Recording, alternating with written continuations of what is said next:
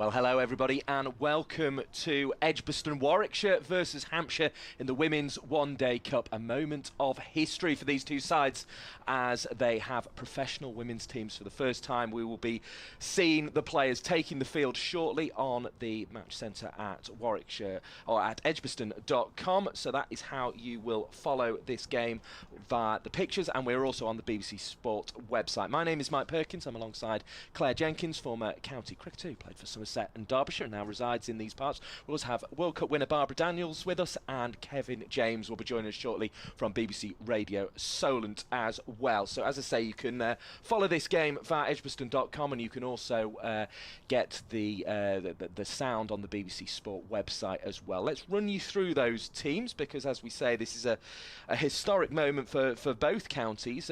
These are the sides that have been chosen to line up.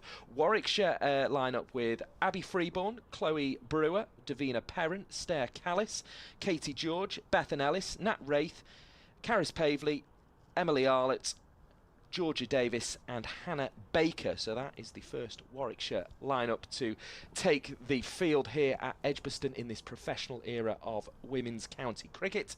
As for Hampshire, they line up like this. It is the captain Georgia Adams, Maya Bouchier, Ella McAcken, Abby Norgrove, Lindsay Smith, Charlie Knott, Rihanna Southby, Nancy Harmon, Freya Davis, Lauren Bell and Poppy Tulloch, who makes her debut, having taken 4 wickets for Glamorgan against Sussex, because the loan system now allows players to also represent a county in Tier 2 as well as Tier 1. The other news we should tell you, other than the fact that here at Edgbaston, we have to say it's rather gloomy at the moment. The floodlights are on, it's overcast and it's been very, very wet overnight, but we do look like we're going to start on time. And Hampshire have, interestingly, chosen to bat, having won the toss. Claire Jenkins, what do you make of that decision to choose to bat, given the fact that that all the conditions would indicate it's maybe a bowling day? I know, when we came it was very overcast, and it's looking a little bit bright. I have to say that the floodlights are already on here, and it was very damp, that all the covers were on. They were busy sweeping it to one corner so they could get the super sopper on. So yes, damp, and one expects, I know it had covers on, but you kind of expect it's going to be low and slow. Maybe Hampshire are thinking that the weather's going to be good all day, because if we're going to get any rain delays, you kind of want to know what you're chasing second, don't you? So yes, an interesting decision from Hampshire. Warwickshire clearly think one or two might be going through the slip cordon, because we've got Katie George in there at the minute warming up, and the captain Georgia Davis will be leading her team out. Warwickshire in a very natty dark blue trousers with dark blue sleeves and a lighter blue for the majority of the front of the shirts today. But it's certainly a jumpers day out there, I think, Claire Jenkins. It is a jumpers day. It's a bit chilly out there. However, let's hope it's getting brighter. Of course, we've got two Georgia's captains, Georgia Adams and Georgia Davis, both recently capped in the Ireland tour at the back end of last season. So we've got the Battle of the Georgias. I was hoping for the Taylor twins, but unfortunately neither of them are playing today. I was going to say Mary, because Warwickshire have pinched Millie Taylor from Hampshire, or Vipers as it was, and Mary Taylor might have been playing for Hampshire, but we haven't got that even. But we have got the Battle of the Georgias, so we shall see. As you may have seen if you were following the pictures via edgbaston.com, Katie George has just taken an absolutely fantastic one-handed catch and decided she's had enough of that catch in practice. That'll do her. She's certainly in good form. But yeah, you're right to mention the two Georgias. 1,859 Rachel Hay of Flint Trophy runs for Georgia Adams in the 50-over version of during the regional setup, so she's clearly a big performer for her team. The Georgia Davis, the captain for Warwickshire, was the leading wicket taker in the 2023 edition of that competition with 27 wickets. Took 6 for 23 last season against Western Storm at Taunton. So clearly those two players will be a big factor here. Just whilst we're waiting for the players just to make their way to the middle here, Claire, just reflect on this in terms of, it is a moment of history. Warwickshire and Hampshire both fielding professional women's sides. Those two counties for the first time doing that. It's another big step forward, isn't it? We've seen a lot of big steps forward over the last 5 years, but this is another one today. This is a massive one. And whilst we know that there were previous county setups with the women. They weren't paid professionals. I do worry a bit about the word professional, because in previous times people have taken it professionally, but not necessarily not been paid. So yeah, it's a moment in history. It's certainly a huge step forward, and it makes it much easier for the audience, I think, to understand. They understand the men's team and the women's team. The men's with the best will in the world, Central Sparks was great, but it was like, who knew who Central Sparks were, who knew Western Storm were. But this is so much easier for the audience to understand. This is the women's Metro Bank One Day Cup. There will be the men's One Day Cup. This is the women's Vitality Blast. This is the men's Vitality Blast. So we've got the comparisons. It's easier for the audience to understand, I think, and navigate.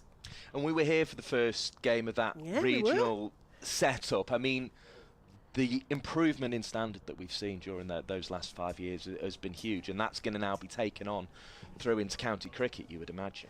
Yeah, so back in 2020, during COVID, Mike and I were the only two people in here other than the people actually on the pitch, yes, in a freezing cold director's box, because we had to the doors open, and if you touched anything you've got to wipe it all down.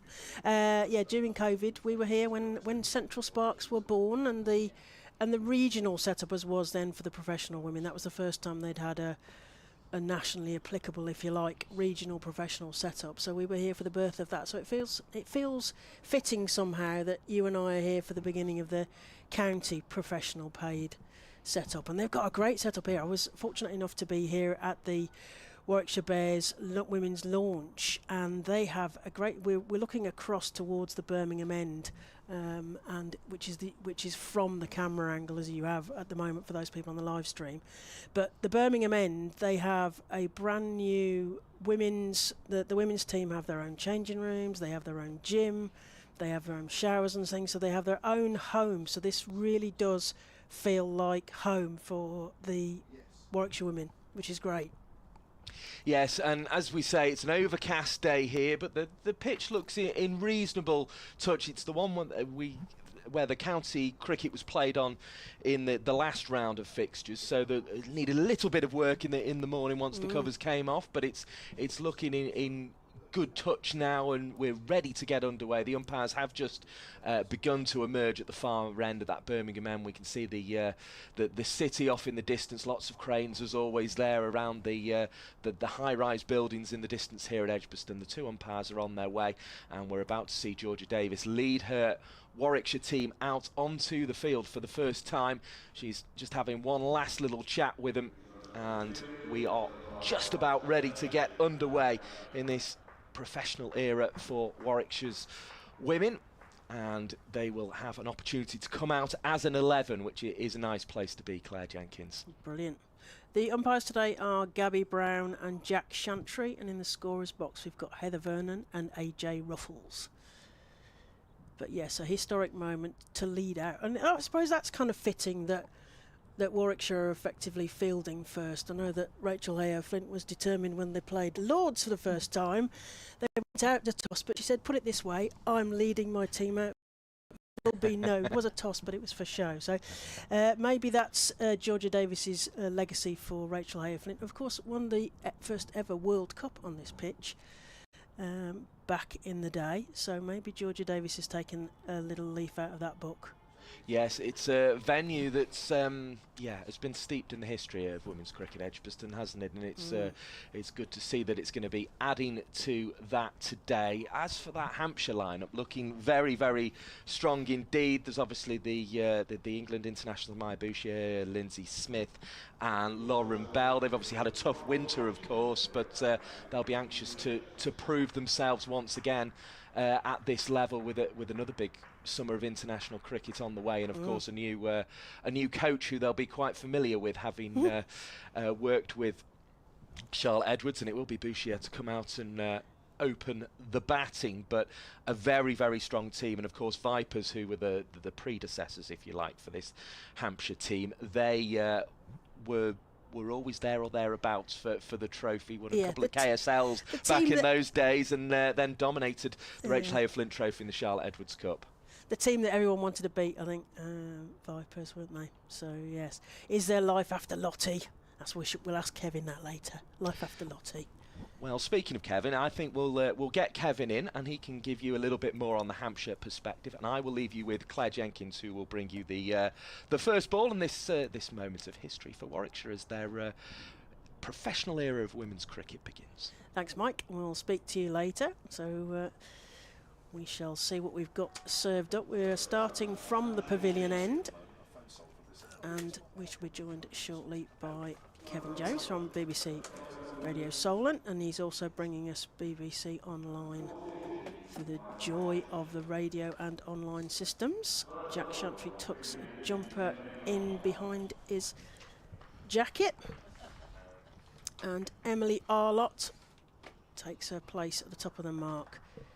It's a historic moment then, Kev. It is. How exciting. How exciting, Claire. It's exciting because we're watching a new era, as you say. Exciting because we're back working together. Yeah. Mike, Have the you missed team, me? Barbara Daniels. I've missed you no. terribly. I know. Yeah. I felt the same. We had a little game of ping pong before we started, have. just to warm up. Yeah, We'll we back had a to game that of table later. tennis at the back. Oh, lovely. Arlott. So, tall figure.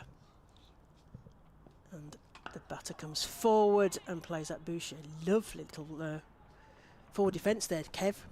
Yeah. Well, Maya, as we know, had a bit of a time, didn't she, in the Ashes She in did. Australia. She wasn't in great nick, I think it's fair to say. Yes.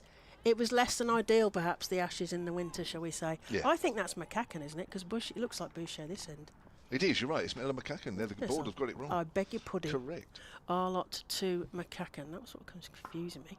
Those yellow pads of Hampshire players gleaming in the floodlights here as that's defended and there is no run. Yeah, so slightly new kits as well. Yeah, because Vipers were orange. Now they're a rather fetching blue with white trim. But what about those yellow pads, though, Kev? Well, Do you they're reckon bright. that? They are bright. Like an extra floodlight. Yes, at least I know where the batter is, perhaps for the bowlers.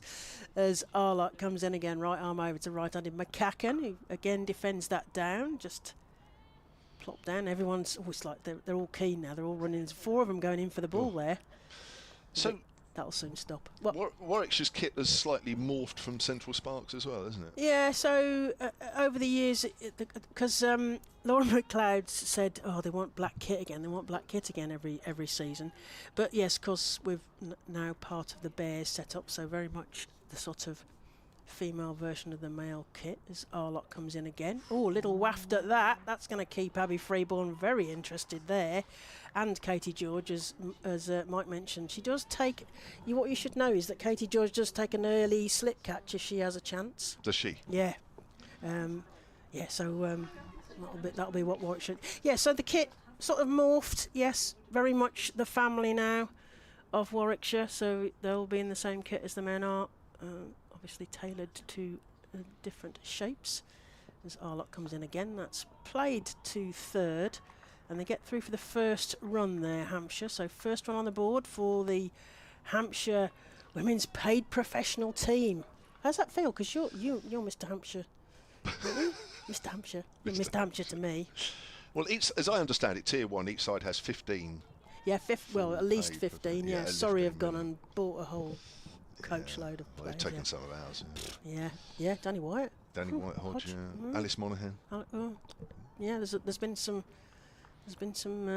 trades. We'll come back to that later, and obviously loans we mentioned earlier as well. Yep. As Arlott rounds her mark into Boucher for the first time.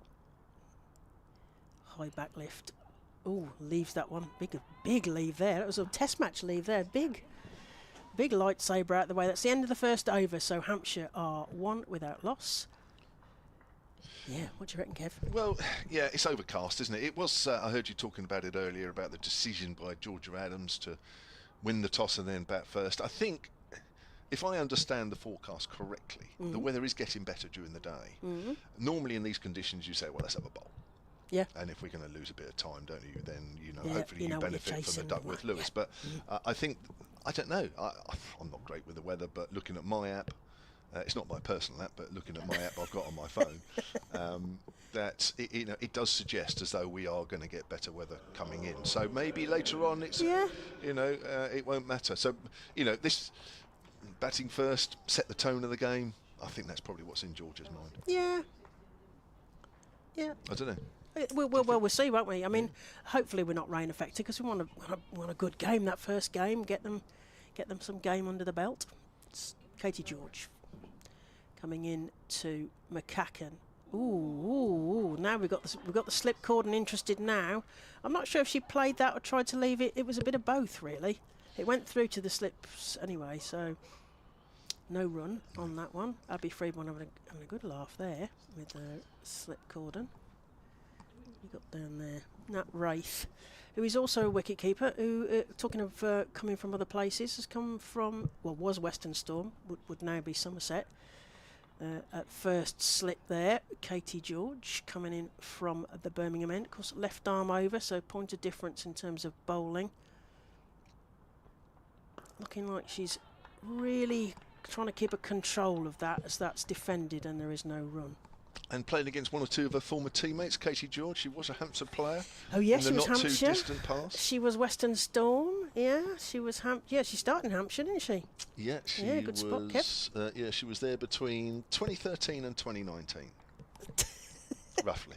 Off the top of your head. It's Katie George comes in again. Ball in hand. Oh, that's got Katie George interested. That was sort of squirted into the leg side, but unconvincingly from McCacken, and there is no run.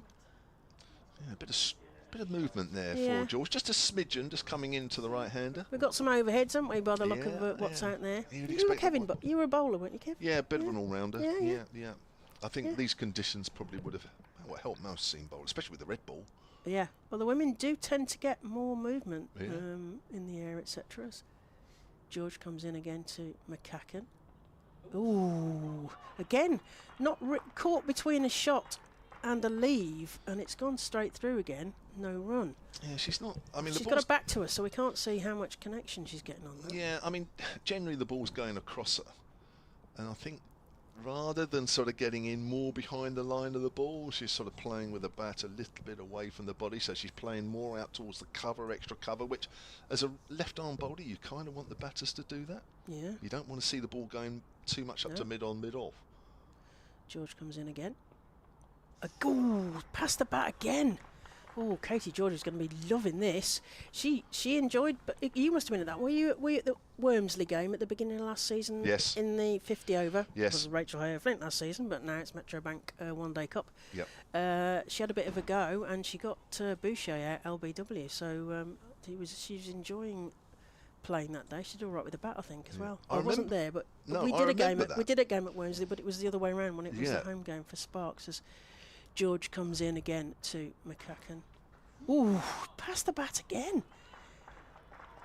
She's got a back to us, but that's the end of the over. Still, Hampshire are one without loss, and McCacken not knowing quite what to do with Katie George there. I don't think. No, she's as I say, she's just not getting in behind the line of the ball. Some of those she doesn't need to play. No. I mean, I think that last one, to be fair to her, she may just have held the bat inside the line, but generally with the ball going across her.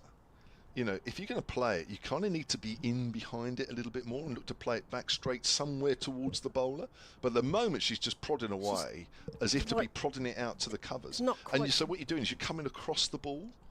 It's not it's not fantastically ideal, but it's almost like she's not quite sure whether to play it, whether not to play it. So, she's got to be careful here. You wonder whether Katie George might ask for another slip in there, actually. Well, I think if I was Katie, I think I would. Yeah. Emily Arlott, who in the warm-up game took 2 for 29 domestic economy against Lancashire. So what's she got now? Right arm. Ooh, straight through Boucher again. Oh, Warwickshire are going to be enjoying this, Kev. Getting a bit of lift off the pitch there as well. Yeah, there was a bit of bounce there. Yeah, my Boucher just signalling to Ella. Yeah, a bit of bounce. Yeah, she's gone to prod. Do a bit of gardening.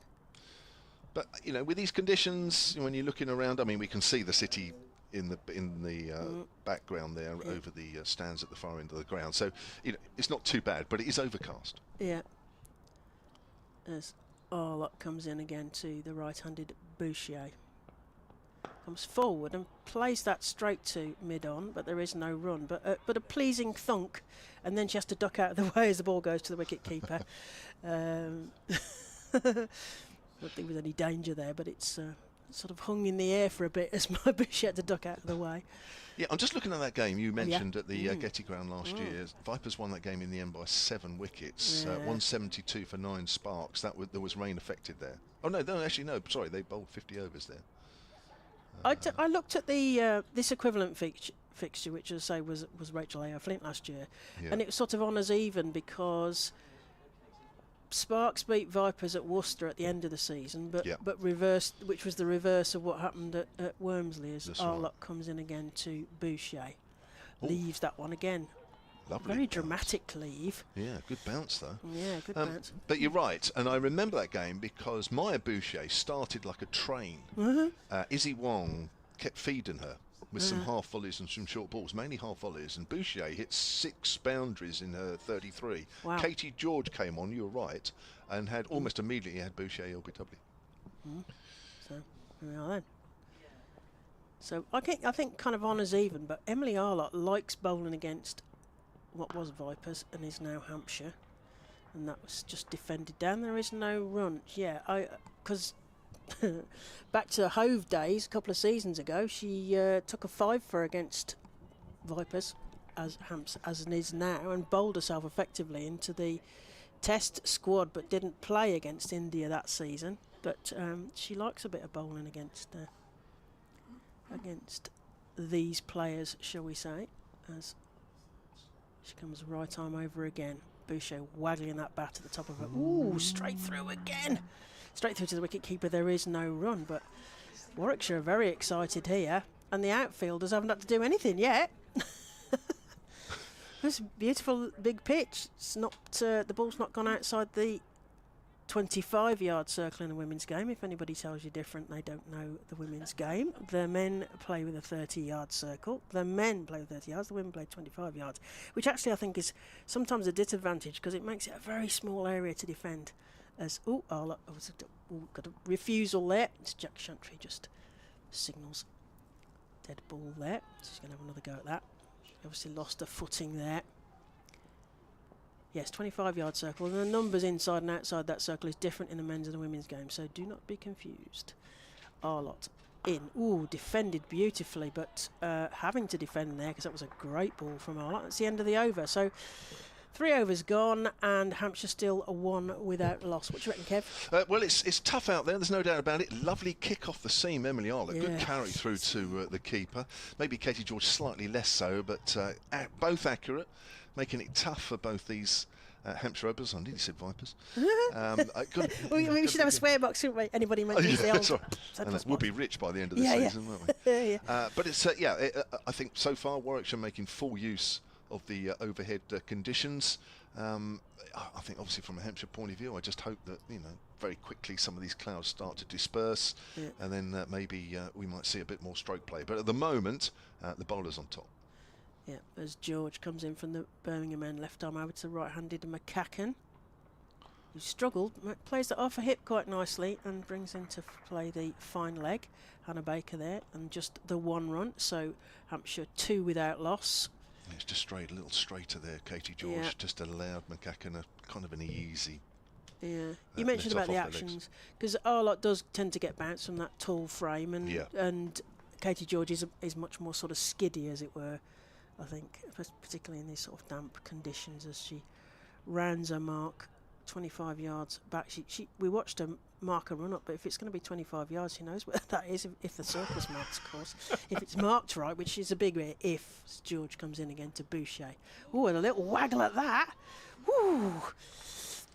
Yeah, Nat Wraith and Abby Freeborn very interested in a bit of catching practice there. Yeah, that was a cross Boucher, and actually it was angled a little bit further as well as it landed. So Boucher in the end was quite a long way away from that. They're really struggling with this ball going across them, aren't they? They are.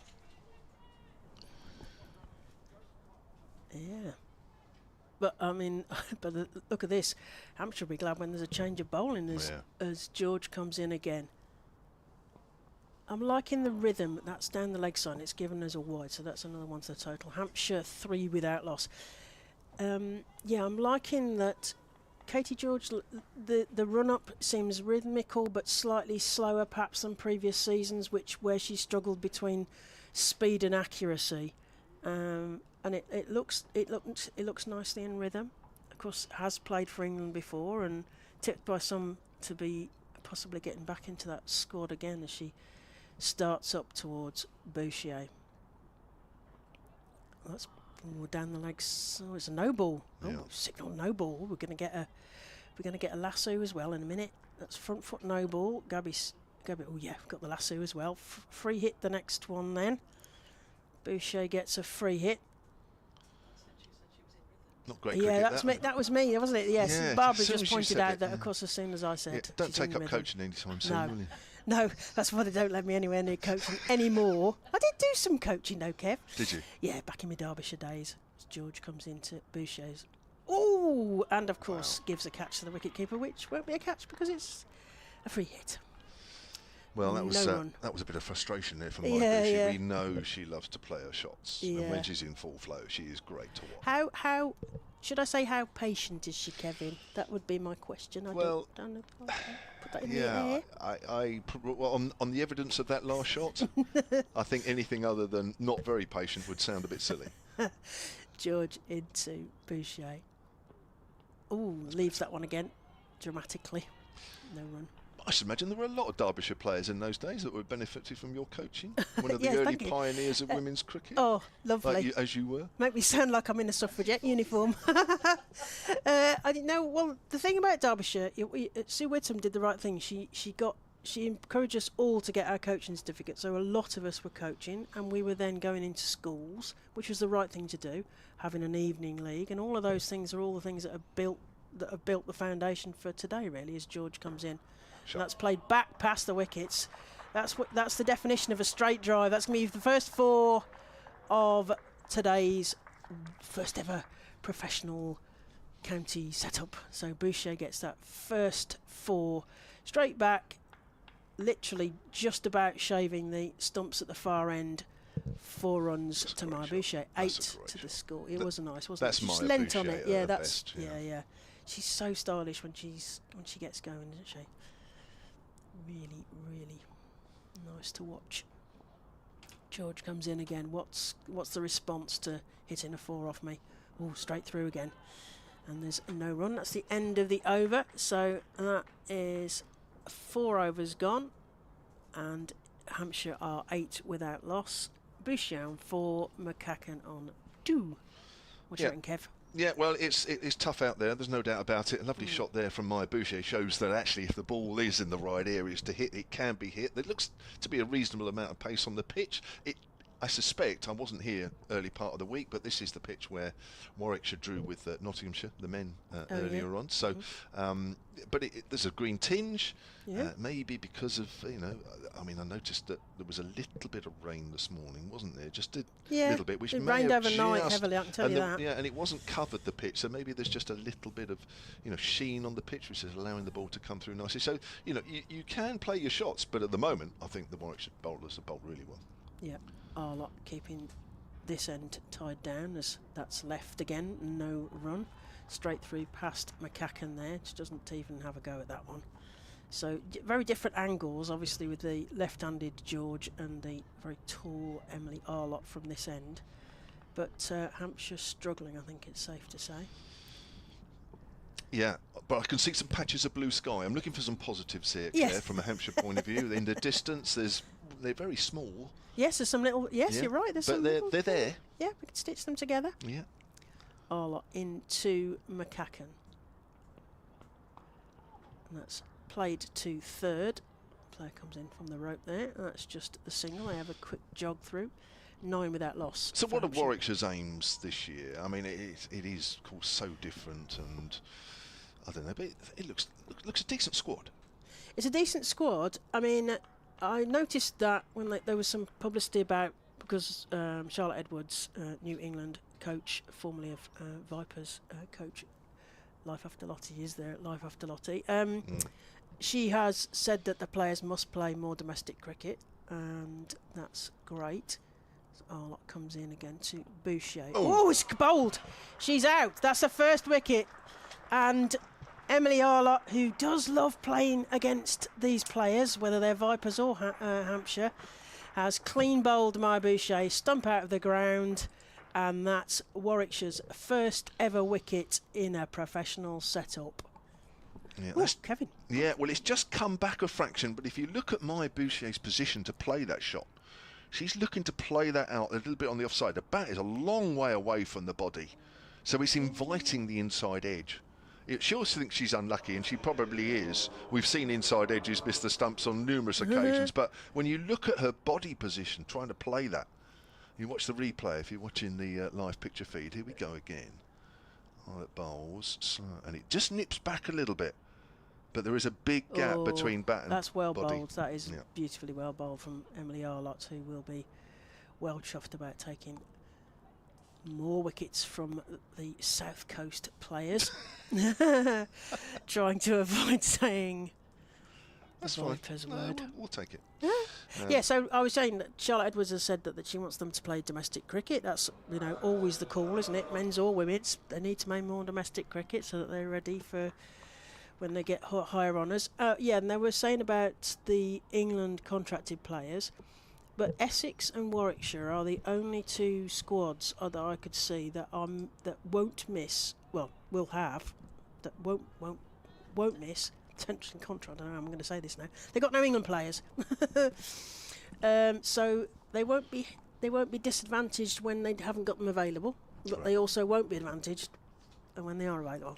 If that makes any sense. That's all. Arlott. This time to Charlie Knott, the Aussie import. But you've had Charlie Knott before down on the South Coast. Yeah, and she was a hit. Yeah, there is no doubt about it. She got her first professional 100 for the Vipers last year in the game at Western Storm, and just generally had a good all-round season. Played 9 matches and averaged 49 with the bat for the Vipers last year. Smart signing from Charlotte Edwards because she was very much rising star through the previous Australian winter in the Women's Big Bash, etc. Yeah. So smart signing, and she gives you a bit of everything, doesn't she? She does. Good off spinner as well. Yeah. She's had a good winter as well in the recent series, England A, Australia A, where England went back to Australia to see if they could redeem something from the sort Ashes. Of slightly less disappointing than the senior squad, which I'm sure Barbara might mention. But the last game in that series was an unofficial test, only literally a week or two ago. Multi-day cricket, Kevin. Yeah. Oh, my heart. And Knott got 50 and 100 in that game. Well, yes, and she's playing well. Yeah, a bit busy. Arlott mentioned Charlie Knott, who plays that 2 backward point, and there is no run. Nice middle of the bat, but straight to the fielder. Stair Callis, who is, I think that's Stair Callis, yes, she's the Dutch dynamo. I like Michael McCann's description of her up at Headingley. Shall we mention that Yorkshire got beaten by Worcestershire in the Tier 2? No, we won't mention that. Yes, we'll see. We'll see how the squads get on. You asked me about Warwickshire. They're not going to lose players, but we'll see. They've got a nice mix. All that went straight through then, Kevin. Well, didn't know what to do with that. But that didn't bounce much, did it? That's the end of the over. So Hampshire are 9 for 1, and that's 5 overs. And I think that's me to have a little rest. So I shall leave you in the capable hands of Kevin, and I'm not sure who I'm handing over to next. Barbara Daniels. Oh, Barbara. Thank you, World Claire. Cup winner, Barbara Daniels, and former West Midlands captain. So I leave you in good hands. I'm not worthy. Thank you, Claire, for that build-up. Made me feel a little bit inadequate, but I'll do my best over these next 5 overs. Casey George to continue from the city end here at an overcast Edgbaston. Tier 1, 50 over cricket. Warwickshire women against Hampshire women. Here's Casey George, runs towards us and bowls. McGackin is forward, plays it back to the bowler. Barbara, welcome. Thank you, Kevin. Nice to be here. Oh. Hang on, we'll just get you sorted out. Hang on, just do that, and we'll do that, and we'll do that. There we go, and we can introduce you again. Hello, Barbara. Thank you. I just got tied up in my microphone in a totally non-professional way. On the contrary. So, a World Cup winner in 1993. 100 years ago. Hey, that's not that long ago. Here's Katie George, left arm over, bowls to McGackin once more. Is on the back foot, steers that out into the covers, And there is no run. You must still live off that, don't you? Well, only when I come here and keep being introduced as that, but otherwise it's a whole lifetime ago.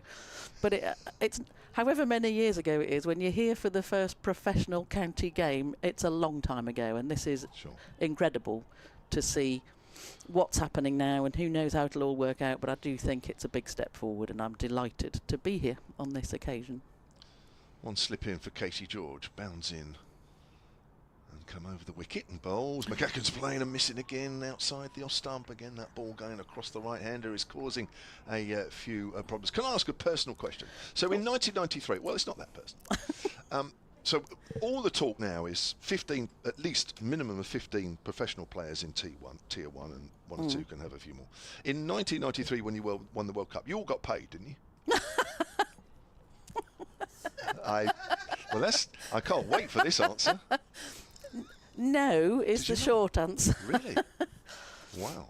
Here's Casey George. We'll learn more of that. That's down the leg side. That should be called a wide. It is. Hampshire will move into double figures for the loss of my Boucher. So go on. So what was the arrangement? Well, we were amateur in the sense that we weren't paid. We were all working other jobs, and effectively we paid to play, because you bought all your kit, you bought your blazer, you were presented with a bill. Really, if you were going overseas, you paid your fare. So it was a very different environment, but it's the only one you knew, so you still desperately wanted to play, so it was still a massive honour. Sure. George bowls on the back foot. There is McGacken, half stopped by George on a follow through. And I guess to echo Claire, at the time you were as professional as you could be within the parameters that your life and your work allowed you to be. So I was a teacher full time at that point, so you were relying on very understanding employers to give you time off. Sometimes some of the team, they would decide to play and they would lose their jobs. I mean, wow. If they hadn't got very understanding employers. And it's 1993 is a long time ago in women's sport. Women's sport, full stop, not just women's cricket, has changed massively in the last 10 to 15 years, really. Yeah. In a way that, well, is wonderful to see, but didn't think I would see in my lifetime. So, fortunately, there are several ways that you can watch and listen here at Edgbaston. We're on the Warwickshire website, edgbaston.com. Just go to the match centre. You can watch the live pictures and our commentary. Here's Casey George. There's an extra slip in now. Driven slightly uppishly, half stopped at point. McGacken will pick up a single. 11 for 1, and we're also on the BBC Sport website and app. 1 or 2 technical problems for the first half an hour of this game, but we are most definitely on the BBC Sport website and app as well. So if you're travelling around and can't always watch the picture feed, so you can do that as well. Literally in sort of just over 30 years, we're at this position. Yeah. That's relatively quick, Barbara, isn't it? Well, yes. I guess when you say it like that, it's felt like it's taken a long time. But like I say, I genuinely didn't think this would happen in my lifetime. And I do think there's lots of factors go in. Society has changed. People's acceptance, if you want to use that word, of women playing any sport is different. I think 2012 was a massive factor in that. The women's football has been a huge factor in that. Yeah. I think commentators like Claire Balding, bigging up the women's game in any sport. So women's team sports doing really well at Olympics, hockey, Commonwealth Games, netball. I just think there's a different kind of focus. I think things being available on a live stream now that you can watch that you would never have been able to see on your screens before. Yep. You know, there's a new Netball Super League. You can watch that on the telly at the minute. You know, so there's a whole context of women in sport that has shifted. Women in society that has shifted, if we want to get into that, over the last 30 years. So, and you know, we can argue it's taken a long time, but I think it's brilliant to see, and I think this whole shifting back to counties, but professional counties, is a big step forward.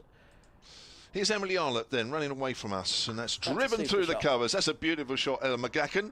She'll enjoy that one. That's come out of the middle of the bat, stroked through extra cover, and that's gone for 4. McGacken moves on to 8. Probably slightly ahead of the scorecard here. And Hampshire will be 15 for 1. That was a very nice shot. A bit fuller that was from Emily Arlott, who's just been bowling back of a length with a very nice carry up to now. First bad ball from Emily Arlott, who's got a nice, smooth, rhythmical right arm over action.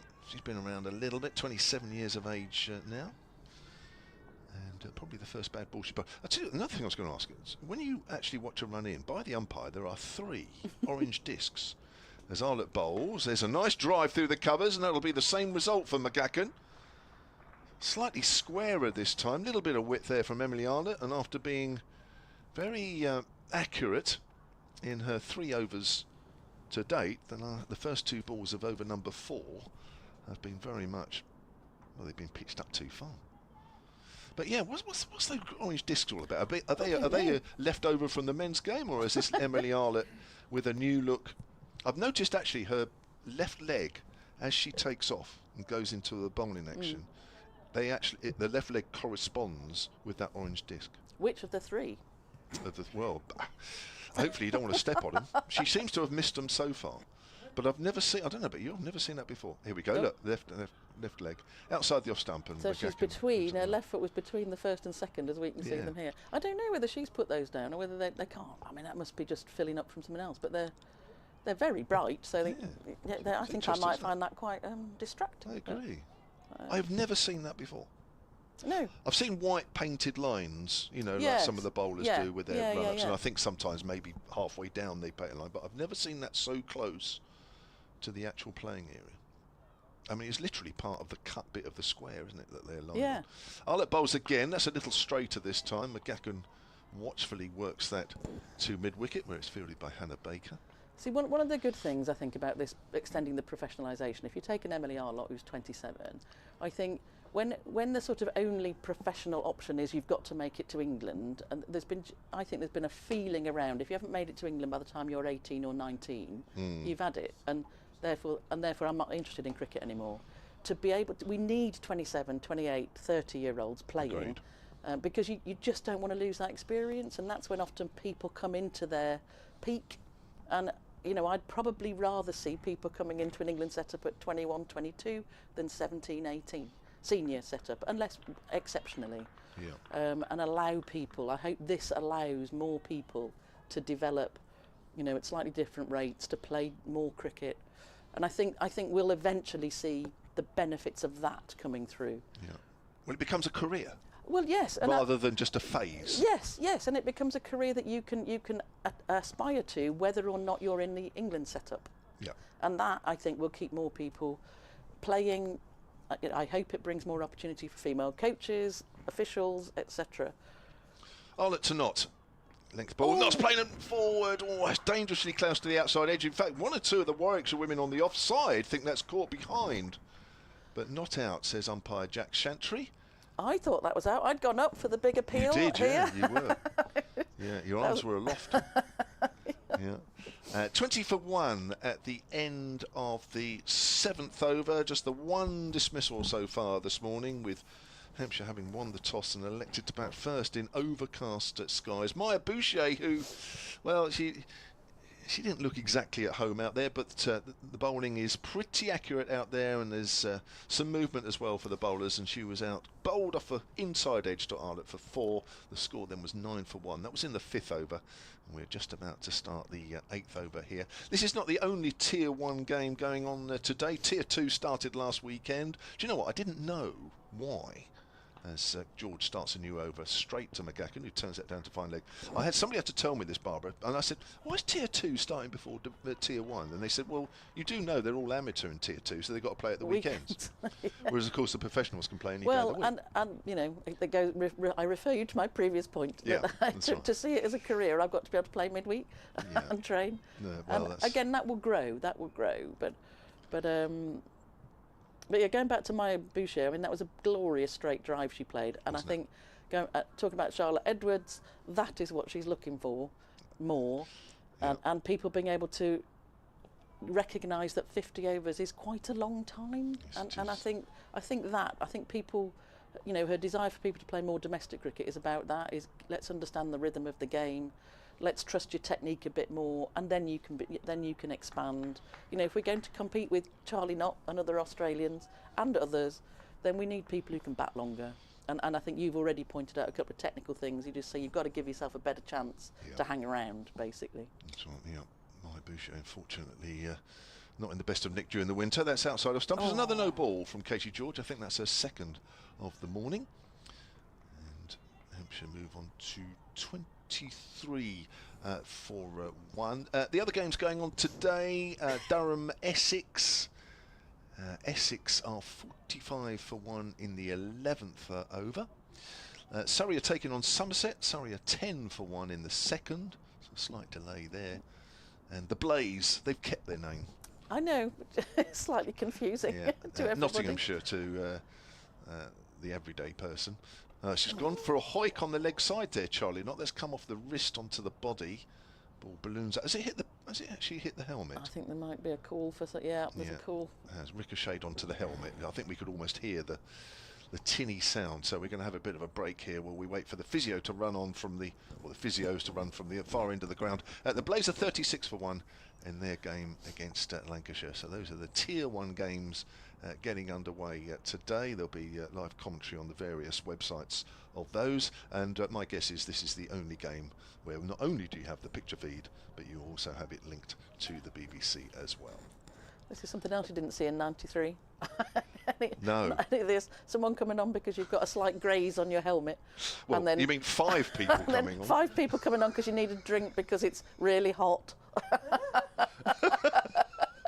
Were you left to suffer? If you were calling for a drink, they just said, get on with it. Well, I can't. I'm not saying they shouldn't have a drink, but it didn't ever look like this, did it? But But you played a lot of matches. Was it 9 tests, 55 one-day internationals, as well as that one, as well as being a World Cup winner? I mean, you were in the thick of it, weren't you, around that time? Yes, I mean that was over. What did I do? 93 to 2000. So I mean, we weren't playing every year. We weren't playing again. We were all still working, so you weren't playing home and away. So again, that's the opportunities to play weren't as great. But yes, did as many as I could, and I think 9 test matches will hold up for quite some time because there still aren't many test matches, and we were lucky. I was lucky that we played a test series away in India and played a New Zealand series here. So but they were such much longer tours necessarily, and they're more expensive to host. So that's why. But it was brilliant to be able to have those opportunities to play multi-day cricket. So Charlie Knott's all right, well, we knew she would be, but of course you have to go through the protocols the minute the ball strikes the helmet, whether it's full on or a deflection like it's just been.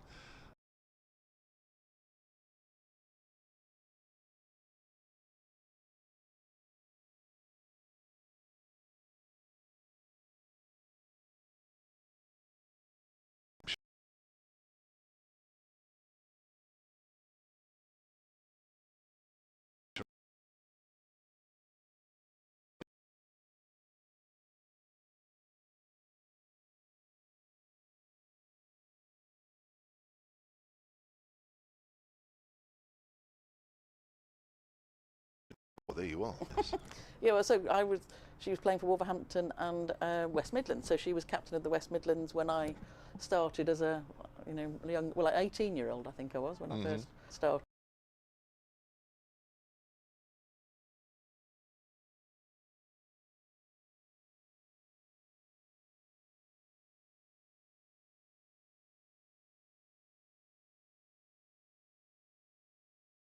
Off as Arlott bowls again. That's a good length delivery and just worked out into the offside by McGacken.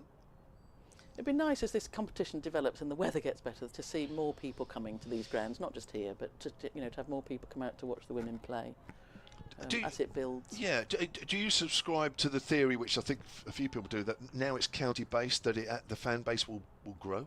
I hope so. That I think, as Claire was saying earlier, that it becomes easier to align yourself with the county side, and hopefully some of the more of the members who are here generally for the men's. And I know look, let's be fair, the men's games aren't always sold out. So, no, that's but, right. on a sort of grim Wednesday in April, you might not expect to see 15,000 here. But I do think it as it builds, it should allow more people to for an allegiance to grow. And I know I'm in WhatsApp groups with friends saying, yeah, let's get a date and come and watch one of the women's games, that perhaps they wouldn't have been last year. Oh, it's a leading edge. Oh, and it's dropped it back with a point. Difficult chance. But a let off there for McGacken. She was trying to play that away on the onside.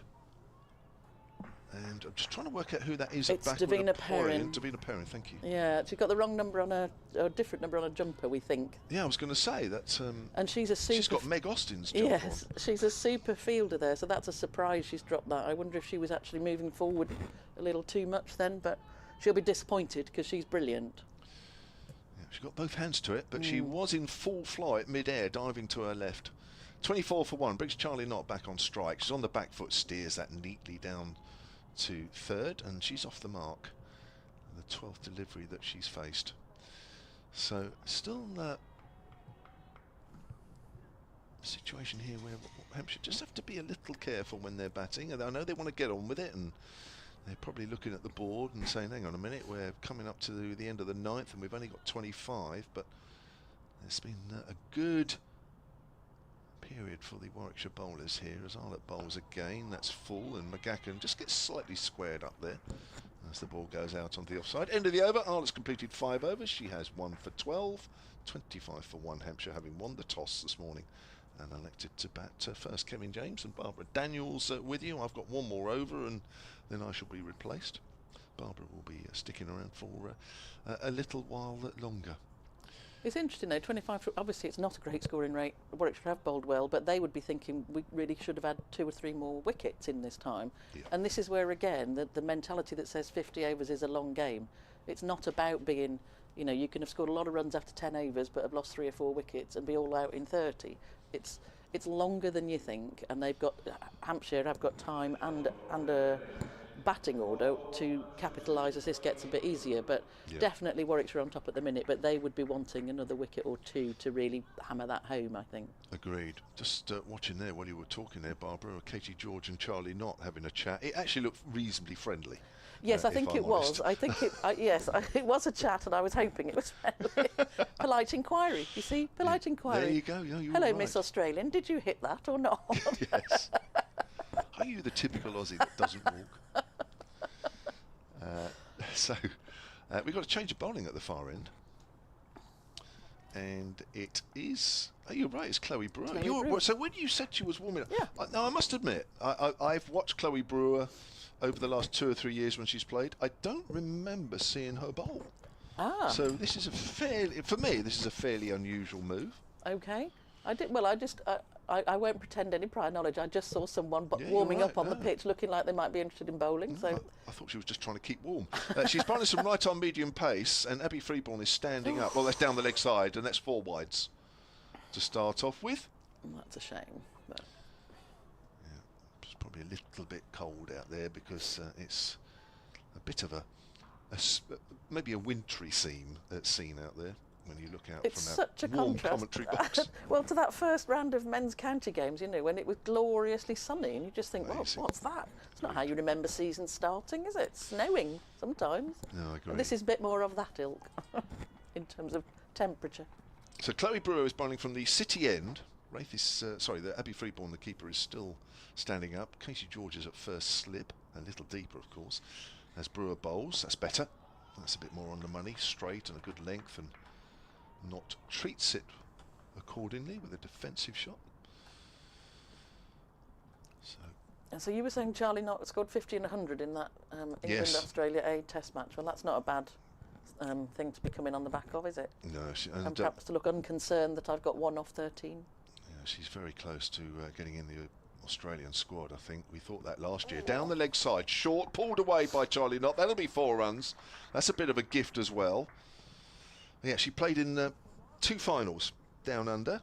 She played in the WBBL final and lost that one, unfortunately. And in the 50 over competition, the Women's National Cricket League, she lost the final in that as well. Wow.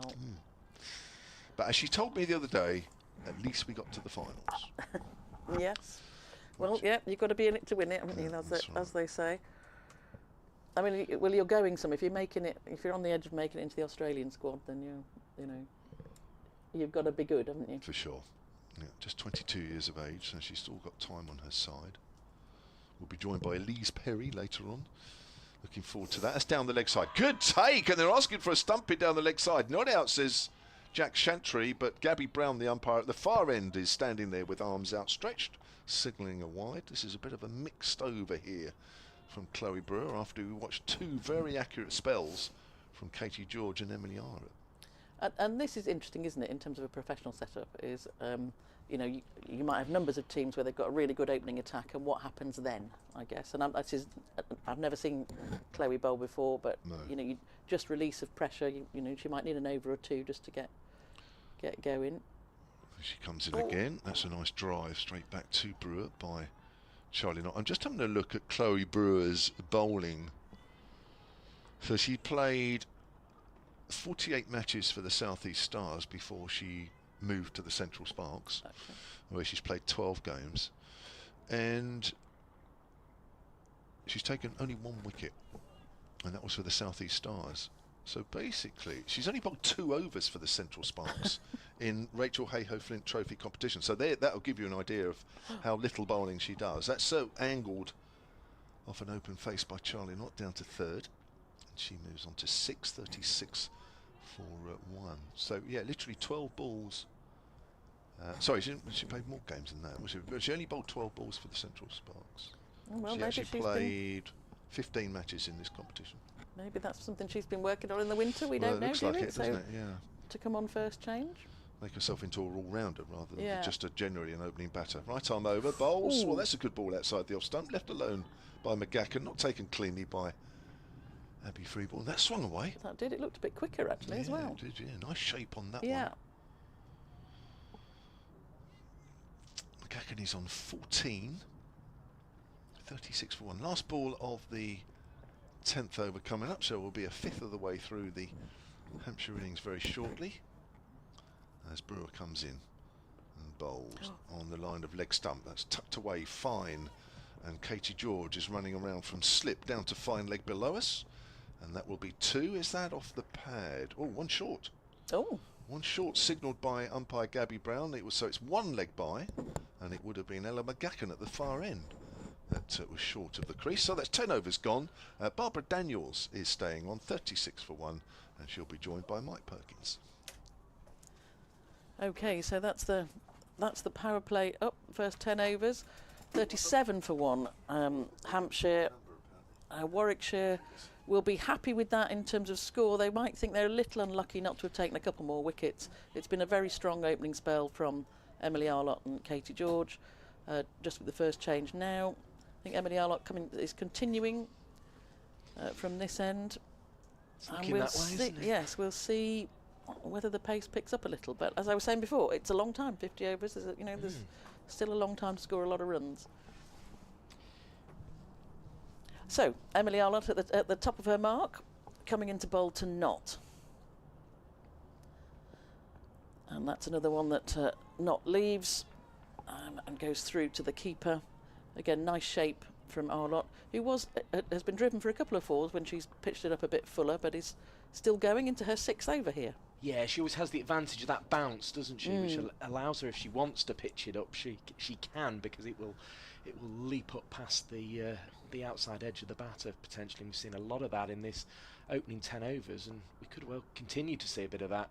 So Arlott in again, bowling very straight. I think she gets it's played straight back. I think a little hand on that from Emily Arlott, but it was going straight to mid-on as well, so no run. What I'm curious about is if on a day like this that's overcast, it's been raining overnight, it's quite wet out there, what you would have made of your captain coming to you and saying, "We've won the toss, can you get your pads on please, Barbara, and have a bit of a bat out there?" Well, Emily Arlott turns again to come into Charlie Knott. Oh, and that's one other one that just bounces off a length and beats Knott outside the outside edge straight through to the keeper. Not easy to play that. I don't know, it's interesting. I think everybody was generally expecting that if you win the toss you'd bowl here. And if the weather is going to get better, you can only think that gets easier for batting a bit later. So unless there must be a reason, I'm not sure unless Hampshire feel this is their stronger suit. Maybe they feel, I don't know, that if you can survive the first 10 or 15 overs, maybe the bowling gets a bit easier. But that's a good shot. That's not hitting that through the covers. Again, that one that's just slightly fuller, that's slightly a little over pitched, and whenever that's happened, she has been punished actually. You can see the class, can't you, Yeah. of a player who's last time out with the bat in international cricket, albeit for Australia A. Made 52 and 123 in her 2 innings in that Test match. You can see that class in a stroke like that, where she hits it through cover. I think McGocken has done the same a couple of times though as well. You know, when it's just that, when it's slightly over pitch, there's good value for your shots here. They've put away anything that's been loose. There just hasn't been that much loose from the Warwickshire bowlers. So Arlott again. And a little bit, there you go, a little bit back, further back from a length, and Knott goes back and defends. No run. So remains 41 for 1, but you're right, it's been an impressive start from Warwickshire. Just let it slip a little bit with that first Chloe Brewer over. It was a bit of a surprise to see her given the ball, but perhaps a new tactic for a new season. We'll see how that continues to go. So Arlott in for the final ball of this over. Again, it's a good line and another nice drive from Knott, but straight to short cover, and there's no run, so still 41 for 1 at the end of the 11th. Reminder as well, this is part of a 8-team competition, 8 professional Tier 1 teams in 2025. They all play each other home and away in this competition. Elsewhere, we've got the Blaze playing against Lancashire. They're 67 for 2 coming to the end of the 15th over in that one. Essex playing Durham today up at Chesterley Street. 51 for 2 is the Essex score in that one. And Surrey women are up against Somerset. They are 21 for 1. They're only in the 4th over of that game, so a slightly delayed start in that one at Beckenham. But you're all up to date on the scores in this competition if you join us either via the BBC Sport website or via edgbaston.com. Through the match centre, you can get the pictures there, and it's good to see lots of you watching the YouTube pictures, around about 700 of you. Make sure you do hit the thumbs up button there as well. It helps other people find it. So Chloe Brewer is back on, and she's bowled McGocken. So there you go. We've all been saying, well, she hasn't bowled very much. This is a bit of a surprise. She must have been working on it. Clean bowled McGocken there for 14 on the first ball of her second over. It couldn't have been much straighter, that one. Knocking the middle stump back. Got a little bit of bat on the way through, I think, as we're looking at the replay up here in the commentary box that you'll have just seen.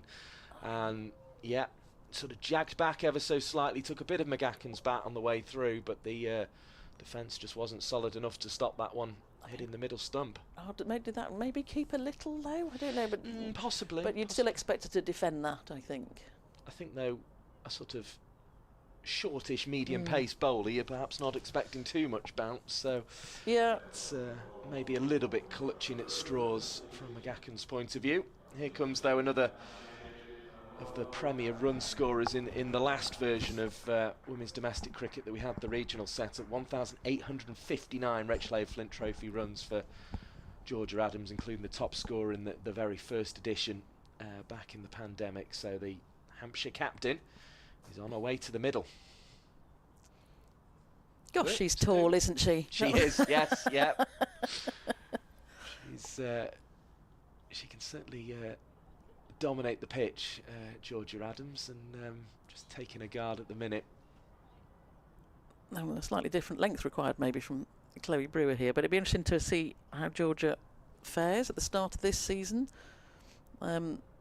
She's another player who's been in and around the England setup, and again in this kind of new professional environment, you'd like to see her have the chance for a long career, whether she's pushing for further honours or not. And again, I think Charlotte Edwards and the new setup will be looking for people to be effective at this level, to also not necessarily be say you're past it when you're. I mean, how old's Georgia? She can only be 28. Double check for you, yes. Something like that. But yeah, it's very much youth honours for Georgia, and she's 31. Oh, okay, there you go. I've made her younger, even younger than I thought she was. And her first ball is wide outside the off stump, and she leaves that. And again, Chloe's varying her pace a little, so that seemed a bit quicker. It's coming through. We've got Abby Freeborn standing up. We've got a slip in. Katie George at first there. Yeah, she'll turn 32 in October this year, Chesterfield born. So Brewer at the top of her mark, coming in again. And Adams looking to get off the mark, just plays it off the back foot to point. That's picked up nicely by Davina Perrin. And there's no run. And she led her side to the NWSL title in Australia over the winter as well, did Georgia Adams, so would have beaten her non-striker in the final of that. And that's a nice clean strike to mid-on for no run. And she's a good captain, Georgia. I think, you know, she's an experienced cricketer. And again, she'll know there's time here. There's time for her to get set. Because even, I mean, without pushing it, they're only just below 4 and over. It's not a, you know, it's not a racing start in anybody's imagination, but it is. They've only lost 2 wickets. There's time to go. So Brewer in again, much straighter. Played off the back foot by Adams to mid-on, and there's no run. Very precisely marking that guard at the moment, Georgia Adams. So yeah, she captained New South Wales to that NWSL title in Australia over the winter. So certainly has been a good leader for the Southern Vipers, now Hampshire, and also leading well down under as well. So Brewer in again, off the front foot this time from Adams, but straight into the covers, no run. So she's still to get off the mark, but he's hitting the ball. That feels like it's coming off the back quite nicely. Yeah, she just found the fielders so far, hasn't she? But other than that, it's all looking in very good order for Georgia Adams, as you would expect at the start of a new season. So that's Hampshire 41 for 2 off 12 overs. Looks like we're getting a change of bowler now. Emily Arlott having had 6. I'm just trying to see who this is coming on. Yeah, it looks as if it might be Georgia Davis herself, actually. No, she's just given the ball, hasn't she, to Karis Pavley, I think. So we are gonna have spin, but it's gonna be the left arm variety. Oh no, in fact, it's gonna be the leg spin of Hannah Baker. Hannah Baker coming into the attack. So right, just saw another her with England honours. I saw her big poster as I was driving in past the ground. Thought, yes, great. I saw Chris Wokes, then Hannah Baker, and that's it. That's part of this new professional era of, you know, county sides being at the same venue, etc. Very dangerous leg spinner is Baker, and she's into the attack. Okay, and she's into Bolton Knott. First ball swept around the corner for no run. She has a canny knack of picking up wickets, or she has had, Hannah, hasn't she? So yeah, she's just always, as a good leg spinner should be really, she's just always in and about it seems. In again, just pushed into the onside, picked up at mid-wicket, no run. 1, 2, 3, 5 on the leg side, 2 patrolling the boundary.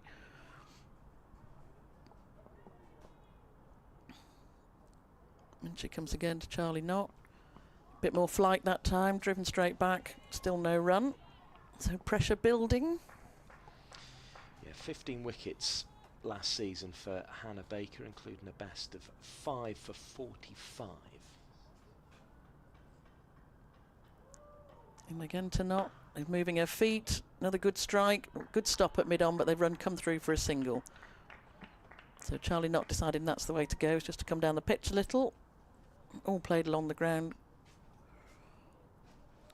And so Baker will now be bowling to Adams. We've just got a bit of a conversation going on about field changing. Lots of arm pointing. We like lots of arm pointing. We're still very much in need of these floodlights, though. And do you know, I was just thinking that it's got darker. It has got darker. At least it's dry, though. That's the main thing so far. Because it wasn't necessarily a guarantee when we were arriving this morning. And again in and just played into mid-wicket, no run. It's quite an interesting little offside field we've got going on here. I'm not sure they're quite satisfied with it. So they brought slip out, and we've got a short extra cover. Oh, no, look, are we getting 2 going in closer now? Just there's more arm waving happening here, folks. Katie George is now probably 2/3 of the way back on that 25 yards. In again, pushed around to the leg side. It's too close fielders sort of around cover, extra cover for Georgia Adams. They've obviously think there's something about her chipping through there, looking for a catch. Well, that's a nice first over from Hannah Baker. So Hampshire 42 for 2 after 13. She just went for a single. And Chloe Brewer to continue from the city end. Yeah, so it was Ellis and George in that over, just sort of creeping in there, weren't they? Trying to almost just get in the eye line of Georgia Adams here. Well, that must be a previous plan, that they've decided that that's somewhere that, again, I haven't seen Georgia enough really to know if that's a tendency to just lift through that cover area. So, Brewer in again, that's a wide ball. Good take, actually, that. Yes. Free ball, because I think that would have been 4 if she hadn't quite got that. She needed every inch of her reach to grab that one, I think. So we have a wicket in the last over. Chloe will want to consolidate that with a good one here. So she's in again, bowling to Charlie Knott. Oh, and that's straighter. She's played and missed through to the keeper, who didn't hang on to that. So it's lucky there was no edge on that one. I think that's what she was looking for that first ball. There. Yeah. One that just sort of tempted the batter outside off stump, and did so there. It's a slightly risky tactic with no one back on the cover boundary, but there is a fielder down at third on the boundary. She is just getting a bit of shape, Chloe Brewer here. She's in again. To Knott. Oh, and that's come off an inside edge. Past the stumps. Oh, that's a great stop on the boundary. 2 runs. That's a good stop from a little nervous prod, really, that looked like. Inside edge past the leg stump. That could have been out, but it didn't hit it, so didn't hit the stump, so she got 2 runs. That's a good ball from Brewer, who's in again. That's a nicer shot. That's just gone through cover's hands. I think she got a little bit of a stop on that, so just a single. Did well there, Stair Callis, actually. Yes, she did. Neatly struck, and she had to get something on it. It was quite noticeable as well, as Nat Wraith came round from third and Hannah Baker was getting to fine leg to stop that ball. There was a very noticeable shout for Baker to sort of just palm it on to Nat Wraith. Good bit of communication there. So Brewer in again to Adams this time, who plays that very nicely off her legs, and that's a good pick up by George at mid-wicket. Reminder, the voice you're hearing next to myself, Mike Perkins, is Barbara Daniels, 1993 World Cup winner, and you can find this, or the pictures of this game, through the match centre at edgbaston.com, and you can also listen along on the BBC Sport website. So Brewer in again, and that's just rocked onto the front foot, played neatly into the offside for no run by Adams, who's looking very cool and calm and still not off the mark. See that, I'd be panicking by now. But she's... Yeah, I think most people would, actually. It's, yeah. I was quite surprised to still see her on naught, because she's playing as if she isn't, just in terms of, how sweetly she's hitting it. So Brewer in again. Ooh, and maybe that's the bit of pressure showing. She's tried to just play that through point and missed that, but she's still there. So good over from Chloe Brewer, 46 for 2 Hampshire now, at the end of the 14th. Yeah, just didn't quite have the width there, did she, Georgia Adams, in the end? But so she remains on naught. A little bit of pressure building. First game of the season as well. Yes. You kind of would want to get going, wouldn't you? I think. Oh, desperate! You're just desperate to get started, get going, get some runs on the board. If you're a batter, just get a couple of wickets. Just feel like things in everything you've practiced in the winter, is being able to put into play.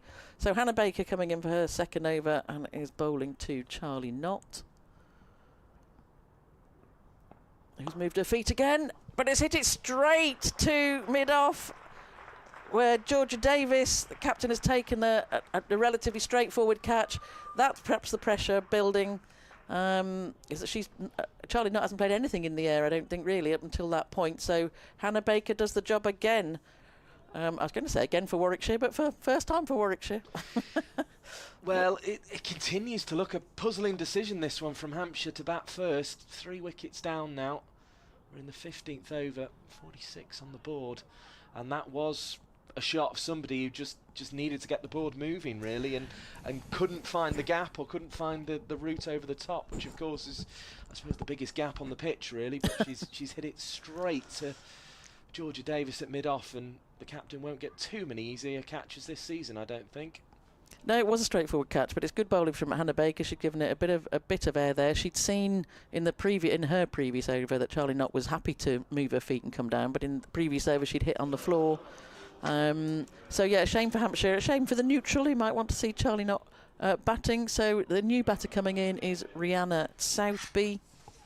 So she's coming out to join her captain Georgia Adams. So she's in very good company there, but they definitely need a rebuild here.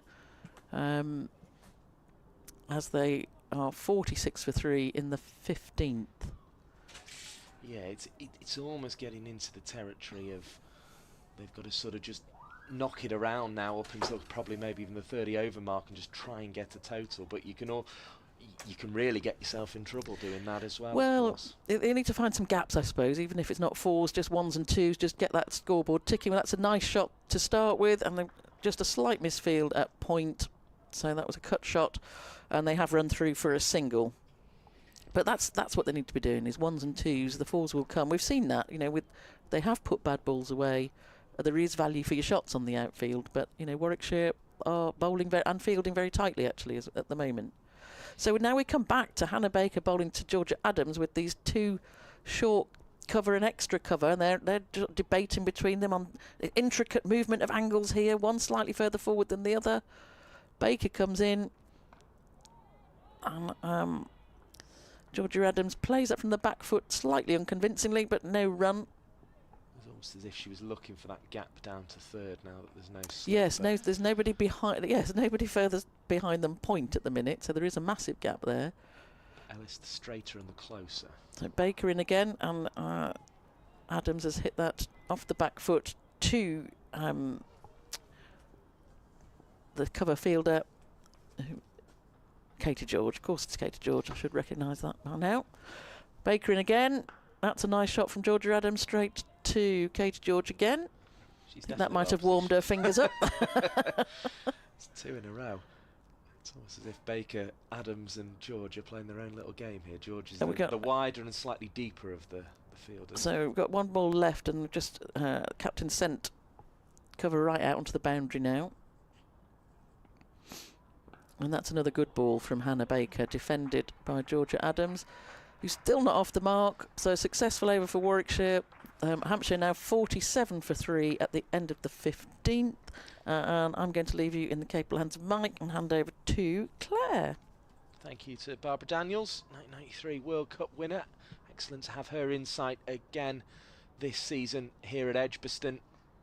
Warwickshire entering this professional era of women's cricket, and they've started it very well indeed. 47 for 3.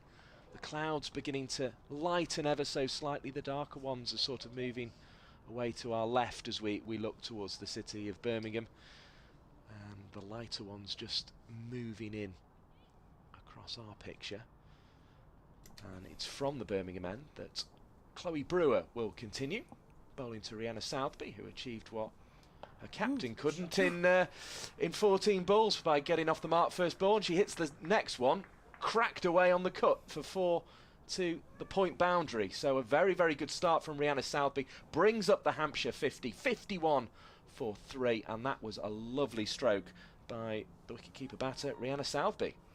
Yeah, she's wants to up her batting stocks, doesn't she, really? Because if she's going to get in that England squad, which I know a lot of people are touting her for, she has to be a wicketkeeper batter, I suspect. She's batting number 5 for Hampshire here and dabs this one down behind square on the offside. There probably was a single if they'd really wanted it, but the fact that Davina Perrin, always busy in that position, was chasing after it, put them off, and they decide to remain at the ends. They began at that delivery, no run. Yeah, Southby, of course, in the warm-up against Surrey, got 42 or 42 balls, including 8 fours when she was opening. So faces up again, looks to work leg side. That's the first time she's really looked uncomfortable. Wrapped on the pad, it was going way down the leg side, despite 1 or 2 shouts of interest from Warwickshire players. And away it goes. I'll bring news from, I've just been down, there's various things happening today which is great around this game. Warwickshire are going to be presenting some caps later to some previous players. I'm chatting with my mate Kath Adey, who played for Warwickshire previously. Here's Brewer again. Bowling to Southby, onto the back foot. It's a finer shot off the back foot this time than the one earlier in the over that brought the 4. It goes down to third. Almost slipped off the face of the bat, that one. 52 for 3 with the single. And the other thing that's happening is the Women's Sport Collective, which is generally led by Sue Anstis nationally. They've been having a networking meeting before the game here, and they're staying on and watching some of the game down there as well, which is great. And we've got some spectators in the ground. Inkers Brewer, right arm over the wicket, bowling to Adams, drives nice and straight, but it's now 15 without a run for Georgia Adams at the start of her season, so she's having to be very patient indeed to get her innings going. I think I saw a flash of a smile. Barbara's asking if she's going to get a cap. Yes. There's this confusion between the counties and the regions, as some of us played under.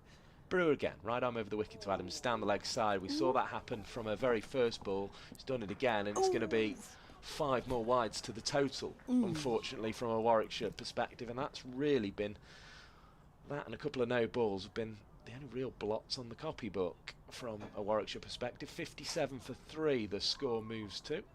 It's perhaps a sign that the ball's moving around a little bit here, that it's perhaps difficult to control here for Brewer. Good to see her get a wicket though. That's great, because they sort of brought her in under the previous regions as a batter, but it's great to see her bowling. 50 at Moseley against South East Stars last year. That's going to be for Georgia Adams, and she's underway, and in very assured fashion just waited for that one, almost took it off the top of off stump, in fact, which is exactly where you want to hit, but Georgia Adams with a tall figure was able to just stand back and push that one away just backward of point to the boundary. 61 for 3 the score moves on to with those 4 runs, and Georgia Adams is underway, which is perhaps an ominous sign for the other 7 teams in this competition, because she is a prolific run scorer. She can be. And also she captained New South Wales over the winter, which must be some doing to play in Australia and captain the territory side. I was struggling to what the geographic of the territory side, but they won the Women's National Cricket League, and that's known as the Ruth Preddy Trophy. And it's known as the Ruth. I kind of wondered whether the 50 over might become known as the Rachel. But here comes Hannah Baker. Bowls. Back goes Southby. Chops into the ground. It bounces over the keeper's head and into the hands of Slip, but via the ground, crucially from a Southby point of view, but very nearly chopped on there. It's looked fairly assured so far in this innings, but do so there, as that one goes down the leg side. That'll be a wide. 62 for 3 the total. The Blaze have brought up their 100 against Lancashire women at Trent Bridge. 104 for 2 now, the Blaze in the 23rd over. There's Baker bowls, and it's another chopping cut stroke for a ball that doesn't really bounce enough for it from Southby. No run. George again coming forward from Slip to gather the ball. 66 for 5, Essex struggling against Durham up at Chester Street. Imagine batting will be difficult there as well, and 21 for 1 is the Surrey score against Somerset, as this one's driven nicely through the offside, and that'll go all the way to the boundary for 4 runs. Neat stroke there from Rihanna Southby, and she moves on to 10. 66 for 3 is the total. Another neat stroke from the diminutive wicketkeeper. I was just chatting with Hannah Baker's mum downstairs, actually. She's watching from the warm confines of the hospitality suite downstairs. Excellent stuff. Very good set. Great to see the parents in, supporting as always. Yeah, good to have them with us again. Always well supported, Hannah Baker, isn't she, by the family? She's got these 2 catching covers. But Southby managed to score a 4 through there from the previous delivery. She cuts this time. Perrin gets the stop in at backward point, and needs a little bit of a hand from Wraith, I think it was, there to return it to the wicketkeeper, but a single added to the total in the end. 67 for 3.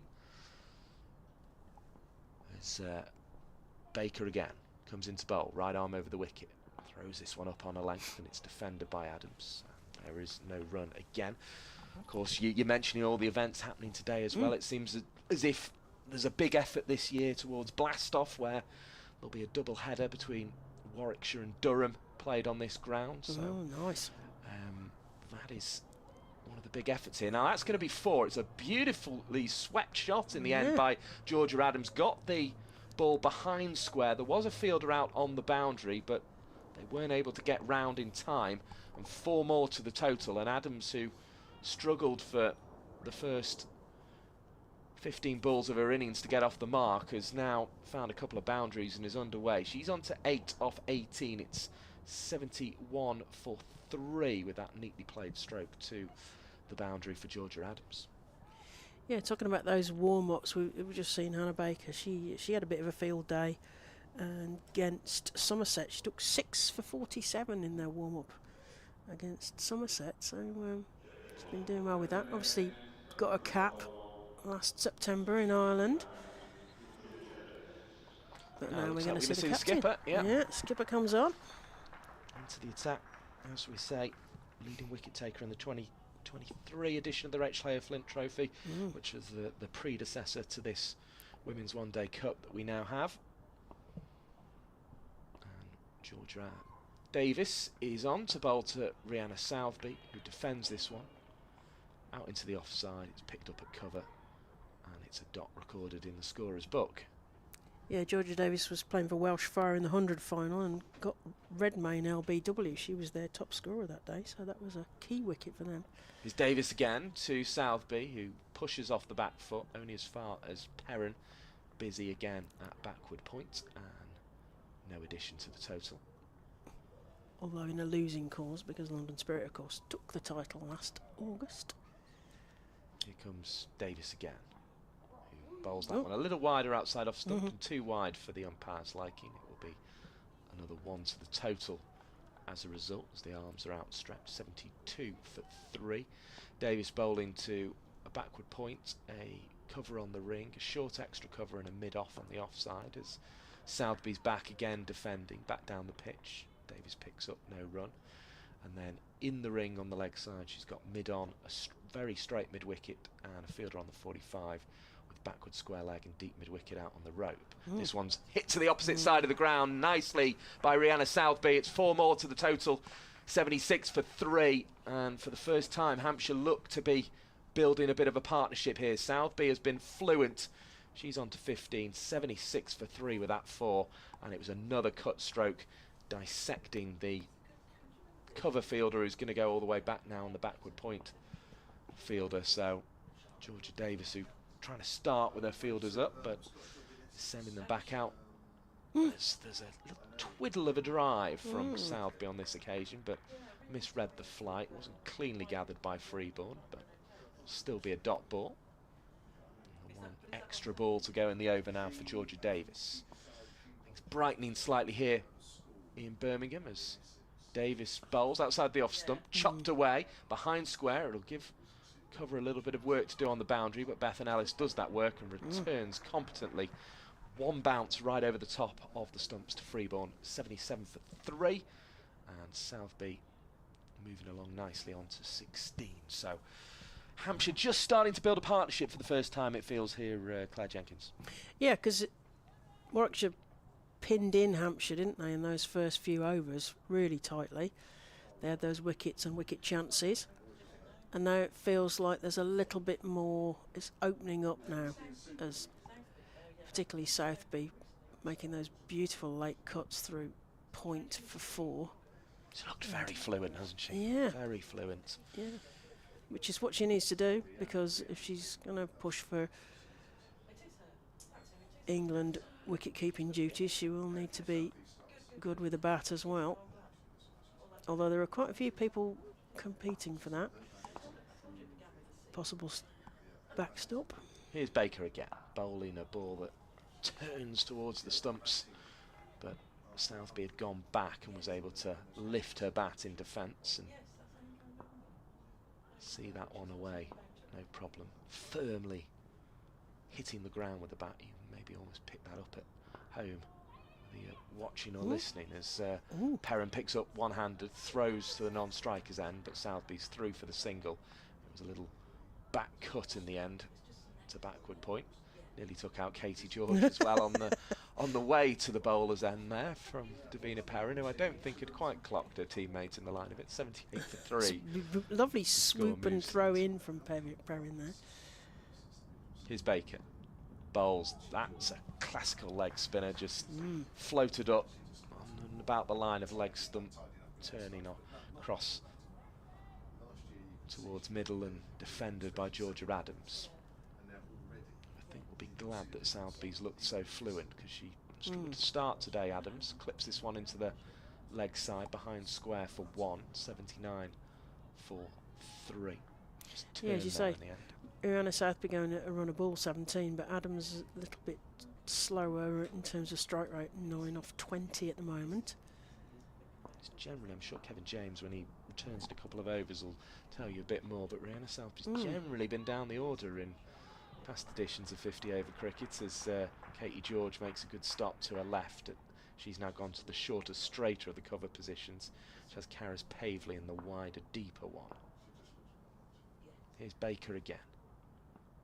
Flights this one off. It's driven nicely out towards the cover boundary where there is a sweeper. So one more to the total. 84-3. Freeborn gathers a return. Missed the stumps by some way, but Freeborn was quickly across the ground. 80 for 3 then. We've had 19 overs. It feels all of a sudden as if Hampshire are starting to build a foundation where they can progress to a total from. Yeah, which all I want to do is they won the toss and elected to bat, which has made some people scratch their heads a little with the weather around and possible rain delays. Let's hope we don't get that. But yeah, we'll see whether they will rue that decision or not. Yeah, highest of 36 last season for Southby, but as we say, she was batting down the order, just 166 runs across her 10 innings, finished not out on one occasion as well. So she's clearly been working on her batting over the winter, because has looked in good touch so far as Davis bowls to her and Southby hits it hard out to cover. As a result, will only be 1 run to Bethan Ellis, who's got a very good arm as well. And the score moves on to 81 for 3. Yeah, 1 or 2 movements, isn't there? I mean, maybe Southby's batting higher up because Danny White-Hodge has gone to Surrey and Georgia Elwis has gone to the Blaze. Davis in again, bowling to Adams, who had a little shuffle forward there and got the wicketkeeper Freeborn interested, but it wasn't a full charge down the track. It was just a sort of little shuffle of the feet as much as anything. But it got us excited from behind here for a second. We thought Abby Freeborn's very close here. I mean, she's almost in. I mean, she's got a helmet on, but she's in need, maybe in need of dental treatment if that back comes backwards. Adams again forward, fluently drives up to mid-off, but doesn't get a run. They're sort of not full charges here from Georgia Adams. No, but well, she's seen where Abby Freeborn stood, I suspect. The keeper Freeborn crouches again. Down the track goes Adams again, I think just almost examining the distance it's going to take to get to one of these Georgia Davis deliveries, and just keeps deciding it's not quite there. That one blocked for no addition to the score. Again goes down the track, and this time drives, but again wasn't quite there to go through with the stroke, so just hits it back to the bowler. No run.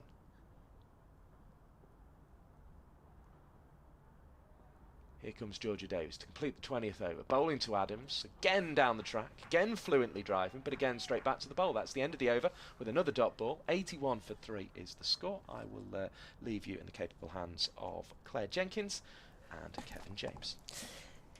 Yeah, it feels like Warwickshire are really kind of keeping the pressure, the lid on that pressure cooker here with the 2 bowling spin at both ends here.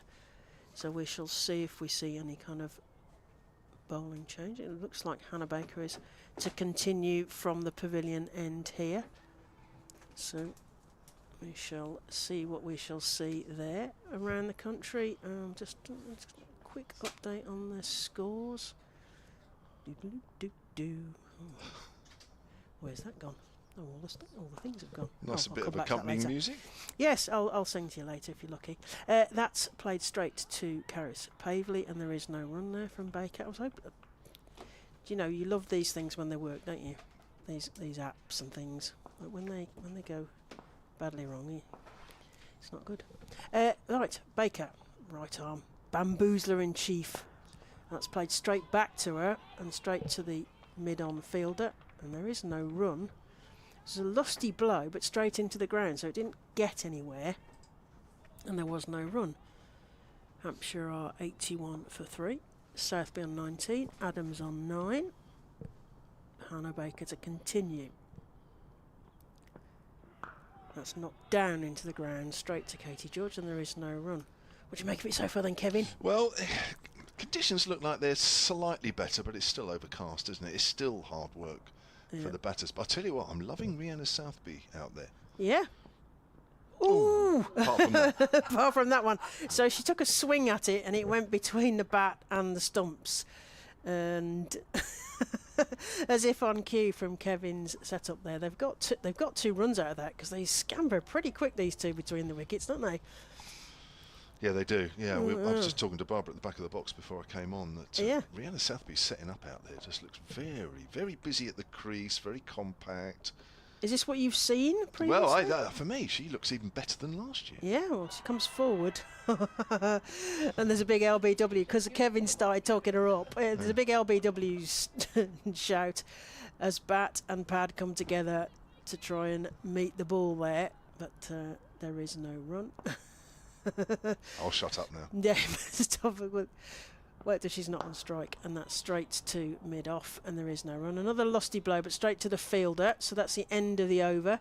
So that's 21 overs gone. Hampshire are 83 for 3, Southby on 21, and Adams for 9. So let's do it when she's not batting. Yeah, I'll just say she's playing rubbish. So you were saying that you hadn't really seen this of her, or not the last two balls, but before that. Yeah, I was just at the back of the box. She's been with the Vipers for a couple of years, having joined from the South East Stars, and I think a couple of years ago she looked, decent keeper and an okay batter. I definitely detected an improvement in her batting last year. She even opened in the last month of the season in the Rachel Hayhoe and did quite well. But she looks even stronger at the crease this time. As Davies comes in and Adams plays that into the leg side, and they just get through for a single. Katie George tidies up. It's a sort of impending gloom, because it feels like the floodlights are starting to take hold here as the clouds gather a little over Edgbaston.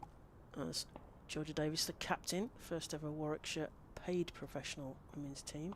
That slice to point. Oh! Davina Perrin makes a huge dive there, and that would have been a spectacular catch. She does get both hands to it. What do you reckon, Kevin? Well, it was a top edge, wasn't it? She tried to keep it down, Rhianna Southby, but it hit the top half of the bat. It was in the air. I tell you what, she's lively, Davina Perrin. Oh yeah, back with a point, she loves that. My word, she's lively. We love a bit of point fielding. That's my old position there. That's forward and defended down for no run. So you can appreciate what she's doing there. Love a bit of point fielding, throw yourself round. Brings back happy memories. Oh, happy memories. That's my itch to play, Kevin. as that's carved again to Davina Perrin, and they testing the height of Abby Freeborn there. As the throw's wild, the stop's great, the throw's wild, but there is no run. So when you see a field there, it almost makes you want to put the cricket gear back on, does it? That's the thing that gets me. Particularly if I was at ground level and I was like, ooh, yeah. So Davies comes in, and that's played through covers this time. It's going towards the boundary. Will it get cut off? Yeah, was it a dive? And it's parried. Is it going to get stopped? Yes, they've stopped it getting to the ropes there. But they still get through for a couple there at least, didn't they? There we go. Yeah, yes, two, Barbara says two, yes. That slowed up the ball, didn't it? I know it was a good bit of fielding. But it was a good bit of fielding. She had to cover it quite a long way round there. A bit of running there. Chloe Brewer went and did the tidying up. Georgia Davies, captain, weaving a spell from the Birmingham end. That's played forward straight to the fielder at mid-off. And there is no run. Chloe Brewer does that. Crikey, is that the end of another? This is speeded up. It started really slowly, and now it feels like it was only a few minutes. So 22 overs gone. Hampshire are 86 for 3, Southby on 23, and Adams on 10. Still struggling to get going. Yeah, well, it's still in the bowler's favour here, isn't it, really? And Hampshire are trying to recover from those early wickets, especially Maya Boucher. She went when the score was 9, Ella McGacken on 41, and then Charlie not going soon after when the score was 46. So they're trying to establish a bit of rhythm in the innings, trying to get a couple of batters in there, and just trying to put the pressure back on Warwickshire, but it's a bit of a struggle. Yeah. Hannah Baker, bamboozler in chief, to continue from the Birmingham end. That rattles the pads, and there's a sort of muted appeal, but they get through for a single. Another one to the total, 87 for 3, Hampshire. A rather gloomy Edgbaston. Yeah, you can see the shadows, can't you, from the from fielder's feet. Yeah. Hannah Baker just dries her hands. Southby waits. High back lift. Plays through that. Straight to Davina Perrin. We mentioned the point fielding is key. She's great there. You're right. I could watch her field all day. Yeah. When you get somebody as enthusiastic as that and actually wants to be the best fielder out there, it's very watchable. Yep. Baker in, right arm over, spinning. Ooh, rattles the pads again. Another muted appeal, but not really, as it's knocked down in front of her, and there is no run. There's just a little bit of the ball just holding in the turf every now and then, isn't there? Just a little bit. Yeah. Not really turning. Baker. Oh, big swing straight through to the wicketkeeper. And I don't know what that hit What did there. that do? I don't quite what it, Well, what it hit. I tell you It was what, sort that of turned a clunk fraction, noise. that one. That did actually turn a fraction. Yeah. Just enough. Baker to Southby, comes forward, plays that off a toe, past the wicket, the umpire at square leg, and they get through for a single.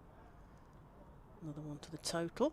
That's the thing with the wicket, with the spin bowlers, isn't it? They get through the overs so much faster because we started with the pace of Arlott and George, and that seemed to take ages. Now with the short run-ups of the spin bowlers, that's played. Oh, nearly a caught and bowled there, Kevin. Hannah Baker gets her hands to those, and she's disappointed with herself. But another over goes. It's about shin height to her left. Yeah, would have been a spectacular catch, I think. And that's another over gone. 23 overs. Hampshire 88 for 3. Southby on 24 off 35. Adams off on 11 off 28. Were you getting ready to do the other scores? I was, but is it every not time coming I up? try and do it, the website is letting me down. Oh, where is it? Shall I see if What's I all can? that? Yeah, see if what you I've can got? do that for me, Kev. So while I'm busy. Essex 89 for 5 against Durham at the halfway stage. And that Polly Starkey's looking after you up there from the Naughty Child podcast on the live stream. She wasn't sure who she was going to be doing it with, but lovely to get Polly Starkey involved because she's done some commentary down here with us as well. So, and Barbara and I've done some commentary with her at Worcester. Is it last Phoebe season. Turner bowling? Phoebe, would it be Turner? She's got 3 wickets. Could be, yeah. Durham have got Phoebe Turner up there, that's yeah. right. Yeah, so she's got 3. That's slung in again by Georgia Davis, but unfortunately down the leg side, and that's given us a wide by Gabby Brown. A bit of rain in the game against or between Surrey and Somerset, where Surrey are 21 for 1, but they're only into the 4th over there. They're So off currently. slow start. Davis comes in to Adams, who comes forward and covers that, but there is no run. Blaze 127 for 2 after 28 in their game against Lancashire. Catherine Bryce 54 not out. Oh, Catherine Bryce Hart. What a player she is. Oh, it's gone up in the air. Kevin. It's cool. Ooh. Georgia Adams never really settled, did she? She got a bat on things, but Warwickshire have really found a way to keep her under control. The Hampshire captain there, and that went high up in the air, a steepling catch. Caught at mid-off. I think is it raining again? Yes, I mean we can hear a helicopter going over as well. Whether that's the air ambulance or something going off to the hospital or whatever, or a plane coming in at Birmingham. But yes, she never looked settled, did she, Kevin? No, I think I just get the feeling we look a little bit anxious, as though we should be getting on with things, and it's as if nobody's prepared. We're going to go off. Yeah, we are, aren't we? The umpires are scheduling the hover cover, so we're going to get the. Yeah, that's the noise. There we go. Hover cover coming on to the pitch. Unfortunately, the umpires have called it on. It is. You were right. You said it looked like it was about to start rain, so we've got a rain delay here at Edgbaston. And you were just going through the other game. Should we do a bit go on. What was the other? I think there's. Let me have a look very quickly. Where's my page? Because I've lost it. Here we go. I've got it. So yeah, rain. Georgia Elwes, another son of Viper, has moved on. She's 34, not out in that game as well for the Blaze. And well, those are the Tier 1 games that are going on at the moment. Surrey, Durham, Essex, Surrey, Somerset, Blaze, Lancashire, and the one here.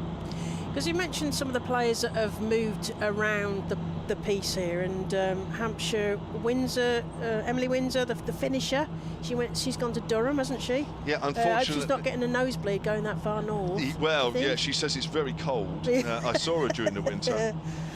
And she said, I've really noticed the cold more than ever. Unfortunately, she hasn't started the season because I think it's today, she goes in for some surgery. Oh. Unfortunately, she's got a bit of an injury, so it looks like she's going to be out for quite a while, which is a real shame. But yeah, having moved all the way up there, lock, stock and barrel, bought a house. And she's going to be out for a little while. But she's doing some physio, I think, for them as well, isn't she? Because that was part of the reason of her move. Yeah, they were accommodating her physio as well as playing. Yeah. Danny Wyatt-Hodge to Surrey. Yeah, and Georgia Elwes to the Blaze. Yeah, I think I think there was talk that they thought they might lose Danny Wyatt-Hodge. That was a bit of I'm not sure it was a surprise, but a shame because obviously the calibre of player that she is. Obviously Charlie Dean going to Somerset. Yes. Is another big loss, of course. Yeah. I think Georgia Elwes was the one that when you put those England players in that group and say, well, you've lost them, Georgia Elwes, because the Vipers had always lost a lot of England players for games, hadn't they? They were absolutely taking it. Lauren Bell's playing in this one, great, but she didn't play a lot last year, and nor did Maya. So Georgia Elwes was the one constant and the one class player. I heard you say right at the start about maybe Warwickshire have got some really good players, but aren't necessarily going to be subject to England call-ups, and that's exactly what you want. If you're going to have a good county team, you want players that are just below the radar, but really good at this level. And that's what makes a really good team. Yeah.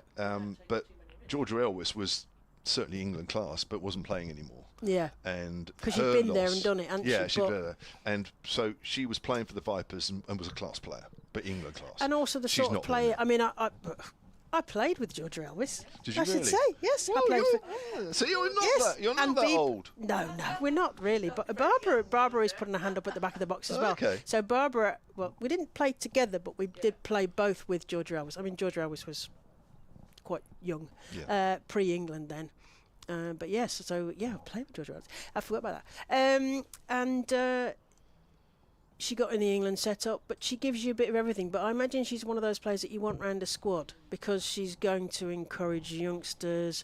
She's going to set high standards for herself and the people around her. So I imagine that she's that kind of consummate professional, paid or otherwise. I could think of one game last year up at Chesterfield where the Vipers were chasing a tricky total and Elwes got 100, but she really couldn't do it on her own. And Abby Norgrove, her and Abby put on a really big partnership, and Abby, of course, captained the England under-19s during the winter, so a young player coming through, ended up getting her first half century at that level, and you just felt that Elwes was pulling her along.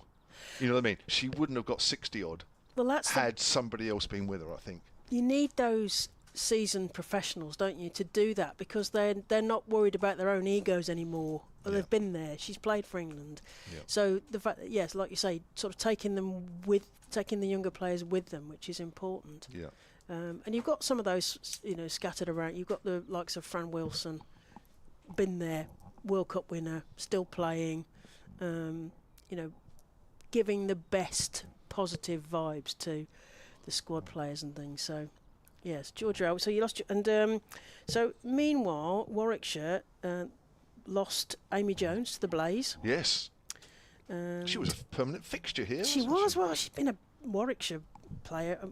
She's got her own name on a box She here has. along the road. Might have to corporate might have to box. go along and put a cover over that. But yes, but yes, she associated always with Edgbaston and Warwickshire. So that was. But I suspect that this is partly the sort of draw of Loughborough being the cricket centre, and that people's lives and whatever have sort of centred around England training, and perhaps it's a draw to the East Mids for that reason. I know not. And you also lost Eve Jones. Eve Jones and Grace Potts to Lancashire. So a batter and a fast bowler to Lancashire. Ellie Anderson to Somerset, another fast bowler, and she's becoming a fan favourite. I was chatting to Somerset yesterday. I'm doing a game with them next week, commentary, and they were saying that every time they do a feature on her, there's a big interest. She's of course she played.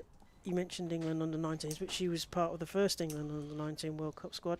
And then Amy Campbell and Rhea Fackrell to Yorkshire, Tier 2 of course, but they will be, that they are the only Tier 2 side that have found the money to pay for a fully professional side. So Amy Campbell and Rhea Fackrell will find themselves, if they stay there, automatically promoted to Tier 1 next season. Yeah.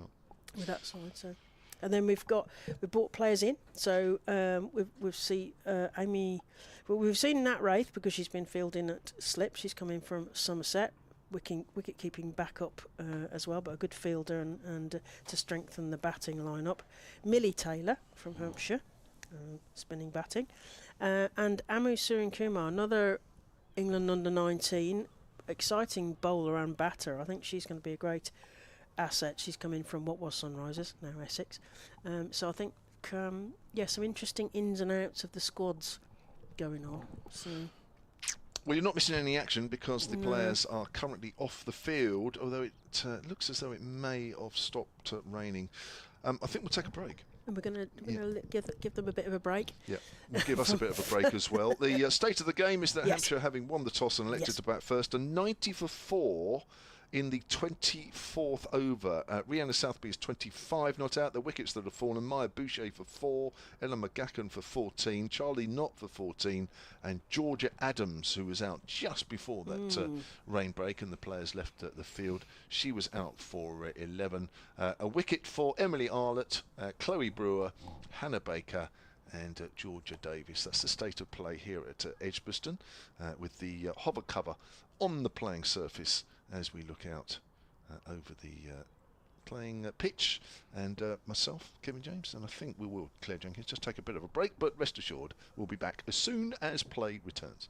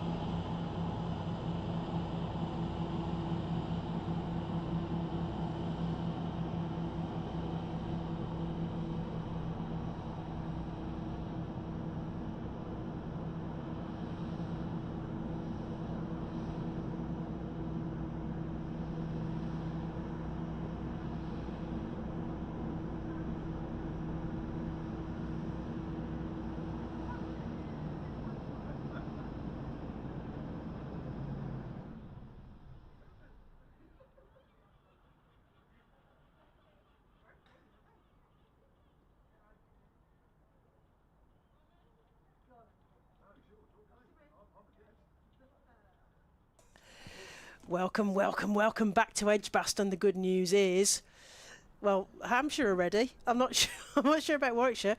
We're just wondering. The Hampshire pads are so bright, those yellow pads, that if we could ask the Hampshire players to turn their pads on, we'd get some more light in here. The floodlights have taken effect. The good news is that the hover cover is off, so we're going to get some play here as Warwickshire rejoin the playing service, led by Georgia Davis, first ever women's paid professional Warwickshire County captain. Of course, there have been Warwickshire teams in the past, and as I mentioned earlier, if you were listening, some of the previous Warwickshire team players are downstairs waiting to have their caps presented at some later point today, which is great news. I'm not bitter, as I mentioned to Kevin earlier, that Derbyshire and Somerset, or the West, haven't presented caps yet. But this, I mean, I had a chat with Somerset and they were saying, oh, well, what are we going to do about the West? Well, make them different caps, because we played for the West when it was areas as opposed to counties. Anyway, maybe if somebody embroidered the West on them might make them a bit different. Yes, or a different stripe. I don't know. It's gettable. It's doable anyway. And Barbara's hoping that she might get a cap later as well, because she was West Mid's captain. As Gabby Brown signals to the scorers that we're about to start again. So you rejoin us here at Edgbaston. It's a bit overcast, but the floodlights are on. Hampshire are 90 for 4. Is this you, Kev? Ooh, is that a appeal straight away? No, unmoved. Gabby Brown says no. Warwickshire weren't even convinced, I don't think. No, that's playing a miss straight up. Maybe Norgrove. First ball she's faced. She was halfway in, wasn't she, when the rain came? And walked back again. Is this you, Kev? I think it's you. No, Kev. it's you. Oh, is it? Yeah. Oh, Georgia Davis. Into Norgrove, who carves that round, but straight to the field, and there is no run. It's you up to 25 and then me with Barbara. I get confused Can you remember with that? numbers. Who am I? Where am I? Yes, here we go. So, captain, Georgia Davis, right arm spin to Abby Norgrove. Tries to have a little go at that. Abby Freeborn takes a catch, and that's the end of the over. 24 overs, guys. We're nearly at that halfway stage. Hampshire 90 for 4. Southby on 25 off the 36 balls she's faced. Abby Norgrove new to the crease because we just lost Georgia Adams to a steepling catch, and off. So Norgrove is only has yet to score off the 3 balls she's faced. We've got Hannah Baker continuing from the pavilion end. She's bowled 6 overs so far. Well, and there's the PA, which you won't be able to hear because it's too loud. Yeah, talked about that catch. Good catch, Yeah, Chloe good Brewer. catch. Chloe Brewer, Wasn't yeah. that steepling catch at mid-off? Yeah, it had a long time to watch it come down as Baker, right arm, more spin from this end. Played to point. Davina Perrin again making a great stop. We were admiring some good point fielding. Mind you, Stair Callis is pretty handy at point as well, but I don't know where she's out on the boundary. She's been sent out. Yeah. She's still a bit too Yorkshire for the moment, and that's played underneath the pad with the bat as well by Southby, and that's a single. They get through for 91 for 4. Hampshire heading towards that first milestone, you know, the kind of big, the 3-figure milestone, Kev, as Georgia Davis is making some changes in the field. They're sending out a deep third or a short third. We're going to find out where Caris Pavley ends up on the 25-yard circle there. Third, Baker in again. Can't get that past the inner ring. There is no run. Yeah, Abby Norgrove, England under 19 captain. 19 captain, yeah, very exciting. That's good, isn't it? During the winter, lost the semi-final to India. Yeah.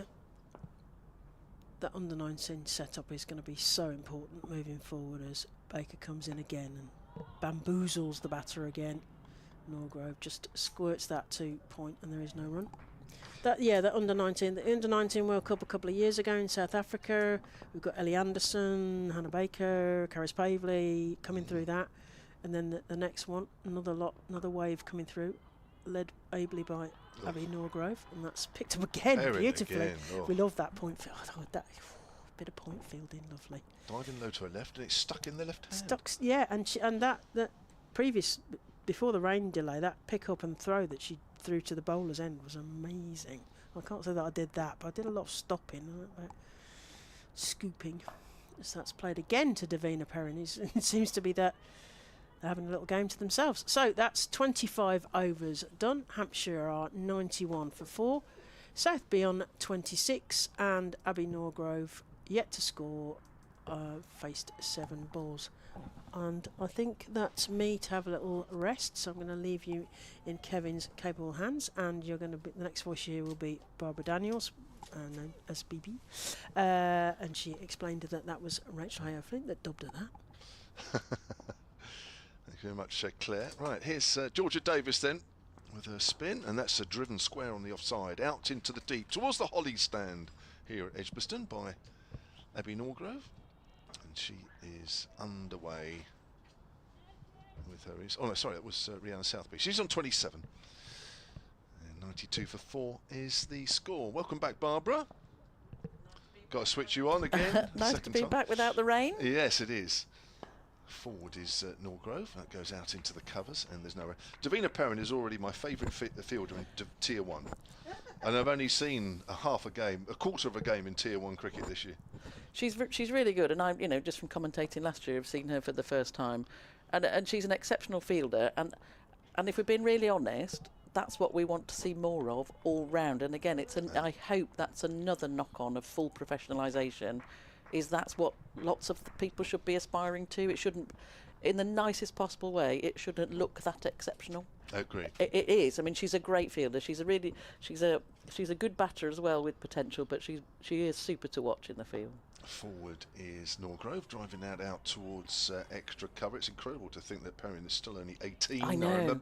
I remember covering a game 2 years ago. I think Claire did it as well at the foundation ground just down the road, and she was playing. She was only 16 then, and still very, very young. As Norgrove pushes forward, goes out to Perrin and the point, but you don't take a run to her. And that's the point, isn't it? That even if she's not doing super stellar fielding, they don't want to take a run to her. So you've already put that into the heads of the batter, who are already under pressure, actually. So she's adding to that. Yeah.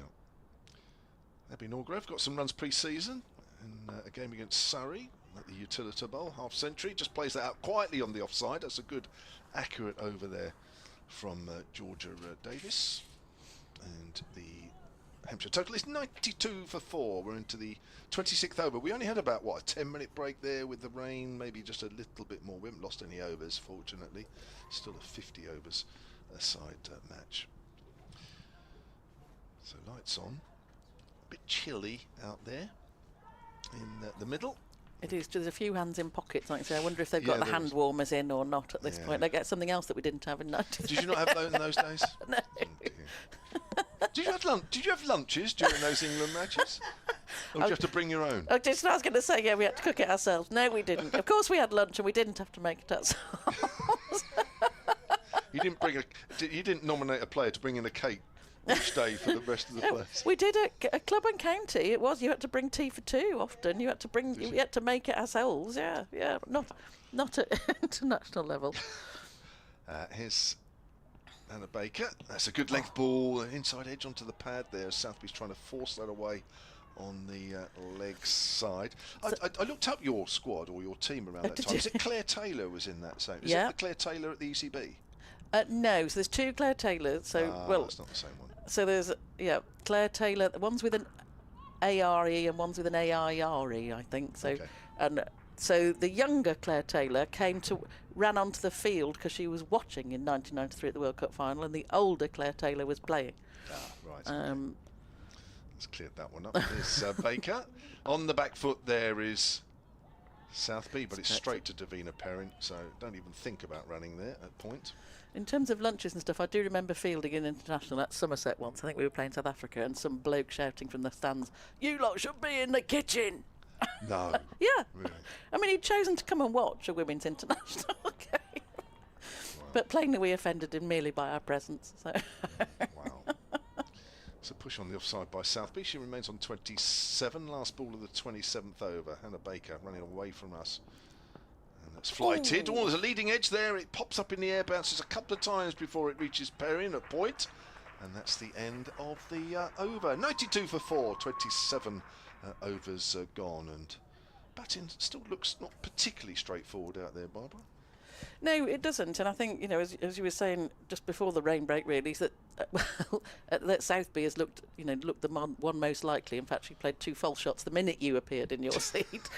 But she has looked like the person, you know, with a bit of energy, with a let's just keep the scoreboard rotating. You know, she's played some great shots, but she looks compact, looks like she knows what she's doing.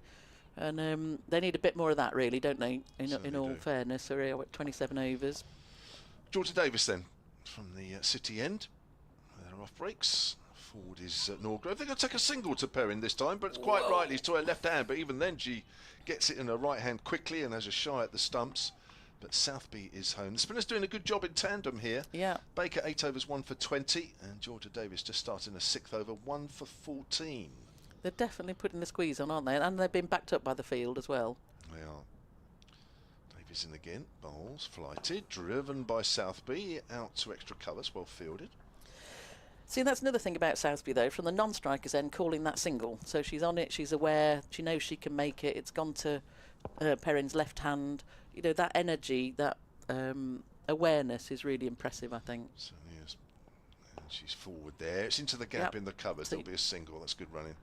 And that, again, that just drop and go, she's in control of that. And that's what, you know, if the fours aren't coming, you've got to keep doing that. And just, it changes how you feel as a fielding team as well once they're doing that. And you start altering your positions a bit and the angles start changing. Comfortably the highest score of the Hampshire Innings, Southby. She's at the non-strikers end though. She's 28 from 47. Here's Norgrove, who drives pleasantly in towards extra cover. And there is no run taken. That's fielded by Stir Callis in that extra cover area. 4 fielders on that offside. Oh, one going out the boundary now. And pushed out there is Bethan Ellis out towards the holly stand. That's a pretty safe position to be fielding out there today because there's not too many people there. That's wide of off stump, and even Abby Freeborn struggled with that one, so there'll be byes unless the umpire Gabby Brown at the far end decides to signal wise. She doesn't. She decides to signal byes instead. Yeah, normally when the captain says, right, out there, field out there in front of the hollies, you go, oh, really, do I really have to? I'm going to get some stick here. But there literally is probably half a dozen people, maybe a couple more there, scattered. So I don't think you need to worry. He's playing a missing outside the off stump this time, Rihanna Southby, as she opened the face, tried to find the gap on the offside, but didn't connect. 95 for 4. And 28 overs have been bowled. Did you played here? You would have played here. No. Did you not? So, yes and no. Let's put it that way. So I started my... What, on the nursery ground? Yes. Oh, right. No, I started my cricket, first ever cricket playing here in the nets around at the nursery ground, but no, we were never allowed to play on here at that particular period, although there had been international matches here before. So we never played any county, West Midlands, anything here at all. But you would have played on the nursery ground to our right? I don't think we did. No, I think we practiced. Yeah, no. Oh, that's a shame. Yeah, so no, I haven't. Although I say I played hockey for Warwickshire, you know, Warwickshire girl, all that. Yeah. Hannah Baker then, next over, is trying to sweep that one. Norgrove misses it, and it's going to be called a wide by umpire Jack Shantry. He's just signalling to the scorers who are just to the right of us. So it looks like Hannah Baker's going to bowl all the way through. This is her 9th over. She's doing a very good job for Warwickshire here. She is, yeah. Accurate leg breaks here from Baker. That's another accurate delivery, which Norgrove just pushes out on the onside and quickly acrosses Chloe Brewer. That long ponytail, black ponytail of her sticking at the back of her cap. Norgrove can face again. She's 1 from just 16, or 1 from 16 at the moment as she drives to extra cover. This time it's fielded by Katie George. 96 for 4 in the 29th over. Still overcast here at Edgbaston. As Becker just takes her time with this next delivery.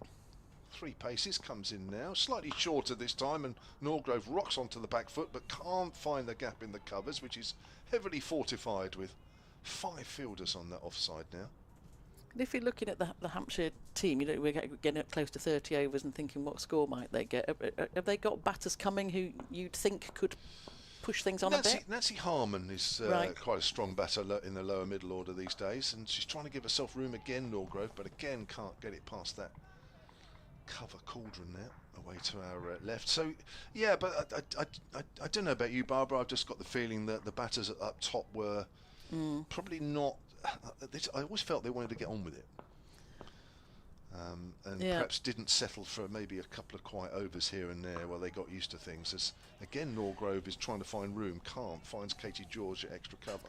And really, that's what you'd want. I mean, everyone, you want Maya Bouchier to be in, don't you? So even if it takes her a few overs to settle and get going, you want her to have batted at least 20 or 25 overs in a game, wouldn't you? I agree. Yeah.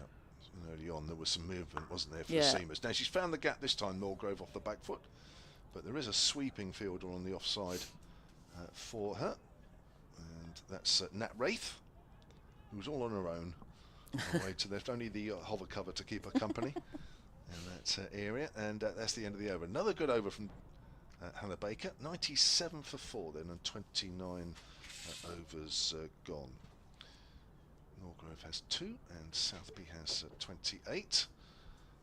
14 for Ella McGachan, 14 for Charlie Knott, 11 for Georgia Adams and 4 for Maya Bouchier. They are the batters who have been dismissed so far. 50 overs a side game, of course. Opening round of matches in Tier 1. We've got a change of bowling coming here. We have. We've got Bethan Ellis with her right arm medium pacers from the City End. 25 years old. Made a List A debut for Central Sparks back in 2023. She's on. So Georgia Davis saving herself 3 or 4 for the Yeah. bit later. Yeah, 6 overs, 1 for 15. Hannah Baker's got 1 over left. She has 1 for 22. So here she is, Bethan Ellis, on the back foot there, waiting for the ball. Norgrove steers that out to deep point in front of the Holly stand. And that will take Norgrove on to, or was that we are Southby? That was, yeah, Norgrove. Takes on to 3 and 98 for 4. Are you still puzzled by the decision to bat first here? Well, yes, really. It's just It's cut away, very wide. Oh, And, that's good. great stop at extra cover, Oh, but well they'll done. still take a single as the ball bounces away from Chloe Brewer. See, good call again in the end. Yeah. Just Southby. Yeah, it's hard to try and work out. Like I say, there must be a reason, because you don't just do something for nothing, do you? But it is hard to understand given the weather, and how and how much rain, and even at the end of the men's county game, they were rain delayed a lot. So Yeah. it's been quite wet here the last week or so. It's flighted delivery, low full toss, which is worked on the onside by Abby Norgrove, but that boundary on the leg side is well policed. 3 players out there, fine leg, deep square leg, and picked up at deep mid wicket on that occasion. And the 100 up is up for Hampshire. 100 at the cost of 4 wickets, and we are halfway through the 30th over. Ellis in again, keeper standing up, Abby Freeborn, and on the back foot there, didn't quite time that one. Rhianna Southby and found Brewer at extra cover. And obviously we won't know till Hampshire bowl and Warwickshire are batting, but Hampshire would want at least 200, wouldn't they? You'd I mean, think so. they'd have hoped for much more than that at the start, but 20 overs to go. I think a lot rests on Southby now, really. I think you're right. 29 she's on. That's Oh, way that's down the leg side, and that's beaten Abby Freeborn, although she may have got her fingertips of her gloves to that one as Just the a ball one. works its way down to fine leg, and that'll be a wide, and not the best of throw coming in either. And wide signalled by Gabby Brown at the far end. 102 for 4 now are Hampshire, with a couple of balls left of the 30th over. Yes, Nancy Harmon in next, Lindsay Smith, Freya Davis, Poppy Tulloch making her debut Shot. for Hampshire, and that's a nice cut shot out on the offside by Abby Norgrove out towards deep point. 103 for 4, and Lauren Bell making up the Hampshire 11 today, the England fast bowler who's been working on her action, Yes. changing her action a little bit over the last year or so, trying to get the ball to slide away from the right hander rather than continually bringing the ball back in. And she's taking the bottom hand off the bat there, Southby, as the ball goes out towards extra cover. End of the over then, and it is 103 for 4 with 20 overs left of the Hampshire innings, and Barbara Daniels is going to stay on, and she'll be joined by Mike Perkins. So yes, 30 overs gone, 103 for 4. Hannah Baker's got 1 over left of her allotted 10, and it looks like she is going to bowl that. With Hampshire in need of pushing on, really, if they're going to make a total that they would want to be happy to defend. Yeah, Southby's just slowed a bit, hasn't she, from her fluent start there, and Actually, since the rain break, really. But so Baker's bowled her final over into Norgrove. He plays off the back foot. That's a nice shot. She's found a gap through that well-packed offside field. The ball is going to the boundary, just beating the fielder now. So that's 4 runs to Norgrove. Nice, didn't try and overhit that, just punched that off the back foot through the covers. Which might, I don't know, we might get a change in field where they leave that. Yeah, I think that fielder's going to stay out on the boundary in the covers now. And as the ball makes its way back to Hannah Baker. And she comes again into Norgrove. It's off the back foot again. It's beaten Perrin at point, but the fielder at the deep now. Oh, has made a diving effort. The ball's beaten her too, so that's 2 fours off the first 2 balls, and Hannah Baker's 10th over. She'll be disappointed with that. She's not had many boundaries hit off her in this spell. But that's just what Hampshire need, to be fair. It is, it is. There's the fluency back, although it's coming from Norgrove. But I think the first one was superbly placed, and the second one was a little bit more power into it, and went behind square and away for 4 as well.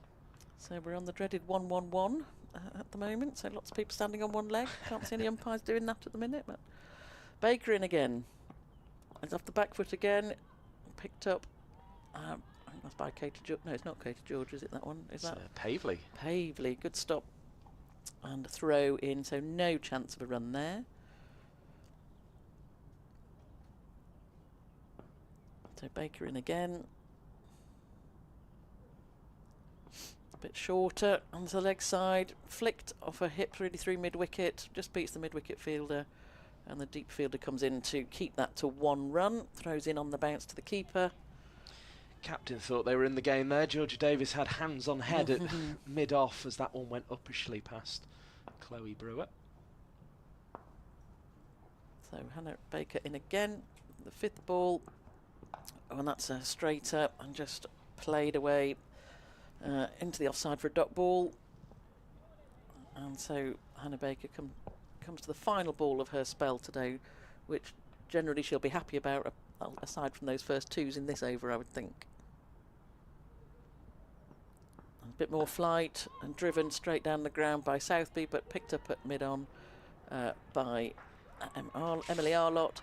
So that's the end of a really good spell. 10 overs, 1 for 31 for Hannah Baker, and she's done a really good job alongside her captain of just turning the screw and keeping the pressure on Hampshire through these last 15 overs or so. She's rattled through that spell, really. She has Hannah rattled Baker, hasn't she? She's spell. just come on and gone about her business very nicely indeed, and made it very, very difficult for anyone to score off her. So yeah, very good start there, and we're now into sort of the middle overs bowling of Bethan Ellis, but she can be a useful operator.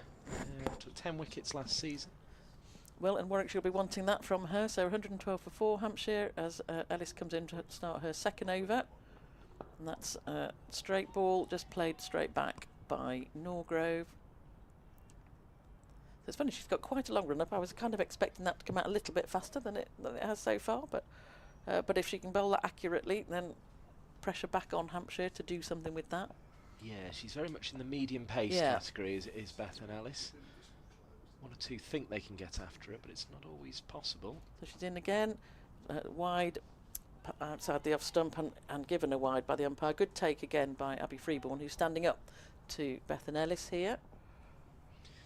Reminder, Bouchier for 4, McCacken for 14, Knott for 14, and Georgia Adams for 11. Hold the batters are out so far. Hold the front page. I was going to say, sunshine has appeared at Edgbaston. I'm squinting a little here. As bowler in again, Ellis in again, just played off her toes down to fine leg by Norgrove. Just the single as the ball comes in and into Freeborn. So Southby now facing, who's been by far the most effective of the Hampshire batters so far, and has looked very impressive. I hope that's not going to cause her any bother just at the minute. So Ellis comes in again, bowls it short outside the off stump. Oh, and I suspect Southby's disappointed. You didn't really get hold of that one, but it's gone out for 1 run down to deep cover. She likes it there, but she almost does. ended up hitting a wide, I think, with Yes. the toe of the bat. I think it got even bigger on her than she thought, really. She was really having to sort of reach in the end. I think that's an eyes light up moment. But anyway, she got the single. So into Norgrove now is Ellis. Outside the off stump, played off the back foot, and there's no run. Warwickshire noticeably racing around. The position in the game will help them do that. They're in the navy kits with the bright blue fronts, whereas Hampshire are all navy but with yellow pads. With yellow pads, yes. So Ellis in again to Norgrove facing up. Floats that one through, and that's played back. I don't think that was a caught and bowled No, chance. I think it was straight into the ground. Yeah, but she's done well to stop that, and her follow through, quite athletic that. See, I'm going to harp on about kit. We were sort of having a bit of this conversation before. In the men's and the women's, I don't really understand why all the kits are so similar of colour. I just think if anyone from any other sport is watching, I know it's obvious to us which team is which, but I just think the colours should demark two very different teams, is what I think. Yes, it is quite samey out there. So Ellis in again. Oh, that's wide down the leg side. Disappointed with that. It's going to be picked up before the boundary. Just one run taken, but another ball to be bowled. Very good to have you with us for this first game of the season, whether it's through the Match Centre on edgbaston.com, through the BBC Sport website, or on the Warwickshire YouTube page. Very, very good to have you join us. Whether you've come over from Central Sparks from the regional setup, or whether you join us for the first time. The final ball of Ellis is over. It's a nice stroke from Southby into the covers, but straight to the fielder, and there's no run. So that's the end of the 32nd over. Hampshire 117 for 4, with little bits of sunshine at the minute. The floodlights are still on, but it's fair to say a reasonably gloomy day in Birmingham today. It's almost as soon as it appeared that sunshine disappeared, didn't it? I should not mentioned it, so it just could have carried on for a bit. It's definitely falling into the occasional rather than the glorious category, I think. But we are early days in the season, so hopefully it'll... yes, we got a bit spoiled, didn't we, by the weather a couple of weeks ago. We've got a change of bowler, obviously, this end, because Hannah Baker bowled her 10 overs straight through. It looks like Caris Pavley coming on now, and she's just having a chat with her captain, Georgia Davis, as they decide where they're going to put the fielders. And it'll be Norgrove to face. And I think Georgia Davis has marshalled her team very well. They've kept the pressure on. Very much the part, actually, hasn't she, as captain? She's obviously done it. She did it a few times whilst Eve Jones was here, but she seems to have taken it on as her own during this innings. So left armour, Caris Pavley, just coming in now for her first ball in this match. It's wide of the off stump, and that's hit straight to Davina Perrin at point. With an arrow-like throw back to the keeper. No run at all. Freeborn's done the job once or twice as well, but I think with the fact she's potentially going to open the batting and she's keeping wickets, it would be quite a lot to ask her to captain as well. So Pavley in again, it's a bit shorter off the back foot, played nicely through the gap in the covers just for a single there. Ball back into Freeborn, and that brings Southby back on strike. She's currently on 30 off 55 balls, the most effective of the Hampshire batters so far. Yeah, she certainly started fluently. As you say, that rain break almost came at the wrong time for her. So Pavley in, tosses that one up. That's a bump ball straight back to the bowler. So no run there. And again, so far Pavley doing what Warwickshire need, which is let's just keep the pressure on, not give them any easy runs. Just a pause at the top as she comes in again. Back foot. That's a good, just into one gap, and a good decision to go for a quick single there. And I said that's what I'm liking about Southby. You know, she's clear, she's not hesitant. The ball's in a gap. It's not miles away from a fielder, but we're going for the single, and that's how that is how you keep the scoreboard rotating, even if you're not getting fours away. Yeah, dissected backward point and extra cover very well there. Oh, that's a very short ball for Pavley. So on the back foot from Norgrove, but into the path of Davina Perrin. I keep wanting to say McCall, and I'm going to stop that. That's if you're hearing a hesitation, that's it. So Pavely in to finish off her first over. It's a bit fuller and just played straight to short mid-wicket by Norgrove. That's the end of the 33rd over. Hampshire 119 for 4. So Warwickshire and Pavely will be pleased with that as her first over in the game, and still maintaining pressure. Hampshire not getting away with only 17 overs to go now of the 50. Yeah, if you just join us, it feels like it's going to be a real grind to a total for Hampshire here in their first game as a professional county. They've chosen to bat, but struggled really at the top, with Bouchier out to Arlett bowled for 4, McCacken bowled by Brewer for 14. Knott was caught by Georgia Davis trying to go over the top of Hannah Baker, and Davis then getting a wicket with the ball herself. Chloe Brewer, the catcher of Georgia Adams, on 11. So it's just really stalled the innings, and they're going to have to kind of grind their way to a total now. We've got a change of bowling at the City End with Katie George coming back for the start of her 5th over. So this is left arm, bit more pace, and that has been dispatched to the boundary by Southby. That's a little bit short. She's pulled that through straight mid-wicket for 4 runs. So yes, I was just about to say the pace, extra pace, might help Hampshire here, but Katie George will be looking to find a slightly different line to that, I think. More back to where she started, which was just bring the ball across the right-handers. But game on. She was waiting for that, wasn't she? Was. Southby, right on the back foot. And she's strong off the back foot, isn't she? As some shorter players are, actually. So Katie George in again. That's a better line, and that's played from the off-stump straight to not Davina McCall, but Davina Perrin at point. Reminder of those Hannah Baker figures: 10 overs, 1 maiden, 31 for 1 from her 10 today. Very tidy analysis for Hannah Baker. As we say, she rattled through those overs. And it was only really the last over where she conceded a couple of boundaries, and it let it down a little. So George in again. That's wide of off stump, and Southby's looked to sort of cut that through the offside, but played and missed, and that came through to the wicket keeper, but no edge. So a few oohs and ahs there. That's the ball she was looking for, yes, though, wasn't it? I think so, yes. That's the ball we saw a lot of in the first spell. So George turns and runs in again. Blonde ponytail behind her. She gets close to the stumps. That's a lovely shot, actually, from Southby. She's played an off drive with minimal fuss, and that's raced to the boundary. That's a very good shot.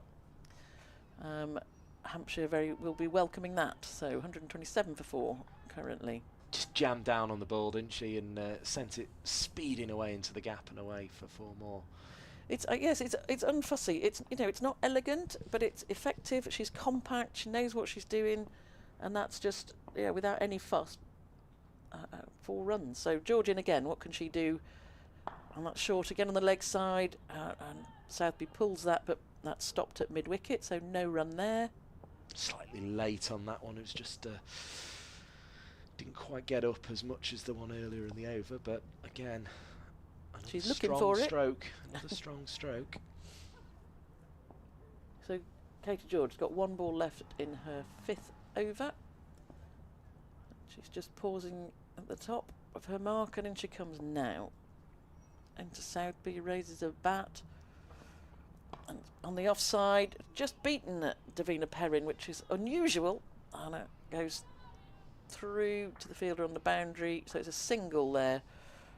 Just past point, and so Southby will keep the strike. That's the end of the 34th over, 128 for 4, but a boundary off that over, which Hampshire will be delighted to see, and Southby will be pleased with. She's 40 now off 63 balls, and again, even you just sense she's going to need to hang around for it as long as she can and up the pace a little if Hampshire are going to get to a score that they'd be happy to defend. Yeah, she got a fluency back there, didn't she? Reminder, this is one of 4 games happening today. Elsewhere, we've got Essex women 145 for 7 in the 42nd over against Durham, and the Blaze are 193 for 6 in the 42nd over against Lancashire. Surrey women still 21 for 1 in the 4th. That one delayed by rain. So Pavely comes in for her second over, and that's wide outside the off stump and played comfortably by South off the back foot. And that's been really a staggering misfield, actually, out at deep cover. I was just about to say, and that's just happily going for a single, and it's gone for 4. So up to now, Warwickshire have been very good in the field, so that's a bit disappointing. But 4 more to Southby. So Pavely in again. A bit more pitched up, comes forward, plays it through the offside again, bounces on those old wickets, but picked up cleanly this time, going for 2. Struggle there, but just made it into their second run. So, and again, that is what they need, about this sense of urgency. That's another 2 runs to Southby. So Pavely just reties her hair while Southby settles. And she's coming in again now. So left arm, and that's right in the block hole, a little bit quicker, that one. So no run there for Southby.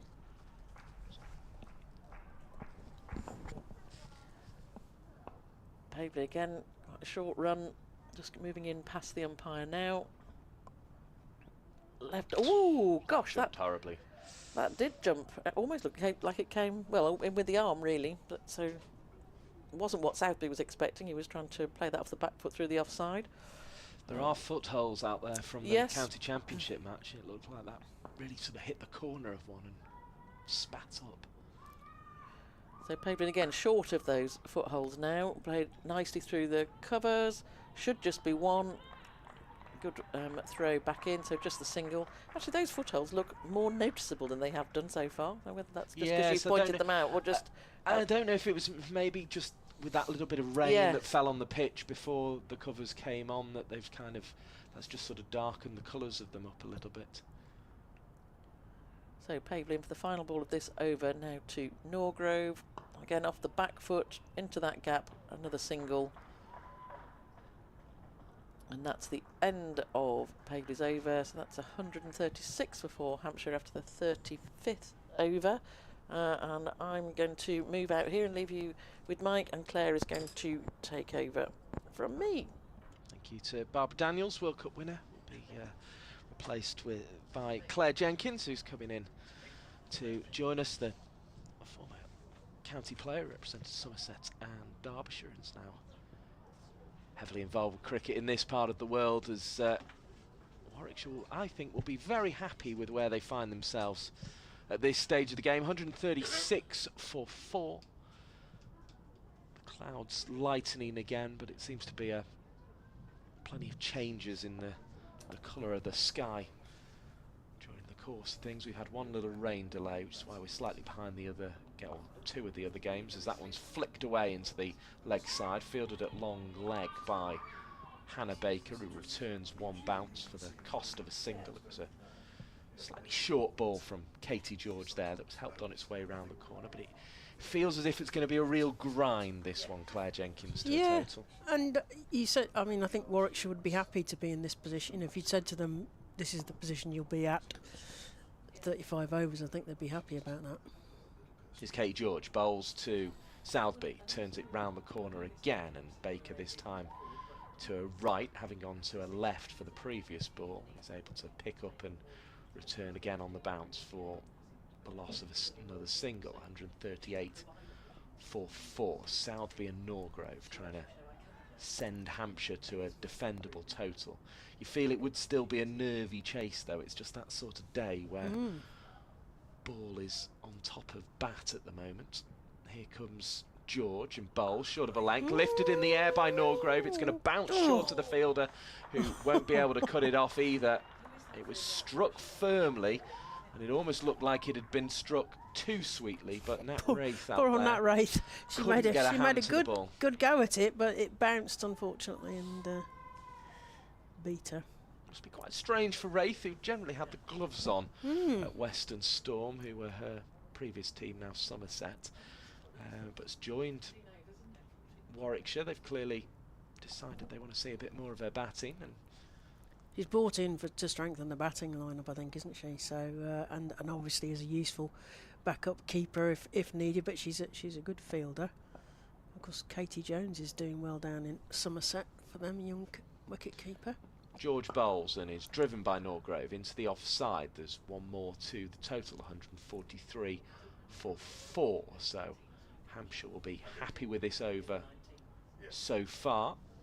Had a boundary in it, as well as plenty of singles as well. So that's the sort of thing Hampshire need at this stage. 14 overs and 2 balls remaining of the innings as things are brightening over the city of Birmingham in the distance. And Katie George is on her way, running in over the green turf. Delivers now as she gets to the crease, and that one's defended well by Southby. Blocking in orderly fashion from the crease. I can see some blue sky, Mike. Yes, we're getting there, It's aren't we? exciting. We're getting there. Yeah. It's probably the first time where you could turn the floodlights off and still carry on without it being too dark, I think. I bet there's some rule about once you put them on, you've got to keep them on or something in there. Oh, I'm sure Do you there think? is. Or I've been regulation. turning them on and off all the time today. So I think it's best they stay on as Southby waits and George will bowl, and it's driven into the offside where Bethan Ellis does the fielding with Mike Perkins and former county cricketer Claire Jenkins on the Edgbaston.com match centre, where you can find everything you need there in terms of live scores, updates, videos of the wickets, all that kind of thing are there for you. Live text commentary as well. We're also on the BBC Sport website, and we are on the Warwickshire YouTube page as well. So good to have you with us, good to have you join us for a brand new season of cricket. What's now the Women's One Day Cup, but it's very similar formats. In fact, it's exactly the same format. 8 teams, you play each other twice, home and away.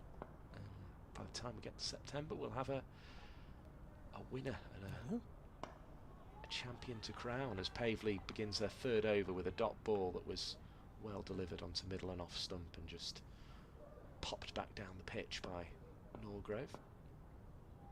Norgrove waits again, bat raised, stump high.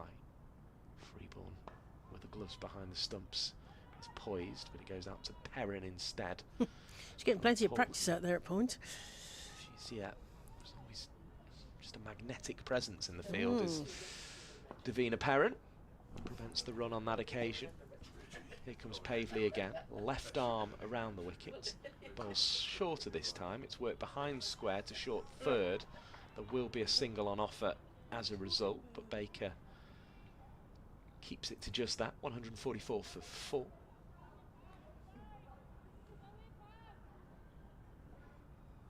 little bit of chatter amongst the field, but not too many changes. Straight mid-wicket, short extra cover, mid-off, mid-on.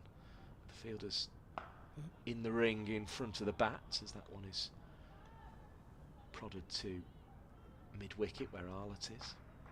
Also got a backward point, a short 3rd in the ring, as well as deep cover and deep backward square leg and mid-wicket for Caris Pavely, who bowls short of length. This one is cracked at Katie George at extra cover.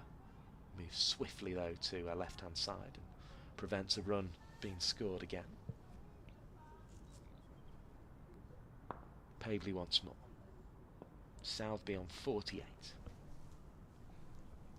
Waits for a ball that's prodded into the offside from a back of a length, but a good length nonetheless. Gets a single on that occasion, 145 for 4. Southby moves on to 49. She's been the pick of the Hampshire players. Yeah, she's on the brink, isn't she, of that magical 50 milestone potentially. And you mentioned that this would have been the Rachel A.O. Flint Trophy last year, 50 overs and all the rest of it. They are heading towards the finals day on Sunday the 21st of September. Semi-finals will be on Wednesday the 17th of September, obviously depending on who's playing in those as to where they are hosted. Yes, and that's going to be at the Utilita Bowl, Southampton.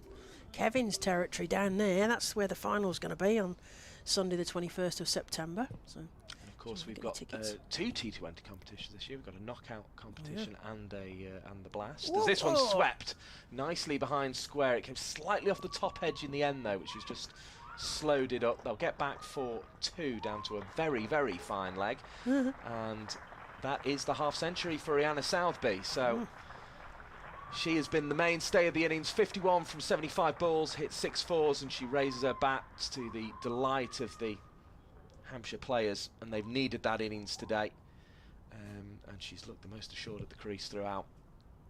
The others have all struggled, haven't they? And particularly Georgia Adams. In comes Davis to bowl Southby. Works it into the leg side, again behind square, but out to deep backward square leg when Nat Wraith returns from. So another single to the total, 148 for 4. Southby continues on her merry way.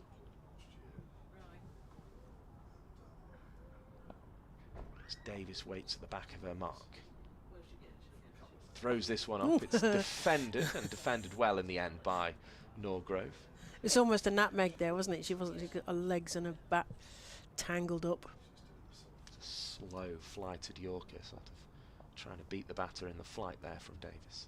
In she comes again, and will deliver from the Birmingham end. Norgrove down the track and hits this one over mid-off, and succeeds to get it away. One bounce over the rope, and that's the 150 up for Hampshire. Lovely stroke from Norgrove to get there, and having seen her partner go to 50, she's decided to accelerate the innings by coming down the track. Saw her opportunity, picked the right ball, and struck it well. 152 for 4. Really nice stroke from Abby Norgrove. She meant that. Here comes Davis. Flicked away to the leg side, and it's out. And as soon as she finds the boundary, Norgrove finds the hands of Katie George at short mid-wicket. And Georgia Davis has the wicket of Norgrove. 152 for 5, the score now. And it was a tame dismissal, particularly after the imperious previous stroke. It was just an uppish flick in the end. And Norgrove is out for 28. Caught by Katie George off the bowling of Georgia Davis. It's a good catch, but it was sort of straight to her, so fairly regulation. But yes, she really meant that shot up and over mid-off, didn't she? And you think, oh, right, OK. And as you mentioned, perhaps Rihanna Southby giving the other batters around her a bit more confidence to go for some shots and things as the sun starts to come out here again at Edgbaston. But yeah, to play that beautiful shot and then just to play what was relatively easy catch, certainly for somebody, a fielder with the calibre of Katie George. Simple catch for her. 22 for 2 now for Georgia Davis as Lindsay Smith makes her way out to the crease, as you say, in the Edgbaston sunshine all of a sudden. So nice to see that out. And from the home side's perspective, nice to see them on top. They will I'll be enjoying this. Yeah.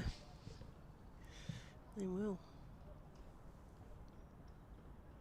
Smith, though, a proactive little cricketer and always tries to stay involved, bat ball or in the field, and she's going to try and haul her team to a total. Anything around 200 could cause a bit of a problem today, so it's far from a guarantee. We could see a very nervy chase this afternoon, I think. That seems to be the way it's being set up. Left-handed bat, Mike.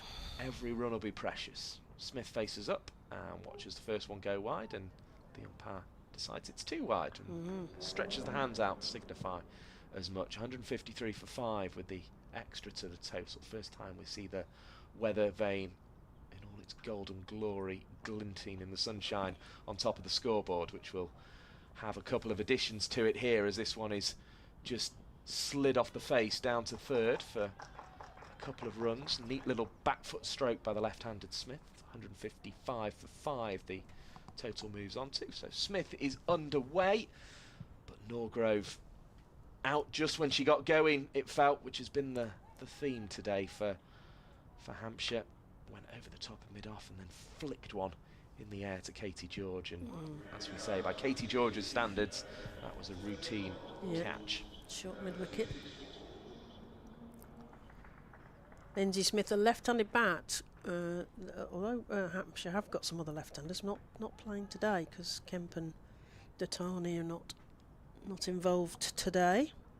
Yeah, both those players injured at the moment, as Pavley Tiptoes up towards the crease and delivers a full toss, which is clapped away into the leg side, and Southby might be a little disappointed not to have got more value there. Found the fielder Stair Callis, who's had 158 runs in 3 warm-up games. Yes, Warwickshire will be wanting her to carry that over. 156 for 5 then, as the left-handed Smith comes on to strike, and we'll have the fielder on the 45 moved over to short third. That's Hannah Baker. So just 4 on the leg side now. Mid-on and mid-wicket in the ring with 2 back on the boundary, further square. Now that one was uppish from Smith. She was trying to pull it, lost the room, and then nearly popped it up to Katie George. He was diving forward desperately, but the ground was always arriving just a little bit too agonising. quickly. Another yard forward, just that would have been a similar catch to the other way around for the right hand, the last wicket. Smith was looking to target the deep mid-wicket in the backward square. She drives at this one outside the off stump. It's through to the gloves of Freeborn, who dislodges the bails just in case. Another dot ball. Another nervy moment for Smith earlier in her innings. Needing to haul her team to a total. Pavley bowls. It's into the pad. There's an appeal, but it always had the appearance of it was going to drift down. We've taken another look, as you just have there on the replay, and it appears so that one was always missing the stumps. But another dot to the analysis of Pavley, so she'll gladly take that. Hampshire having to add to this 156 and find it difficult to do so. Pavley seems to just have the measure of this pitch at the moment as she slides that next one through past the outside edge. Maybe down the using offside. the footmarks that you mentioned a bit earlier. Yeah, that's potentially. loss in grip in the pitch, that one, if Yeah. anything. As she comes in again. Left arm over the wicket now to the left-hander, driven up to Arlott at mid-off. And she takes her cap, takes those dot balls and sticks them in her analysis. 156 for 5. Still plenty of encouragement coming from the Hampshire players down below us, but they've got to get up around that 200 mark as first port of call here, Claire. Yeah, they've got to get to that. I mean, at the halfway, I've sort of rough theory that I have is about double plus 20 in the T20 and the 50 over actually in the women's game, and that would take them to 202. So I don't know if they're still on target for that. So we shall see. Here's Davis to continue the spin, off spin for this over, and it's defended by Southby back in a crease. She was trying to look for a bit of room to manoeuvre it somewhere, but couldn't do so. Dot ball to start the over. Can Davis produce? Oh, Hit over the top. There is a long gone out. it's Are they gone going to off. get there in time? No, they decided fairly early on, actually, I think there, that they weren't going to get there and just took it comfortably on the bounce in the end. It was Arlott out in the distance, tall figure. Difficult to clear out on the boundary, I think, Emily Arlott. But Southby gave it a good go there. Moves on to 54. 157 for 5. Good to have you with us at edgbaston.com, via the Match Centre and via the BBC Sport website. As around the wicket comes Davis to Lindsay Smith, driven back to the off-spinner and the captain of Warwickshire. And that's a dot ball to the analysis again for Georgia Davis. Smith on 2. Hits this one off the top edge. It's gone straight up in the air. Freeborn couldn't see it though, because it had gone above the visor of that helmet, and it becomes very difficult for wicket keepers when it gets up there to tilt your head back far enough and work out where it was, and it just landed in the middle of Freeborn and 2 other fielders. Yeah, it felt like agonisingly. A single to the Ellis- total. Yeah, it felt like Bethan Ellis should have called that, but I don't know without replaying that how close they all were, but yeah. I don't think Lindsay Smith could have dissected them better if she tried there, but she clearly wasn't trying to land the ball there, because it was a sweep shot that had gone in the air, as that one's driven down the ground for another 1 to the total. So 158 for 5 becomes 159 for 5. Another little moment in the game as Hampshire just tried to creep towards this total. Georgia Davis again, right arm around the wicket. Down the track came Lindsay Smith. seemed to almost hit it into her own foot. It rolled out behind square on the leg side, was picked up by Baker. No run to finish the over with then. 40 overs gone, 159 for 5. I'll leave you in the capable hands of Claire Jenkins, who will be joined shortly by Kevin James. Yeah, we've got 10 overs left, so what can Hampshire get to in terms of a total to defend when they get the ball in hand? Their decision to bat when they won the toss this morning has had one or two people scratching their heads in a game that was likely to be rain affected. We haven't had too much rain, but we did come off briefly, and so we shall see whether that was a good idea or not. But they've got 10 overs left. What do you reckon, Kevin? What 300 would be nice. Yeah. Kevin's been daydreaming, obviously, while he was off. Well, you know, I like your optimism from a Hampshire's point of view. Pavely continues, left arm around, a bit of spin here to contend with, and that's jammed down, and there is no run by Rihanna Southby, who seems to have been the batter that really has, I think you just call it holding an end, but that's probably the cliche klaxon going off. But she seems to have dealt with the conditions better as Pavely comes in again, and that's carved out to the offside, to the sweeper boundary fielder coming in, and they get through for a single. 160 for 5. Yeah, I mean, she's looked strong out there. She seems to be the one batter that's mastered the conditions, and it sounds like the conditions have been the overriding factor. They haven't. Yeah. There's been some good bowling on show all round, there's no doubt about that, but I think... Yeah, Lindsay Smith takes a swipe at that, and it goes underneath her bat. It's heading towards the boundary, and Hannah Baker's running after it. Will she get to it? Oh, the ball gets, and she managed... almost got that. 4 runs then to Lindsay Smith. Takes her total to 7 off the 9 balls she's faced, and the score is 164 for 5. But I also think one or two of the batters have been masters of their own downfall. Yes, there's a little bit of that. Yeah, misjudging the bounce or one thing and another. Bless you, Kevin. Thank you. Yeah, I'll just a little frog in my throat. Frog in your throat. So left-handed Pavely over the wicket this time to the left-handed Lindsay Smith, who takes a big swipe again at that, and it goes past her again, and they're going to sneak a run. They're going to burgle that one. They are indeed. That is going to be byes, and another one to the total. 165 for 5 are Hampshire here at Edgbaston against Warwickshire. This historic match, the first game here in the Metrobank One Day Cup Women's version. Tier 1. Southby faces. Paul plays that beautifully through the covers. It's going to get cut off on the boundary there. Nat Wraith is having a very busy day out there on that boundary. And they get through for some more runs. And that's the end of the over. So 41 overs gone.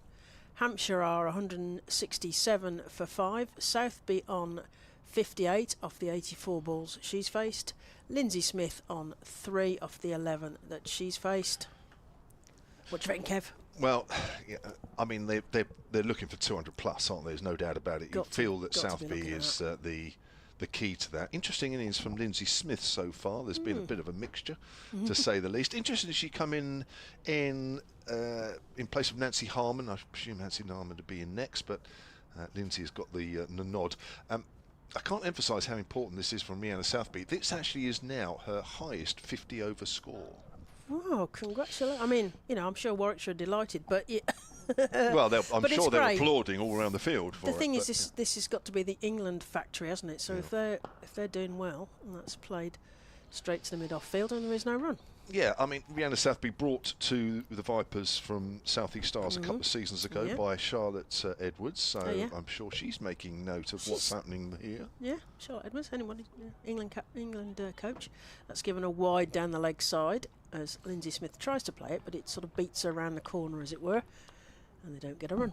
Yes, so Charlotte Edwards will want to see effectively someone she's nurtured move on, as Georgia Davies comes right arm around the wicket to left-handed Lindsay Smith, who comes forward and tries to play that, well, sort of forwards, but it went square instead, straight to I think that's Caris Pavley out there on the boundary, isn't it? And they get through for a single. Is the England wicket-keeping job sort of Well, no, I up just for think discussion? I or- think if you look at Australia, they've got a production line. Somebody drops out, they have somebody else who can take their place. And that's played through the offside, the posh side, that is for Barbara Daniels' purposes. Single run, yes, but Barbara thinks that's the posh side over there. What, towards the Yeah. Holly stand? No, the offside. Oh, the She thinks offside. anything The posh paid- side. Yeah, the posh side. But then that doesn't, when you say it's on the Holly stand side, it doesn't Yeah. quite match up, Sort of does it? slightly more drunken, but it's very sober today. There's that, underneath her feet, they're going to burgle a run. They could have actually gone the other end for the run out. Oh, could have been a run out either end, and instead it wasn't. They got a single, and it's a leg by, signal by Gabby Brown. Gabelar. Lindsay Smith was out of that hit. And Well, I think they could have gone either way there. yeah. They're both a bit stranded. Davis comes in, and that's comes off Abby Freeborn's feet to Hannah Baker at square leg, and they get through for a single. So they're starting. We've got that movement now, haven't we? There's a sense of slightly more urgency from Hampshire. The bat and trying to They don't pull want to the be score reckless. forward. I mean, No. they've lost 5 wickets. So, if Rhiannon Southby bats out the overs, Yep. She plays that lovely shot through to long off. Emily Arlott does the fielding. Another one to the total. Hampshire 174.5. yeah, I mean, I certainly wouldn't worry about Nancy Harmon coming in. She's very capable, but then you start to get lower down. I'm told Poppy Tulloch hits a big shot, Okay. but I haven't actually seen her bat. Okay. And that's played through the covers, and it's heading towards the boundary. I don't think Chloe Brewer is. No, she's not going to cut that off. 4 runs to the total. Nice shot there by Rihanna Southby. Score moves to 178 for 5, and that's 42 overs down. Poppy Tulloch can hit a ball, apparently. I'm told you can hit a mean ball. A mean ball. But you've got Lauren Bell and sort of Freya Davies, without being unkind, you are looking at, maybe just supporting Rhiannon Southby if it comes down I to that. love watching Lauren Bell anywhere near a bat. She could be stood on the sideline, but she just makes me howl. And I spoke to her father about it, so it's not sort of speaking out of turn. Sure. And he said, she held some batting record for her original county, and he Buckinghamshire. can't understand how she's forgotten how to bat. And I can't believe that a side that was coached by Charlotte Edwards would have somebody who keeps me so amused with a bat in her hand. Anyway, that's... Oh, is it dancing that? Oh, there's a chance for a stomp in there, and it went underneath the bat. Oh, Abby Freeborn will be filthy with herself there. Kept low. And that's another bye to the total. Yes, there's been a little bit of different bounce. I think, particularly that far end, somehow. Well, it is a used wicket, isn't it? Yeah, Caris Pavley, bowling spin, left arm round the wicket to the right-handed Southby. Funks that out square of point, and they get through for a single. Nice stump. Just for the record, Yes. I mentioned it's Rhiannon Southby's high score. Previously, it was 54 for the South East Stars in women's 50 over cricket. Oh, we are. So regardless of team, this is her highest score, Yep. which is good. We were talking about the factory. Australia have a factory of players, so I think everyone should be under pressure, and therefore wicket keeping is, Oh, nearly hit a partner there. As that was hit so straight, it nearly hit the backing up batter there. And they get through for a single. Score moves on to 181 for 5. Halfway through the 43rd over here at Edgbaston in this Metrobank One-Day Cup match, Tier 1. Played back towards the bowler, but bounces in front of her, and there is no run.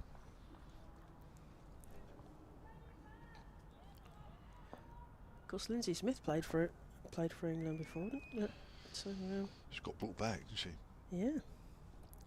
yeah, back and forth, and that's played into the offside again to Nat Wraith, and they get through for a single. There's a sense of rotating the strike here, definitely a change of mood here.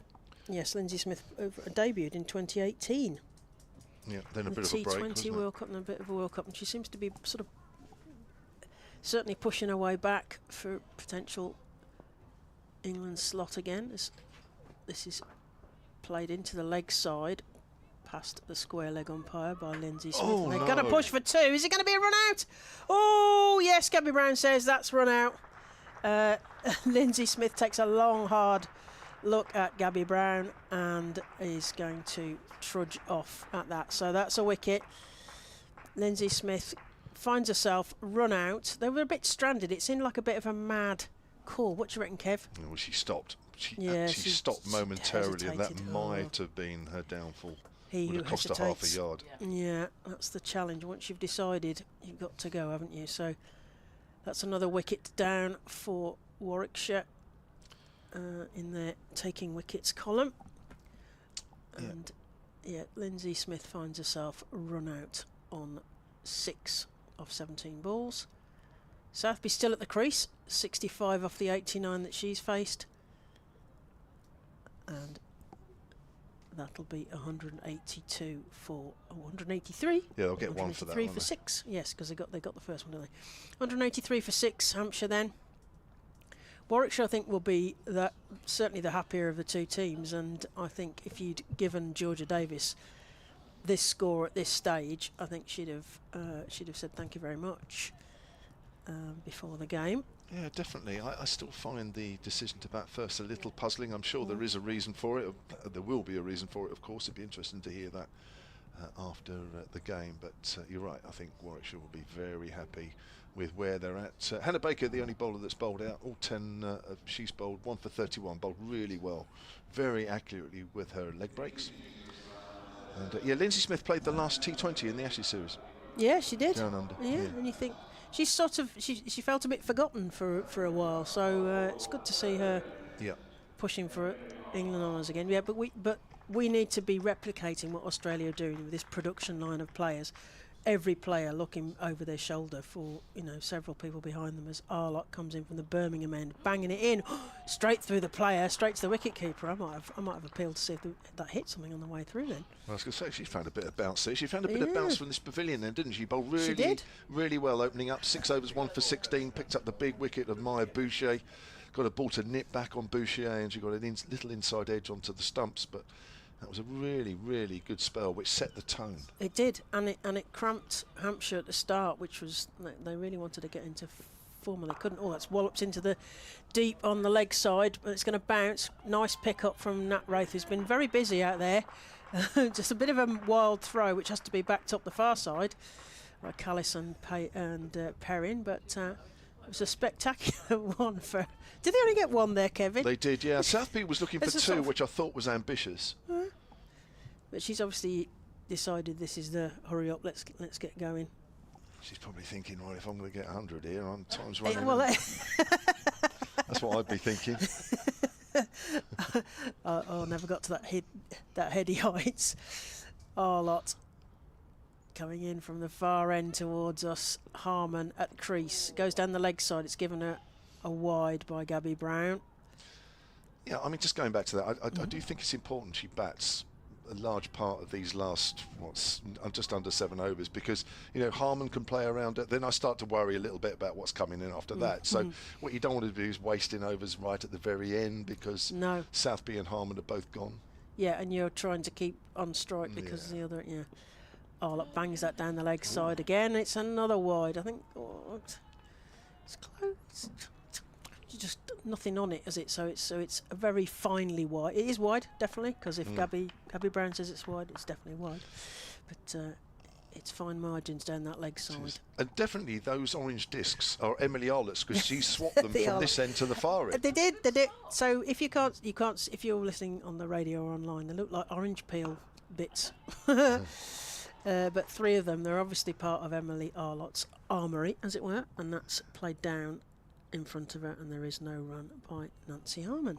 Clearly something she's worked on during the winter, because I mean, we've all seen her bowl before. I've never seen her place discs about a yard, virtually next to the umpire. But you're right, it is, right next to the umpire. She's obviously getting her feet right for that, and if that gets her feet right, I'm happy. That's another dot ball to Hampshire.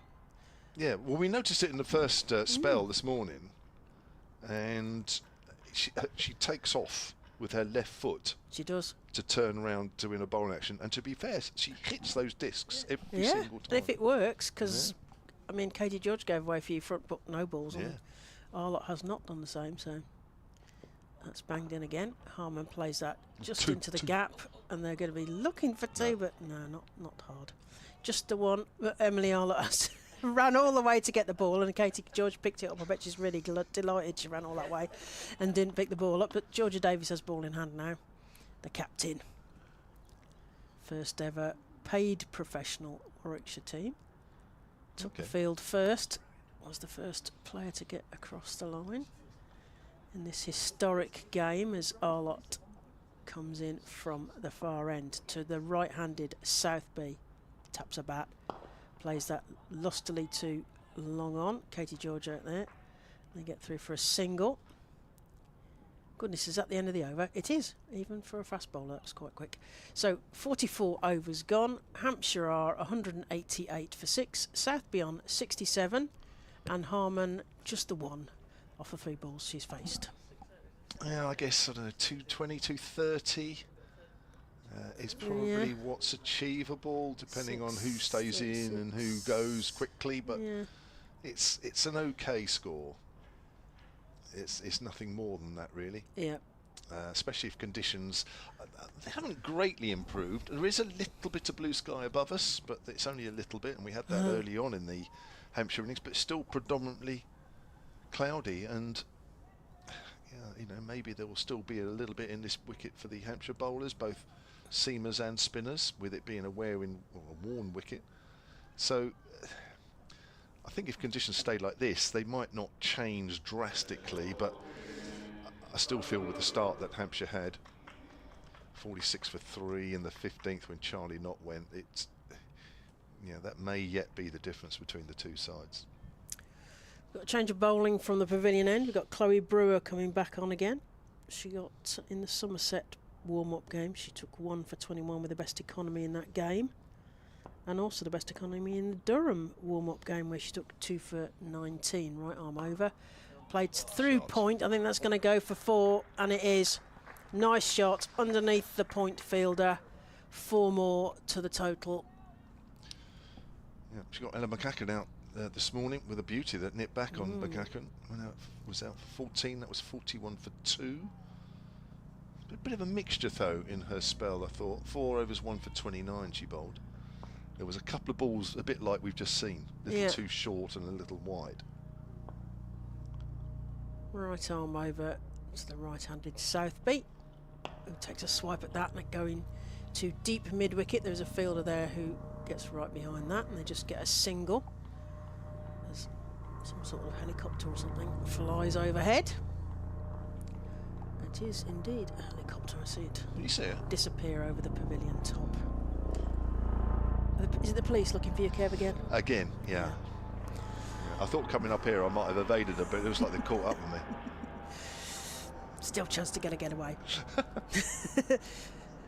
As Brewer comes in to Harman this time. Plays that into the leg side. Not quite sure she knew where that was going, but again to mid-wicket. And that's a single. Stair Callis out on the Hollies boundary there. As you say, at other times that's quite raucous, that stand, the Hollies stand. But I don't think it's very raucous. There might be a bit more knitting going on than drinking today, I think. There's half a dozen or so people out there. And that's played, she's bowled her, and that's out. So I'm afraid that's the end for Rihanna Southby. That has been an excellent innings by Rihanna Southby. She has held the whole thing together. She's looked like the only player in the Hampshire side who can really master the conditions of today. And she's out for 72 off the 94 balls she's faced with 8 fours. But she really has been the glue of the innings. And she will be a big loss to this, because you were saying, Kevin, they really needed it to bat towards the end. So Hampshire 194 for 7. What do you reckon, Kevin? Yeah, well, that was a big bottom edge, wasn't it? Which it was quite wide. Southby perhaps giving herself a little bit too much room, but it really did deflect. Hit the base of the middle stump. You can tell she looks disappointed as she walks back. But that's a really, really good innings, and has given the Vipers something to bowl at, that's for sure. Uh-oh. The Viper. The Vipers, I've alarm said it, just I've done went it. off. He did it. He I did it. knew He did was it. coming. I knew it was coming. Rosa of Rosa Talks Ball has pointed out that the suppliers have got different coloured, so there are different shades of yellow. Thank you for pointing that out, Rosa, because nothing is too much detail for me. I love a bit of detail like that. They are indeed very lemony and very orangey lemon this end. I'm just thinking to the that naked eye. the guys having them in the T20. I'm just wondering if there's a mixture of some of the guys' pads and the women's pads, or maybe an older version of the pad and a newer version this year. I don't know. Some of them have like a sock, don't they, rather than actually have the pad. But anyway, these are different shades. As Brewer comes into Davis, who plays that back towards the bowler, but it goes past her, and Katie George tidies up. Pats Chloe Brewer on the back, saying carry on. Hampshire almost at that 200 milestone. Last ball of the 45th over. Chloe Brewer to Davis. Oh, it's on the pads. There's a big appeal. And Jack Chantry says no.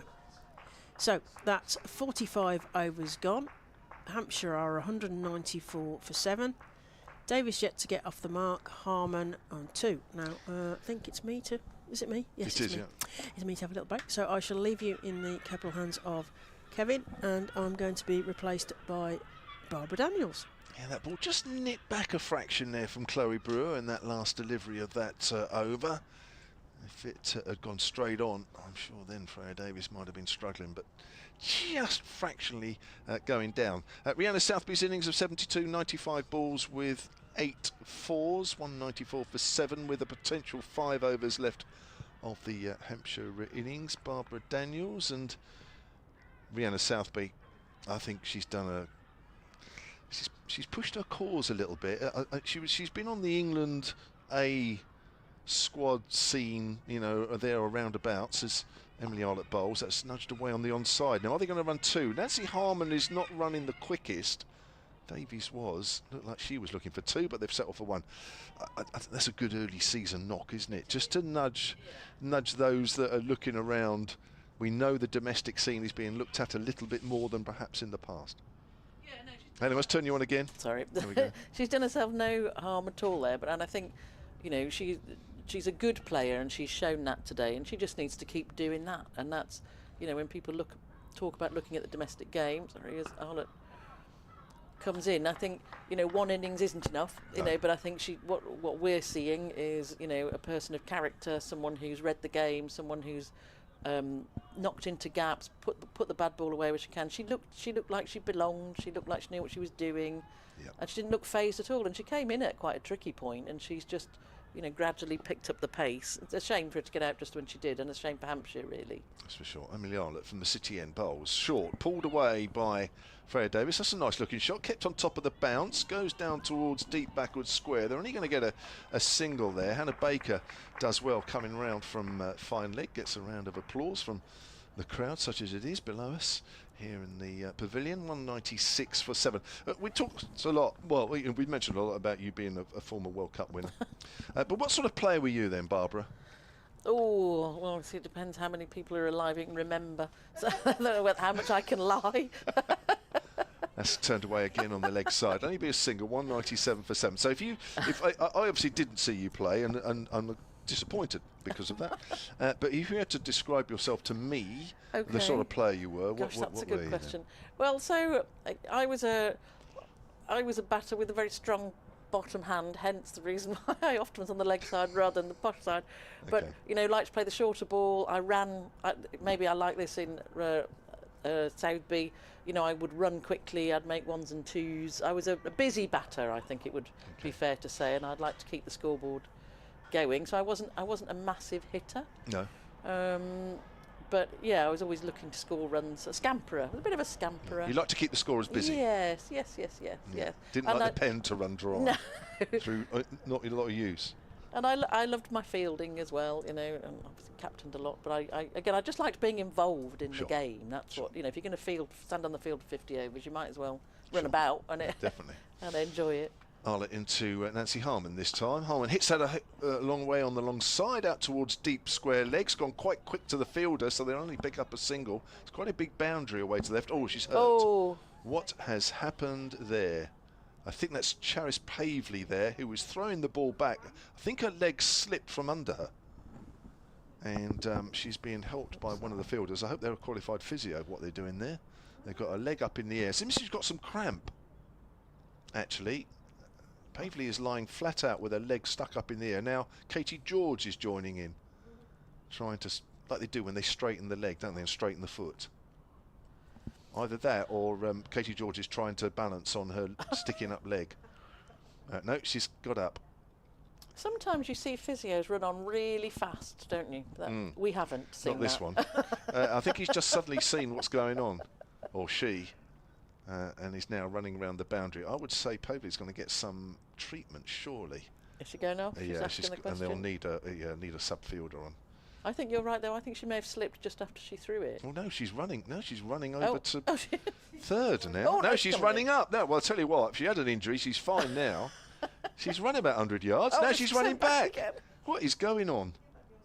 Didn't they know that literally a few seconds ago she was lying flat out on the floor? Now she's back on the boundary, and now she's going to get some treatment. That was a comical minute or so. 199 for 7. There was she. When she stands there, she looks like she's really struggling. When she's actually jogging to about 5 different fielding positions, she looked fine. Looked absolutely fine. Yeah, here's Brewer with a right arm medium paces. It's wide, and that's a missed cut shot there from Nancy Harmon into the gloves of Abby Freeborn. Well, that was comical. Right, she's taking a drink now, down at third. She might not have found it that funny if she was being pointed from one fielding place to another. Come in, go back, go back, go back again. Well, no treatment is being administered, so clearly she's okay. 199 for 7 as Brewer runs away from us. Keeper standing up. Bowls outside the off stump. Wide. That's called a wide this time by umpire Jack Shantry. And that's the 100 up for Hampshire in the 47th over. The 200. There we go. Yeah. Did you never bowl? Oh, yeah. No, I did bowl. I have test wickets to my name. Oh. Ooh, look at you. Yeah, they usually let me come on. They let me come on and bowl then when we were like 400. They were 400 for 2 or something. That's a nice drive from Harmon out on the onside. It's going out towards deep mid wicket. Harmon was thinking about 2. Davis in the end said no, we won't risk it. 201 for 7. Yes, I was a little medium pacer, a bit of I could bowl a few cutters and stuff, and I got to bowl when I was captain and that kind of thing. You're not one of those that walks into a commentary box and says, well, how many test wickets are in this room then? No. Knowing you're the only one that's got some. No, I hardly ever bowled at international level. I would bowl at club and county. Right, okay. So, yeah. Brewer in again. And bowls and driven on the up. That's a lovely shot. Half stopped and well stopped by Katie George at extra cover. Save 4. But they pick up 1. She did save 4 then because she'd hit that really nicely. That was a good hand there from Katie George. Actually, that was Freya Davis who hit that one. Apologies. Harmon's on strike. She's 6 not out. Davis is 3 not out. And we're into the 47th over here at Edgbaston. Brewer into her 6th over. 2 for 38. Comes in again. And bowls, and Harmon drives past Brewer up towards mid-on, although there is a fielder up here. I think that's Emily Arlett doing the fielding just to our right. You had the tinge of excitement thinking that might have been a 4 then, didn't you, until you saw that fielder appear. And then the voice suddenly dropped and slowed. It did. When I realised that Arlett was in behind it. 203 for 7. I'm not biased, am I? No. For one team here. No. Me neither. Here's Brewer again, bowls, length ball, and Davies just can do no more than play that to extra cover where Katie George is quickly in. Davies on 3. Top scorer, Rhianna Southby, 72 off 95. Hampshire winning the toss, selecting to bat this morning. Brewer at the top of her mark. There's a bit of a golden arm in this game, actually, Chloe Brewer. I think she's been a bit of a mixture, but she has picked up 2 important wickets. That's played up to mid-on. This time Arlett's on the 25-yard circle. Throws. But Davis is home. 47 overs completed then. And Hampshire are 204 for 7. Does that, I don't know, 220 maybe? 230 even? Does that feel enough to you, Barbara? Well, you again, as a non-biased Warwickshire person, You'd hope it's not enough by any stretch. No. However, we don't know. I was just looking. Will Lauren Bell fancy this? I mean, at various times, when the sort of quicker bowlers have come on, the Warwickshire captain has been quite quick to take him off again and just go back to the spin and the slow bowlers. Yeah. I think Lindsay Smith will be important here. It shouldn't be enough, let's be frank, should it? It really shouldn't be enough. But I wonder whether Mike's right and it might be, this could be a slow chase. But we'll see, we'll see. Arlott. 3 overs to go. Yeah, from the City end. 8 overs, 1 for 26. He'll bowl presumably the last 2 overs from that end. In she comes, right arm over. It's driven 1 bounce to extra cover, 2 bounces to extra cover, but the fielders are right on the 25-yard circle. Davies is off quickly. Completes a single, 205%. We're actually the perfect commentary duo because I'm obviously biased towards Hampshire. You're obviously biased towards Warwickshire. Doesn't matter what you say. So actually, between us, it's perfect. Between us, we're neutral. Yes, that's right. That's right. That's the theory. And in so many other ways, the perfect duo. Arlott again. Oh, he swings and a miss. And that's hit the leg stump of Nancy Harmon as she goes for 7. And she walks back to the far end of the ground. Length ball there. Harmon tried to heave that away towards deep mid-wicket, missed. And that is the 8th wicket down for Hampshire with the score at 205. Yes, I mean, she's looking to score runs. It was, and that she's swung and missed at that. Warwickshire delighted. Hampshire not so much. And this is where Rhiannon getting out when she did, which is not a criticism at all. She's played really, really well, but you're missing now someone who's set, aren't you, really, just to take advantage a little bit of the pace on the ball. And it's hard to come in at this point and instantly make a difference. I agree. Now, 18-year-old Poppy Tulloch walking to the crease, making her Hampshire debut, a Tier 1 debut. She did play for Glamorgan at the weekend in the win over Sussex, but she made the headlines with the ball. But as I said earlier, that I'm told she can hit a mean ball with the bat. So, again, without being too biased, I hope we see that on several occasions. And of course, I know, Barbara, you'll say, well, actually, if she can do that, then the quicker she's out, the better. Well, I've said that for you. In being totally fair, she's an 18-year-old making a debut. It would be lovely to see her hit a couple of boundaries, just not many. No. That's all. Just so she can show you what she can do, and then you say, that's enough, I've seen enough. Right, short. She's tried to hammer that away, missed.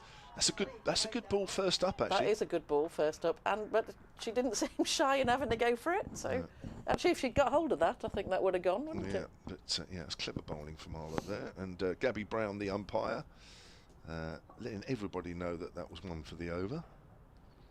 Quite expressive with the way that she delivered those signals. Arlott in again. What's she going to bowl this time? Comes in and bowls. It's full. It's hit over towards deep mid-on. Couple of bounces, few bounces down to mid-on. Didn't quite get hold of that one, but brings Freya Davies back on strike. And there's her applause there, assuming there's a couple of Hampshire supporters in the crowd who realise that's her first Hampshire run. Maybe that was Mum and Dad. Yeah, well, of course, it would be Mum and Dad maybe, wouldn't it? Yeah, if they've made the trip. But no, good. If she's intentions plain as they should be, with 12 balls, 14 balls to go. Yeah, 206 for 8. Arlott bowls a slower ball, and Davies waits and turns it away square on the leg side. Tulloch's run quickly. Freya Davies, I don't think is going to risk it. She doesn't. As quickly in off the boundary is. I'm quite sure who that was, but they were quickly in, and Davies would have really struggled there had they gone for a second. It's Nat Wraith, isn't it? Yeah. In from deep square leg. 207 for 8 then. 1 ball left of the 48th. Arlott comes in and bowls, and that's driven by Tulloch out towards extra cover. Another single. Mum and Dad applaud. And a few wildly. Others. And a few others. And a few joining in. Fair. How old do you say she is? 18. Well, what she faced, 3 balls, but she doesn't look out of place, does she? No. Or lacking in confidence. So, all good things to see. Yeah. There was some, I heard somebody mention earlier that there was a Warwickshire women's launch event over the far side of the ground. Was it a couple of weeks ago or last week? Last week? No, a couple of months back. Oh, couple of months back. Oh, I apologise.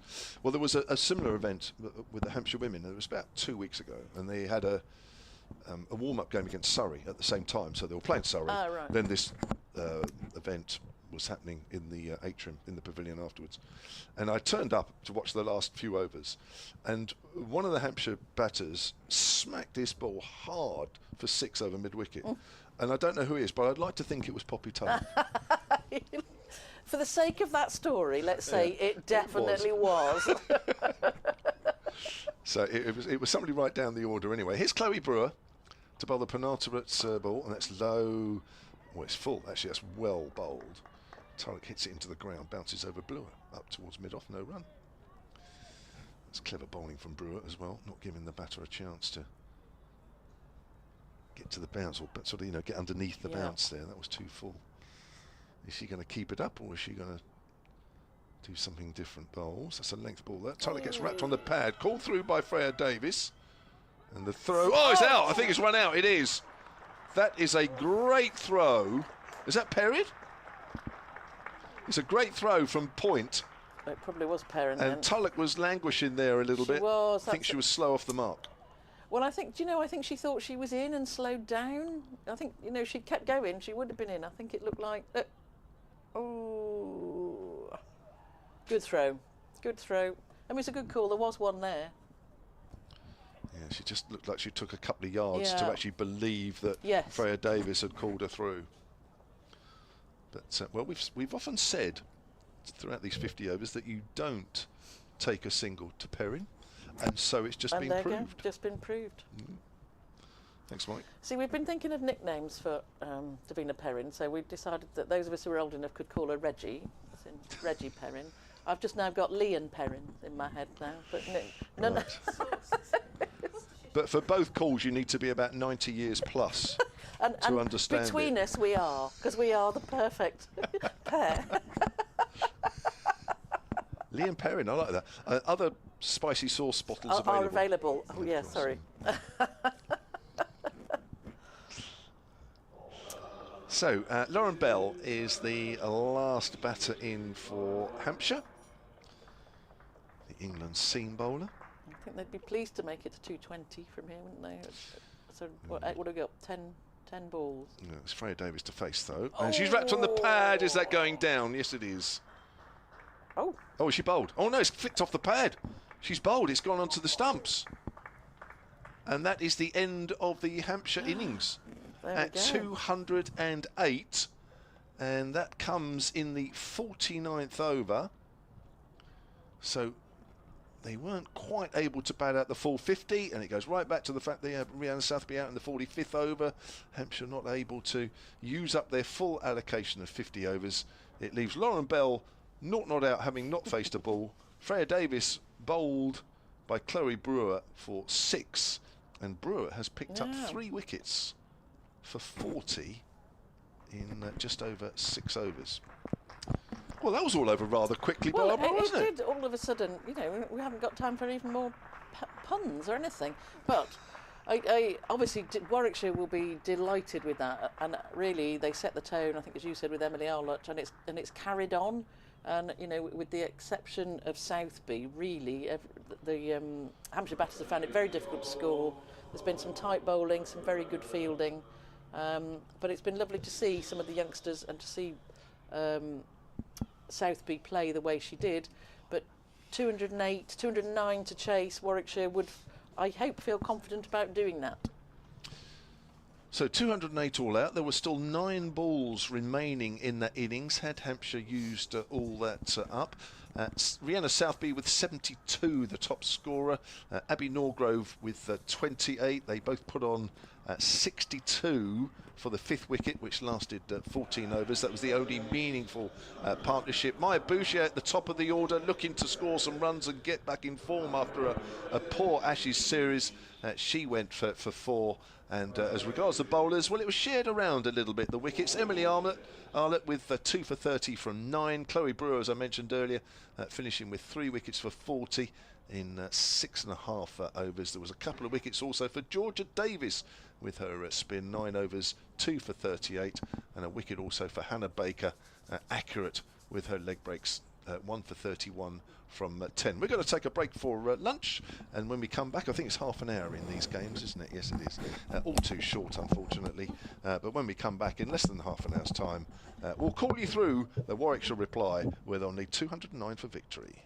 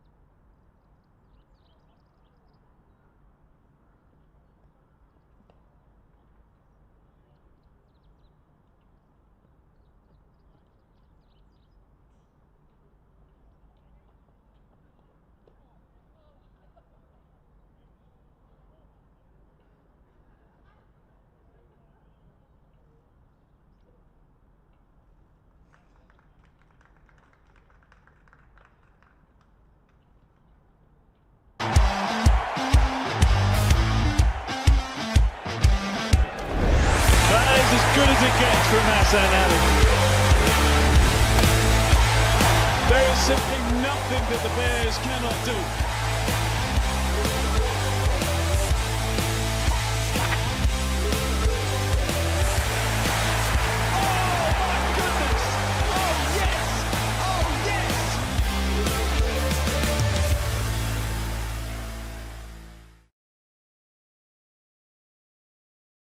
Cookie, the big day's getting nearer. How are you feeling? Yeah, it's been a bit of a challenge to get my head around it all, but I think I'm looking forward to it now. It's going to be very different, very much something I've not experienced before, not been at Edgbaston. But I think I'm ready to go. You sure you're making the right call? I suppose only time will tell with that, mate. Yeah, I think so. I think 51, touching 52 years is enough for anybody now. You can't go on forever, can you? As much as you're enjoying it, I think your body starts to tell you when it's time to give it up. But yeah, I think I've outjudged it right. What are you going to miss the most?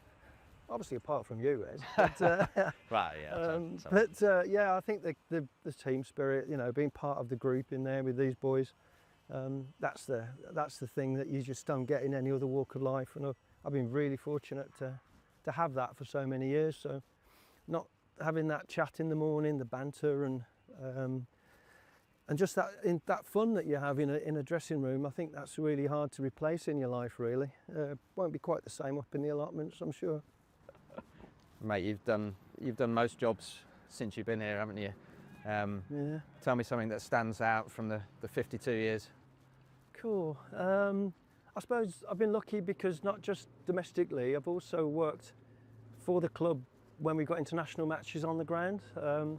So, you know, being part of that setup as well with England and all the international teams, I mean, that's always been a real thrill. But, you know, being around the group when we've had big successes and going to finals days, things like that, those are real special memories.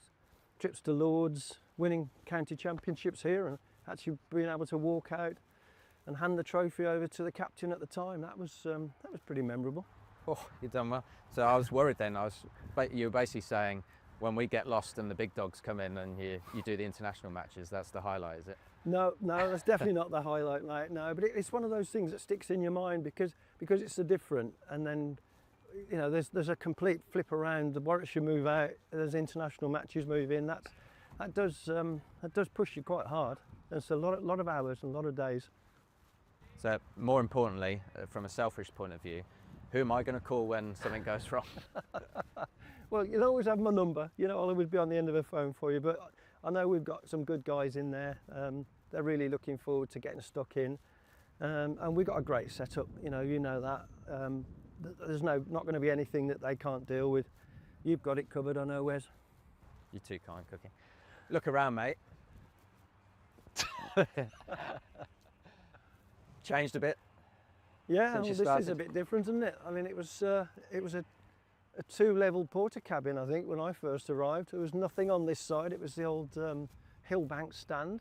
This was the Raybank stand. We didn't have floodlights, so it was all a bit different. It was in the days when they used to play cricket in black and white, I seem to remember, in my mind anyway. Uncovered wickets. Uncovered wickets, we've had it all, haven't we?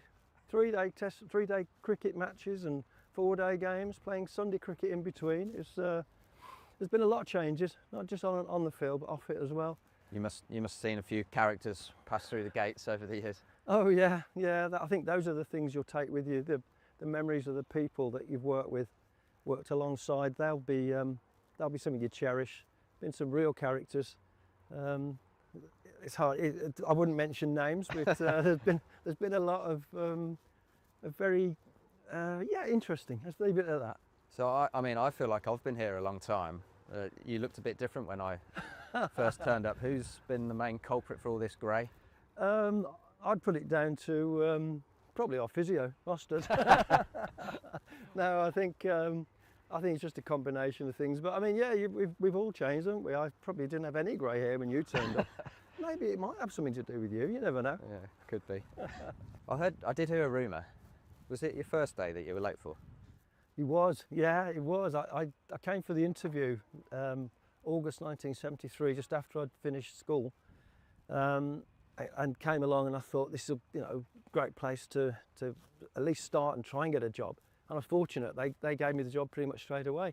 What I didn't realise after the interview was that we didn't have email in those days. It was they posted me a letter. Carrier pigeon. Carrying pigeon. It didn't turn up till quite late in the day.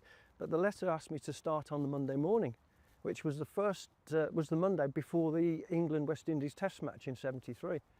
So I headed into Birmingham, jumped on the bus, but the heads out along Bristol Road, and I said to the driver, "Could you drop me off at the point I need to get off for Edgbaston?"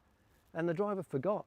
And then suddenly, by the time I got to the University of Birmingham, he realised he'd forgotten, shouted to me, "Edgbaston's back there about 5 stops." So I had to run from the bus stop all the way back. I was sweating like an absolute pig by the time I got to it, and walked in pretty late for my first day. So it wasn't a great start, but it was quite a challenge because everyone was really busy. And they didn't even have time to explain to me where the gents' toilets were in those days. So I think it took me 3 days before I realised there were toilets in the building. We better check we're not walking behind the bowler's army, Yeah. Keith, so we'll get absolutely Crucified crucified for that, wouldn't it? Imagine getting the stick from the 52 batter. years, you still don't know not to walk behind the bowler's army. The boys would love that, wouldn't they? Especially Haney out there, he'd be giving me some stick. Mate, so I can only imagine all the trophies and the big nights you've had. What is there a day or a certain year or anything that stands out? Obviously you've had like the team in '94 and '93, all those trophies, but any particular day that stands out? Yeah, there've been so many. I mean, obviously that team of the '90s was incredible. It almost felt like we got a regular booking to go back to the hotel at Lord's because we were there. It seems to be every finals day. But you know, the strange thing is the one thing that sticks out for me, which is more recent than all of that, all of the memories, was the day that Liam Norwell kept us up in Division 1 and bowled out of his skin. It was one of the most moving things I'll ever remember because it didn't feel like it was going to happen. And then just some sort of superhuman effort. I don't know how that works, but I remember I walked out of the office because I was getting really nervous, thinking it wouldn't happen. And I came across to the stand here behind us, and I went into one of the emptied old dressing rooms that we used to occupy. And I watched from the window from there. And I thought, if I move, it's not going to happen. The magic's going to break. But by the time I realised it was, I got myself back round there, and then the celebrations just went crazy. So, although it was avoiding relegation, it was that sense of being part of something special with the Bears and that fighting spirit. And I thought that was lovely. That's great. That's great, mate. Well, I didn't have you down for the superstitious type. Do you get nervous when you're watching, or? Oh yeah, Yeah. I do. I try not to let you lot know because that's not going to help the situation. But yeah, I get very nervous. I try and sort of keep an eye on what's happening without spending my time at the window watching all the time. But a lot of times there's a nervous energy going on behind the scenes, without doubt. So, but I'm not superstitious generally, but I do tend to keep my fingers crossed.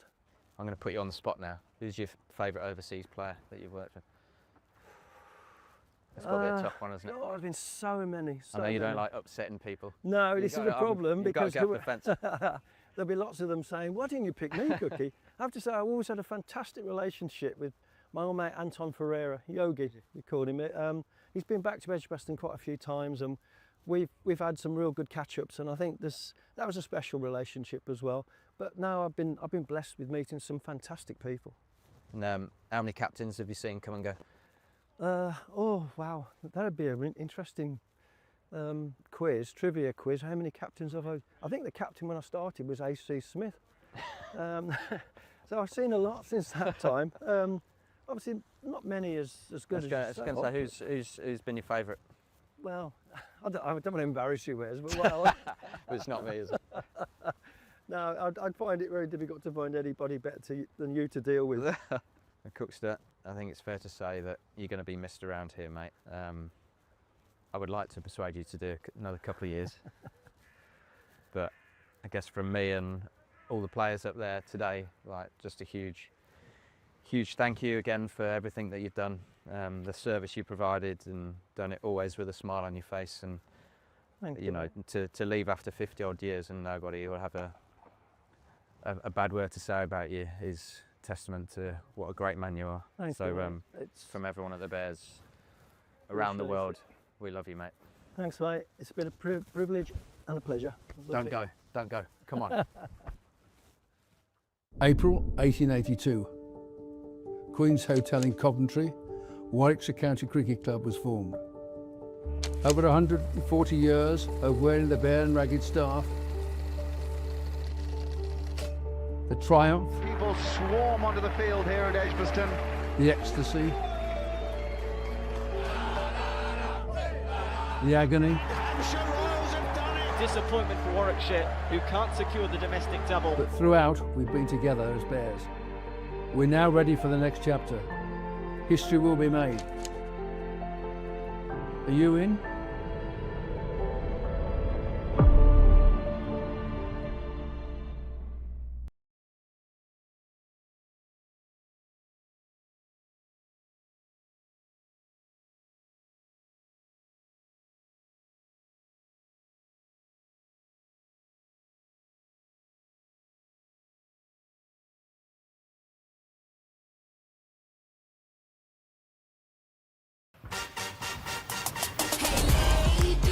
When I play cricket, I feel unstoppable.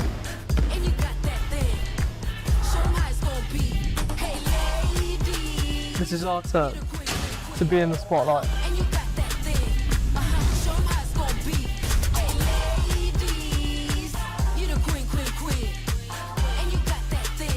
When I look at myself, I see this.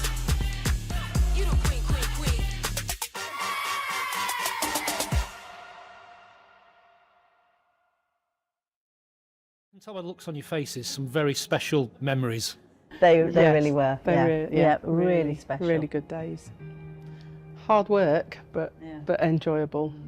And I think it was, we really were quite a close team as well, weren't we? The team sort of formed in 1999, but you played your first ECB competition as Warwickshire Women in 2001. Take us back to those early days, and maybe I remember you told me the story about how you turned up for selection day at the indoor school. It was very much self-selection. If you could breathe and hold a bat, you were in. It was a little bit like that, wasn't it? It was a little bit, yeah. Because it was the start. They wanted to pull together a team to work with. I came back from university, which was in Liverpool, and there was nothing, no women's sides anywhere in the Midlands. And the first club side that I actually ended up playing for was Wootton Bassett, which is Swindon. So I used to travel 75 miles for a home game, never mind the away matches. I think that's what made it special, is the fact that it pulled together a group of sort of 13 people who had played cricket, literally from beach cricket or something in the garden, through to Louise, who played some boys cricket and then obviously women's cricket at university. I mean, we didn't really have a pitch to call our own either, so even our home matches tended to be whatever you could. Whatever I could. Club or schools as well. We played at school pitches, didn't we? School in Halesowen. Yeah, King Edward's Five Ways. So it never felt like we had a home ground. And obviously, teams do get a bit of an advantage of playing at home because you get to know the pitch, don't you? Yeah. But we never had that luxury, unfortunately. You've obviously had a look around the facilities here for the Bears women, who'll be making their professional debut in 2025. How does it compare to your day? Poles apart. It's like a different era. It's like a different world, isn't it, really? Because this is so different. It's absolutely fantastic. It really is. Yeah. I think just the fact that the ladies have got their own space is really important as well, because I think we always, even the clubs that were quite good and accommodating of women's cricket, you always felt like you'd been, they can have that room there, or we'll put them in this changing room. But I mean, on many occasions we'd get to a ground and we'd ask where the pitch is, and they'd just point into the distance. The pitch sometimes looked a bit like it had been grazed recently. And I think it's been recognised now that the women's game is just as important now as the men's, and what's the point in having club cricket and developing that if there's no extra tier to go? There wasn't that opportunity. Now they've got that, and it's fantastic. I don't think that they've got it easy, because I think we looked in on the gym when they were doing some core stuff, and we just both stood there and said, hips are starting to hurt just looking at it, you know. Yeah, definitely. The last 10 years has really seen it kick on, because I think if you go back to sort of 2015, it probably hadn't moved that far forward from when, you know, from 2000. Meeting, you know, sort of bumping into Georgia Davis and Wongi, you know, the last time I saw G, I mean, she's actually an adult and she's had a job and everything. You know, and Wongi, you know, I remember coming across them when they were probably 12, 13 and thinking, yeah, they're pretty good, aren't they? And I think that they've become sort of icons to younger girls that are into cricket. Yeah, I think that was part of it. There was nothing that was visible to the younger age groups. And I feel as if we've contributed to it, because there's always got to be somebody that goes first, hasn't there? Somebody's got to try and lay the foundation for those that come after them. Would a Louise Campton and a Natalie Williams in their prime been knocking on the door for Bears women these days, with the right support and coaching? I'd like to think so, yeah. I'd like to, so. Yeah. I'd have risen to the challenge. I think there's probably a handful of that team that we played in that if we'd had the development from the younger age groups and the support and the coaching, then I think we could have challenged them quite reasonably for their places. Yeah. Given them a run for their money. I think so. I think so.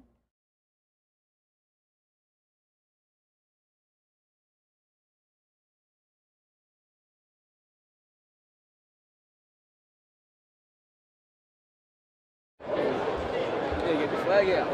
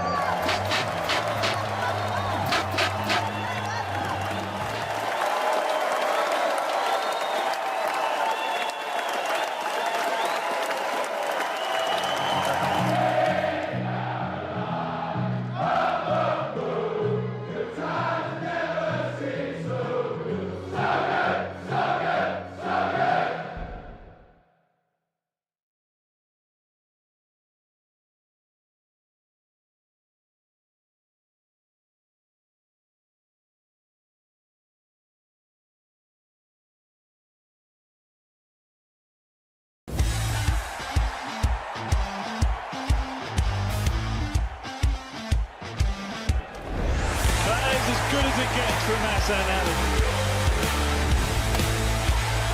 There is simply nothing that the Bears cannot do.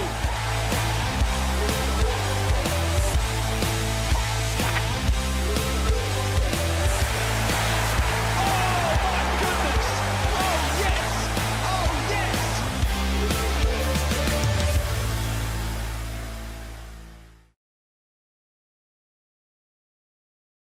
Cookie, the big day's getting nearer. How are you feeling? Yeah, it's been a bit of a challenge to get my head around it all, but I think I'm looking forward to it now. It's going to be very different, very much something I've not experienced before, not been at Edgbaston. But I think I'm ready to go. You sure you're making the right call? I suppose only time will tell with that, mate. Yeah, I think so. I think 51, touching 52 years is enough for anybody now. You can't go on forever, can you? As much as you're enjoying it, I think your body starts to tell you when it's time to give it up. But yeah, I think I've judged it right. What are you going to miss the most? Obviously, apart from you, Ed. But, right, yeah. Yeah, I think the team spirit, you know, being part of the group in there with these boys, that's the thing that you just don't get in any other walk of life. And I've been really fortunate to have that for so many years. So, not having that chat in the morning, the banter, and just that fun that you have in a dressing room, I think that's really hard to replace in your life. Really, won't be quite the same up in the allotments, I'm sure. Mate, you've done most jobs since you've been here, haven't you? Tell me something that stands out from the 52 years. Cool. I suppose I've been lucky because not just domestically, I've also worked for the club when we got international matches on the ground. So, you know, being part of that setup as well with England and all the international teams, I mean, that's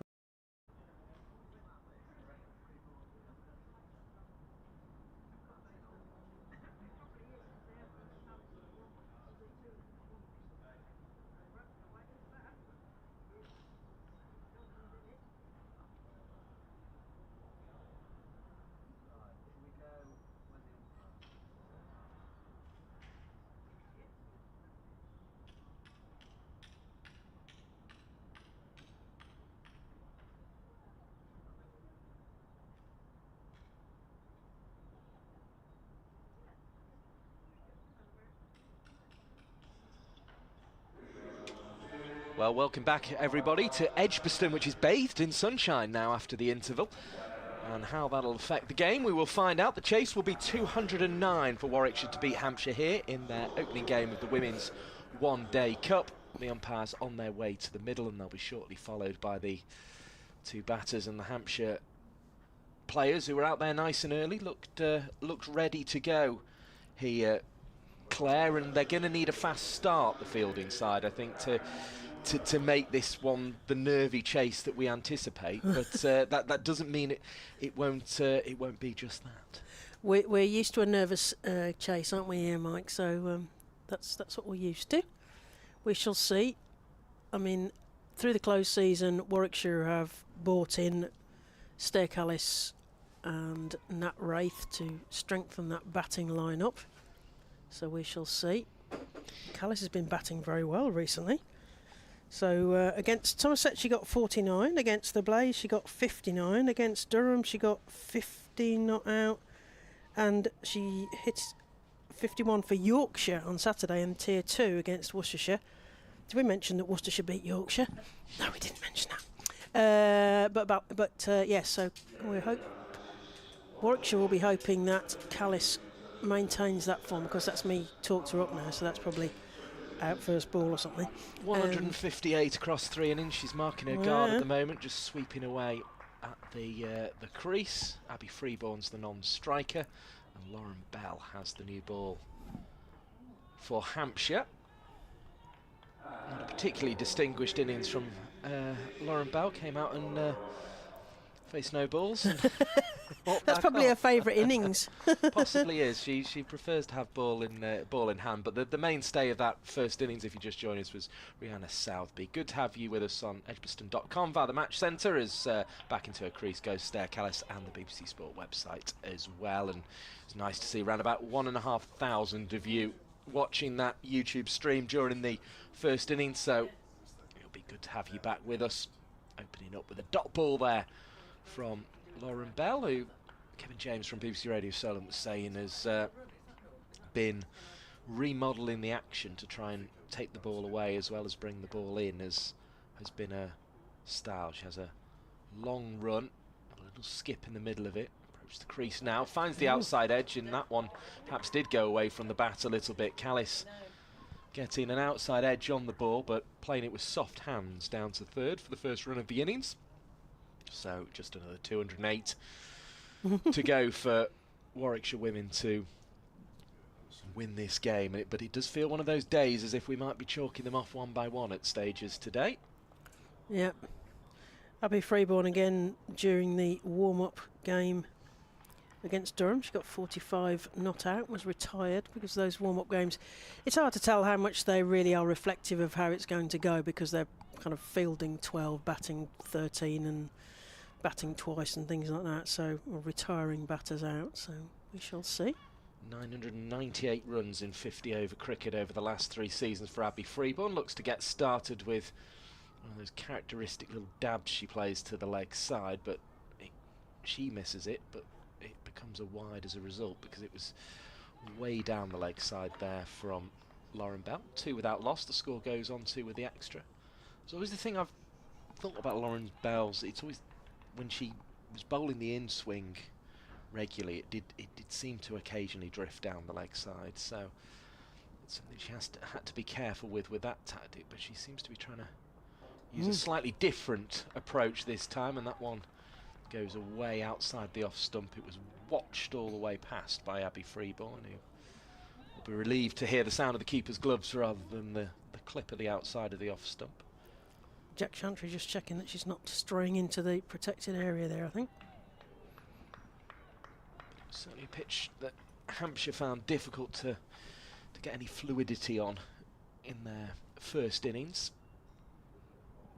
Freeborn waits, bat raised just above stump high. Here's Bell as sunshine returns out of the clouds, and Freeborn is forward in very orderly fashion there, right on top of the ball and blocking it back to the bowler. No run again.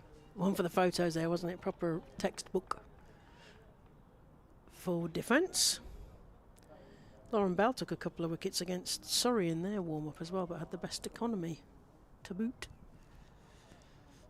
Back in the run again. It starts way outside that 25-metre circle to give you an idea of just how far Lauren Bell's running in. She delivers, and that one again is quick and again seemed to be going away, so a different direction to what Lauren Bell always used to do, which was bring the ball in. But she's been right on the money in this first over, which is exactly what Hampshire need, as the time on the clock above the scoreboard ticks up to 25 to 3, with Mike Perkins and Claire Jenkins, former county cricketer. So we look on as Bell approaches, heel to toe again, delivers short of a length, and Freeborn will help that round the corner. I think it's a little disappointed not to have helped that wider of long leg, but that was exactly the fielder she picked out. Another one to the total, 3 without loss then at the end of the first over of the Warwickshire reply.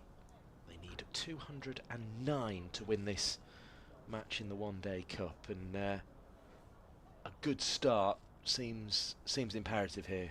Yeah, they will need to get a good start, and these two, as I say, were tired out in one of those warm-up games for Warwickshire, so let's hope they're getting used to batting with each other. Callis, of course, Birmingham Phoenix as well, so she'll be used to the ground here. And used to some of the company as well, Some I'm of sure. the company, yeah. There's Karis Pavley and Perrin. Yep. There's Freeborn marks her guard. Perrin, of course, an extraordinary talent. A teenager who will be part of the Warwickshire batting lineup. Georgia Adams just moving her fielder at third a little bit wider. She's got a slip backward point, cover and extra cover, and mid-off on the offside as well as third. As this first ball is bowled by Freya Davis and driven out to one of those covers, the wider of the two, and there's no run as a result. On the leg side it is mid-on, mid-wicket and long leg. In the other games today, the Blaze got bowled out for 234 and Lancashire are 34 for 1 in reply. Essex are bowled out for 177 and Durham are 34 for 1 in reply, and Surrey are 111 for 4 against Somerset. Here comes Davis again, bowls to Freeborn, who hits it into the offside, nearly wrong-footed the fielder out there at cover, which was Tulloch coming in. Hampshire took a long time to get off, didn't they? Because Arlott and Katie George seemed to peg them in those first few overs. So it'll be interesting to see how this one takes its shape. Here comes Davis again, heel to toe, elbows jutting out, bowls to Freeborn, takes her on the pad. Freeborn picks the ball up and tosses it to the onrushing Maya Boucher. Must have given her the nod that she was allowed to do that. So still 3 without loss, still another 205 behind Warwickshire here, so 206 for victory. But yeah, it was a a slow start to the first innings of this game because of the accuracy of the bowling from Warwickshire, and I think because of as this one is played out into the offside, there's no run on offer to Norgrove, who comes in from backward point. But I think also the conditions played a big part in that. It was one without loss at the end of both the first and the second over and the third over of the game. Yeah, seem to be saying the same thing over and over. Seven more runs off the fourth, and then 9 for 1 at the end of the fifth. So that's probably the first mark we're working towards, as this one is into the pads of Freeborn. Looked to turn leg side, didn't get much on it. And the wicketkeeper in the end, Southby, who was the top scorer for Hampshire, comes up and collects the ball off the ground just out on the offside. Yes, Kevin told us it was a high score in domestic cricket in her previous incarnations of Vipers and Stars, so well batted Rihanna Southby today. Full details: 72 of 95 balls in 101 minutes with 8 fours for Rihanna Southby today, as in comes Freya Davis again, bowling, and this one is hit nicely away, and that'll be the first 4 of the innings by Abby Freeborn. Just seized on the little bit of width and the little bit of length she was offered and sent it away in front of point for 4 runs. 7 without loss, then the score at the end of the second over.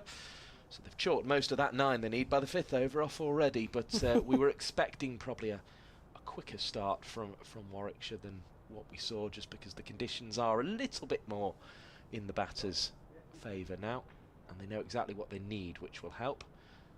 Another 202 runs for victory in this one. It feels like the shape of the Warwickshire innings is going to be very different to the shape of the Hampshire innings in terms of the sort of trajectory that it makes.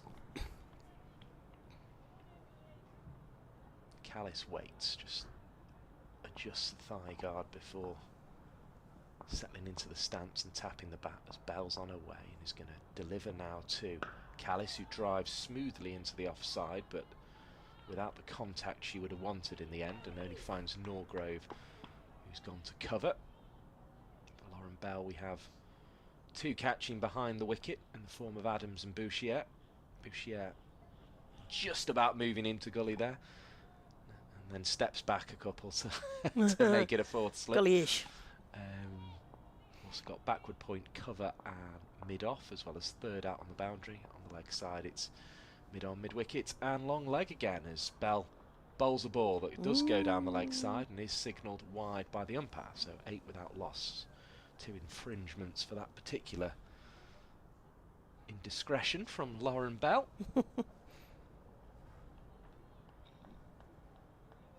Sunglasses go back on for Freya Davis, who chucks her bowling partner the ball, and Bell turns again at the back of that 25-yard circle.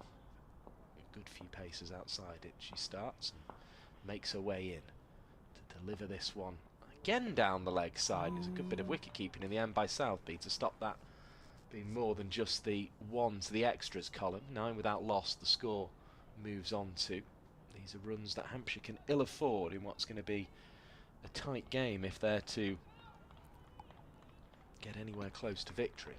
Let's just a quick look at how many extras Warwickshire gave away. I've got 43 extras, which is that's a significant contribution. In fact, the 2nd highest scorer behind Rihanna Southby. Well, there was 10 wides in the first 2 overs. That one's inside edged off the back foot, and it goes down to long leg for 1. Not the sort of shot Callis will want to be playing too often during this innings.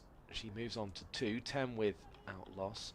But no, we saw Chloe Brewer fire 2 down the leg side that went over the rope. Oh yeah, went for 4s, well, right. so that's 10 of them accounted for before you even get into the rest. But yeah, 31 is a big number that I think Warwickshire will be looking to improve on as the season goes on. Here comes Bell and bowls a ball that cramps Freeborn a little bit for room. She just about cuts it away in the end to Lindsay Smith at backward point.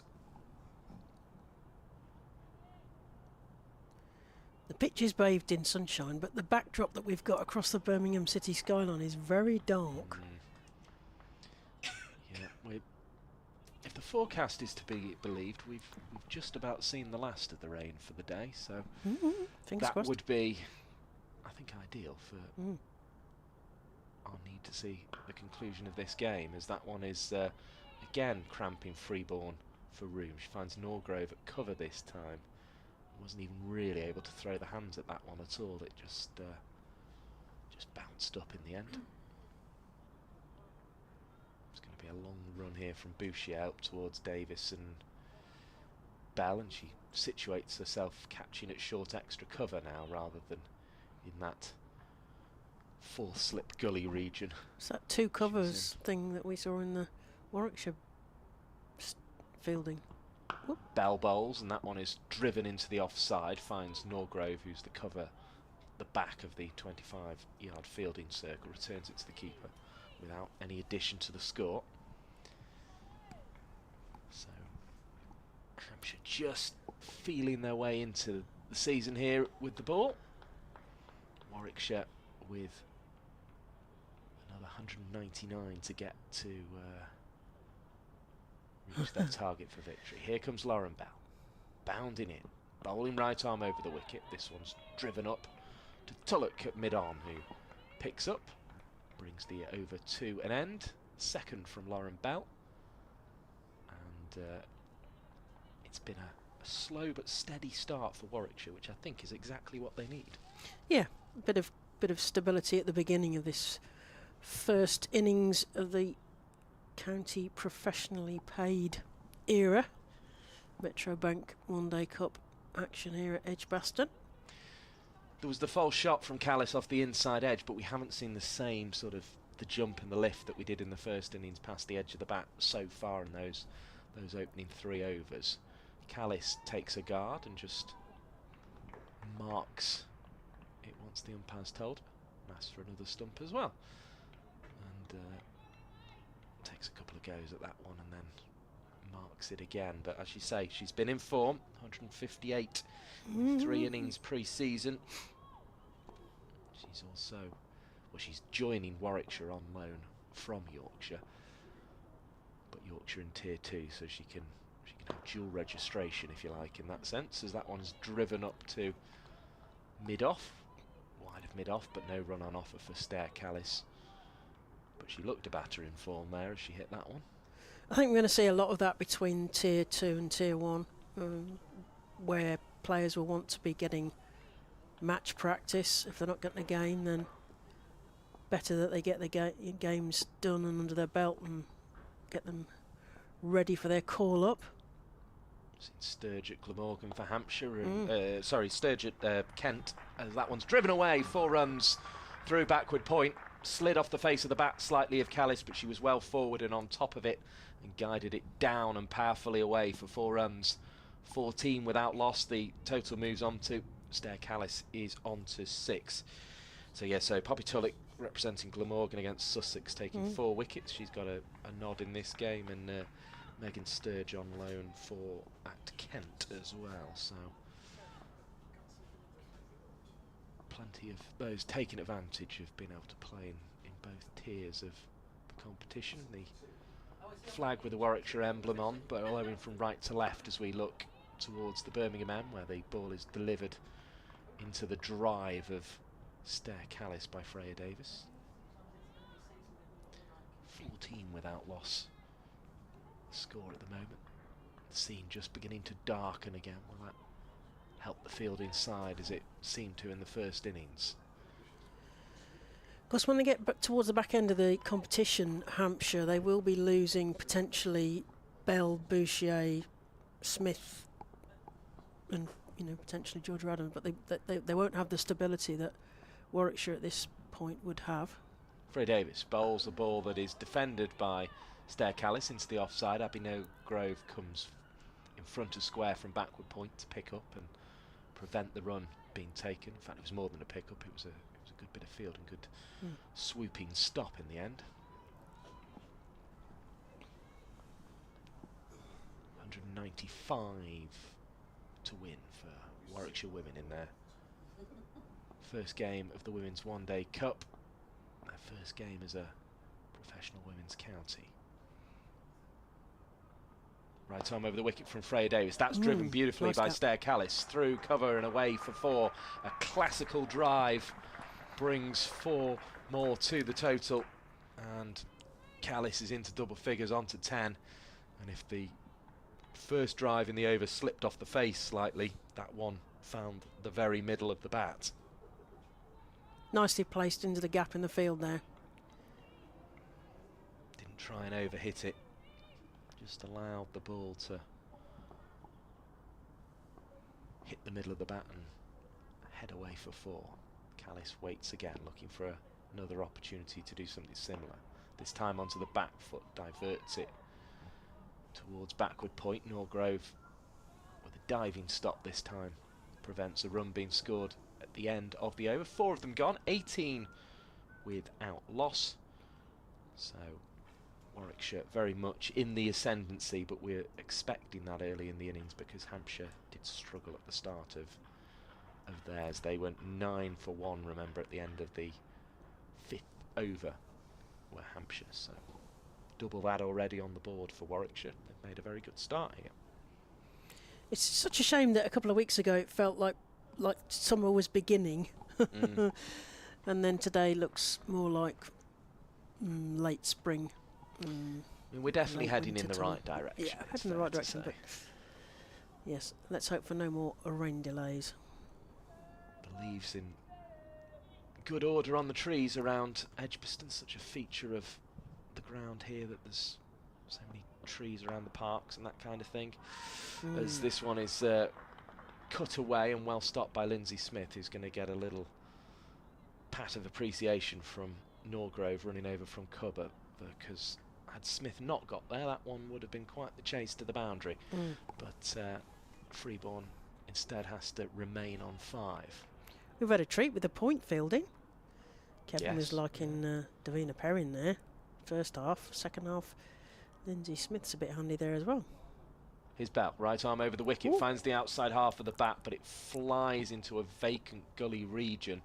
Bouchier, who had been there, has her hands on her head at short cover. It goes down to 3rd for a single, 19 without loss. But I think Bouchier was actually in her other position a little bit narrow for that one. I think she'd have had quite a dive on her hands to reach it. Sticking with the same plan to Callis of having the short cover in place.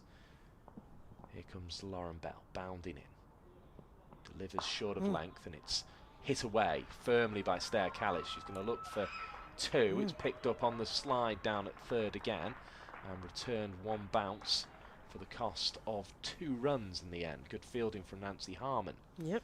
21 without loss is the score. As I say, good to have plenty of you with us in the first innings, around about 1,500 throughout that first innings. So very good to have you all join us for this match. Claire Jenkins. I was just going to say, Nancy Harmon, that lovely slide, it was helped obviously by the rain that we had a little bit earlier.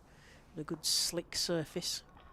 Bell again into the pads there, and wrong foots Stair Callis, who almost ends up needing a bat to support her staying upright. And it's a bit nutmeggy, wasn't it? A bit nutmeggy. Yeah, it was nearly a bit messy for Stair Callis's stumps there, but she just about got the bat in the right place at the right time, and as I say, it helped prop her up after doing so. Here comes Bell again. Skippy type of run in, and it's driven down the ground, but finds Poppy Tulloch, who was across the turf well and had her fingertips on the floor to pick up the ball and prevent a run being scored there. But Callis again looking very purposeful form in the early stages of this innings. 12 of 13 so far. She waits relaxed at the crease. Bell delivers to her. Callis is back and driving off the back foot. It bounces off Lindsay Smith, who'd made a good stop. And they do scamper through for a single as a result. That keep Callis on strike now. Smith was clearly trying to make the stop, but it more hit her than anything else because it went so quickly out there. But one more to the total. That's the end of the over. 22 without loss after 5. Claire Jenkins will pick up the commentary, and we'll have a change in the commentary box. Kevin James will replace myself, Mike Perkins. That's Mike. So Warwickshire find themselves with 186 more runs to get. They are on 22 without loss. Callis on 13 off 14 balls, and Freeborn on 6 off 16. Partnership of 22 so far. Freya Davis to continue from the Birmingham end. Welcome back, Kevin. Thank you. It's been a good start, hasn't it, by Warwickshire? Yes. I did say it before, but I think the shape of the innings in terms of the trajectory is going to be very different for Warwickshire anyway. Well, we know already because it was a bit of a slow one from Hampshire, so it'll be interesting to see how it takes shape as Freya right arm over to the right-handed Callis, defends that straight back, and there is no run. Yeah, there's a little bit of movement out there, but it's interesting watching Lauren Bell, having seen her over the years continually pushing the ball and swinging the ball into the right-hander, that actually she's cut that out totally. And it's now shaping away. You're feeling disoriented, I can tell. Well, I'm having to blink twice. Is that really Lauren Bell out there? But she's got a nice action. Runs up a slight angle now. Yeah, I saw the angle was different. Davis comes into Callis, plays that forwards again, but straight to the fielder who's inside the ring. Returns that to Southby, and there is no run.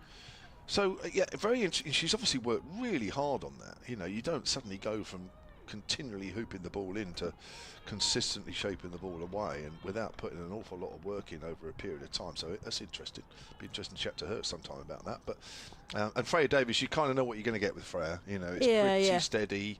The odd ball sort of nips in and away, but it's pretty steady stuff. Callis plays that to mid-on, and there is no run. You do worry as a sort of England supporter when someone says, oh, we're remodelling the action or remodelling the technique, and you're like, oh, okay, how is this going to bed in? Is it a good idea? Particularly with fast bowlers, because no one in the world is doing this well in terms of keeping fast bowlers fit and healthy and avoiding all sorts of, fractured whatevers. So yeah, you worry about people's frame as Davies comes in again to Callis, who tries to squirt that and does get the single backward of point. Third comes in, but Norgrove cuts that off at backward point. Yeah, you worry about workloads and backs and things, because we've poor old Danny Gibson, having got herself to a really good position with England, has found herself with a back problem again. Oh, right. And that seems to be the continuing theme of fast bowlers. I mean, it's the men's and the women's game. As Davis comes into Freeborn this time. Oh, it's a little twiddle at that, but misses it. And it goes straight through to Southby, and there is no run. Yeah, there hasn't been too many played and misses out there, and it's been one or two. I think it was a couple of inside edges to Callis once to Lauren Bell, but I think if I was a batter coming in next or in the middle order and watch these two the way they've been playing so far, I think I'd be quite reassured of the situation out there. They seem to have some time on the ball, don't they? In terms of picking gaps, hopefully, as Freeborn works that backward of square. There's a good shot at the stumps, but Callis had already made a ground. That's the end of the over. 6 overs gone. Warwickshire are 24 without loss, chasing more than 200, but still have 184 to get. Callis on 14, Freeborn on 7. Yeah, it's going well. Lauren Bell's going to bowl the next over as well. But it's quite interesting because technically that's the more dangerous ball, the ball that goes away from the outside edge, and yet actually, I think both Callis and Freeborn have played it quite well actually, and it must be very difficult as a bowler that she's got to where she is, and she's a wicket-taking bowler, is Lauren Bell, by hooping the ball in quite late. Yeah. And then for somebody to come along and say, well, actually, no, I think you should be swinging the ball away. It must take a lot of convincing to actually say, well, we're going to, you're an England bowler. It's not like, you're out of the England side. You've got to do something drastic to get back in. She was the one of their premier You're already bowlers. doing all right, but we want you to do something different now. Yeah, okay. I wonder if that's the growth of the analysis in the game, and that if you have grooved something so much that the analysts will have kind of sussed you for their teams Bell comes in, and that rattles the toes of Freeborn. There's a bit of a shout, but not really an appeal. Just going down. It didn't quite do enough. Yeah, it must. I wonder whether they were, because they talk about having various tricks in the bag and variations and change-ups and all that kind of thing. I suppose they've got to. They don't want to let a batter get grooved, I suppose. In used to one thing. Got a slip in place here for Bell to Freeborn. Just about manages to play that underneath her eyes for no run. Yeah, but I think Bell's actually looks a lot smoother. She was a bit jerky before and fell there was a bit away more a fraction. But you know, you knew that ball hooping in late was always a wicket-taking ball, and it served her well. She bowled a lot of balls down the leg side as well, mixed in with that. But you know, she looks a lot more compact. Her action's a lot. You know, she's a lot straighter in her delivery, and I mean, I have to say, she does look a better version of Lauren Bell. We like that. We like version. You know, better versions always good. As an England fan, you want your players playing well and looking like they're in a rhythm. That's the thing with bowlers, isn't it? But I can't help thinking that at the moment, she looks reasonably easy to play. I'd just like to say, do you know what? Let's go back to the old Lauren Bell for an over. Yeah, just do a few. You know, fall away, default a bit, and just see actually if you look like you're going to take a wicket a bit more. You know, but I suppose now she's just got so into the groove now that I don't think she'll ever go back to that. But I'd just like to see an over and just see. Well, then let's see the original version. There's a few hitch kicks in there. As Freeborn takes a swipe at that. Oh, that's going to be 4 runs all day. Yeah, that's proper 9 o'clock that for 4. Did Abby Freeborn as the score moves on to 28 without loss. That's a good shot. Onto that quickly, wasn't she? Onto it quick. And forward of square there, but into a massive gap into the Hollies stand. I think Freeborn will say, thanks very much, serve me a few more of those. Yeah, well, we know she can play. Had 100 in the Rachel Hey-Ho she did trophy. Well. Bell into Freeborn. Plays that into the posh side for Barbara to point. Lindsay Smith, she's a proper live wire there at point, isn't she? And what I like about it is clean hands. You know, she's picking it up and she's bendy and quick to it, isn't she? Yeah, we've been blessed with cover point fielders in this game, haven't we? You see, don't need me. No, well, they don't need a cover point coach. So I think if you were applying for that role, no, you put me out of my coaching job earlier. As Bell comes into Freeborn. Oh, I thought she'd played a really neat shot then. She was trying to nurdle that round the corner because you could see that big gap behind square. Just got the one, and she's also going to pinch the strike there. So that's 7 overs gone. Warwickshire are 29 without loss. Callis on 14 off her 18. Freeborn on 12 off her 24. And 7 overs down. So Warwickshire need 179 in the remaining 43 overs. It's getting a bit gloomy again here. Still got the floodlights on at Edgbaston, for those that can't see what we're talking about.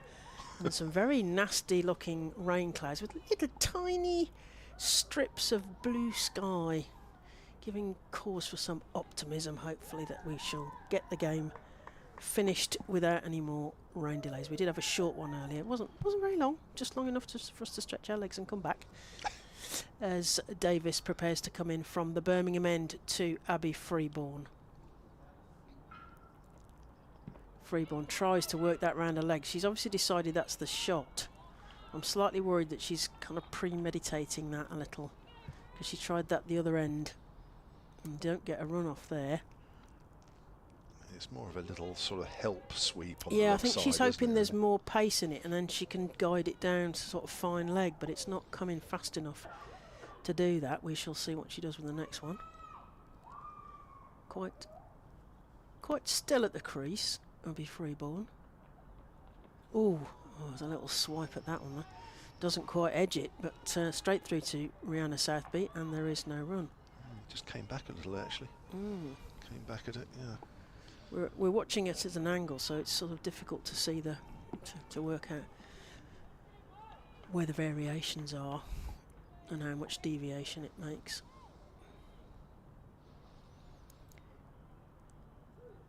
Davis, top of a mark. Freeborn waits. steps back, plays that straight to Maya Boucher, and there is no run. It's sort of short mid-wicket. Bit of bottom hand in that one. Yeah, it's quite coming a lot. Through. Freeborn is quite bottom hand. She is. Yeah. Seems to hold the bat quite tightly in both hands. Yeah. Because until now I've called, because Amy Campbell's gone to Yorkshire, but the two of them used to bat together quite a lot in the middle of the order for Central Sparks, and it was a sort of, I called it the engine room. I kind of missed that, and it was also left and right-handed batters. So we shall see whether this new partnership of Freeborn and Callis. Oh, it's up in the air. It's going up over the top of the heads of the fielders, and it's bounced on from the practice strips. There's a dive, but yeah, that's one of those ones where we really need a slow-mo, because in real time that looked like that went over, but they're acting like it didn't, so I don't think it's going to get given as 4, but there may be different opinions within the box about. Yeah, it needs a replay on that one. I think it needs a replay, but we don't have the benefit of that. Yeah, Barbara's given that 4, but they're only yeah, but we know Barbara's biased, so yes. I'm not going on that. Davis to Freeborn again. Oh, up and over her head. Oh, and over Gabby Brown's head as well. It's sort of pitching wedged over the stumps at the other end, but there's no run. Again, that ball's come in. So maybe Freeborn. Looks like Freya Davis is generally getting that ball to shape into the right-hander rather than hold its line or move away. I think Freeborn's a bit caught. She doesn't know whether to go back or forward to some of this. It was scooped again, wasn't it, with that bottom hand? Freeborn plays that straight to the cover fielder, bouncing, frustrating for the fielder, straight in front of her, and there is no run. So that's the end of the over. 8 overs gone. Warwickshire 31 without loss. In reply to the score that Hampshire put on, they are Warwickshire trail by 177 runs and have 42 more overs to get that in. Callis on 14, as is Freeborn. Hampshire had 23 at this stage. 23 for the loss of Maya Boucher. Boucher. Shape's catching up now, isn't it? Yeah, Charlie Knott and Gacken trying to push the scoreboard along around this stage, but the ball was generally in favour of the bowlers. A little bit of extra bounce and a little bit of movement, a little bit more than what we're seeing at the moment, although there is still some shape there for Lauren Bell, especially away from the bat. Starting for Freya Davis. Yeah, Bell starting her 5th over on the 25-yard circle. Little hitch kick at the beginning, another one in the middle. Callis. Shot. Whoa, that's beautifully played through the cover region. Oh, sumptuous shot there. 4 runs to Callis. I hope that's not going to be one of those ones where it's a confident shot and the next one's out. Like we saw in the first innings. She put that away well, didn't she? It was a half volley. Yeah. Obviously in a bit of form, 51 for Yorkshire at the weekend in their Tier 2 game against Worcestershire. I know Yorkshire didn't exactly cover themselves in glory in that game. 52 out of Yorkshire's 114 all out. Yeah. They'd have been a bit lost without her, wouldn't they? As Bell comes in again to Callis, who's coiled and leaves that one, but very late. Straight through to the wicketkeeper, and there is no run. Good comeback. Just shaped away a little bit, and she's well inside the line playing that one, is Callis. Slim figure, tall figure of Lauren Bell. There was only one place that was going if she made any sort of connection. It was either going into the first slip hand or behind. Well inside the line there, Callis. Callis is a much more lower stance, coiled and ready. Plays that defensively. Beautiful defensive shot there, actually. And the sound of a crisp ball on bat. Here at Edgbaston in the Metro Bank One Day Cup. This is Warwickshire women playing against Hampshire women. Tier 1. Yeah, and it will stay this way for the next 3 years, won't it? Well, these two sides are guaranteed at least 3 years. They are, yeah, that's right. They're going to be joined by Yorkshire, so Callis will have to play for 2 teams. Edged. Oh, what was it taken? Oh, and it's out. Caught behind. Yes, I think that was a Callis plays a nice shot and then tickles one to the wicket keeper. That's the first Warwickshire wicket. So Warwickshire find themselves at 35 for 1. Callis goes for 18 off the 21 balls she's faced and 3 fours. And Bell gets the first wicket of the Hampshire paid professional era here at Edgbaston in the gloom with the floodlights on here at Edgbaston. So yeah, it was that's a shame really, because Callis, having played that beautiful shot through the covers, that lovely drive, then went and edged it. So we shall see what we shall see. Is this Davina Perrin coming in? We were a long way from the far end. I'll tell you what, joining us from. That's a great catch from Rihanna Southby. Yeah.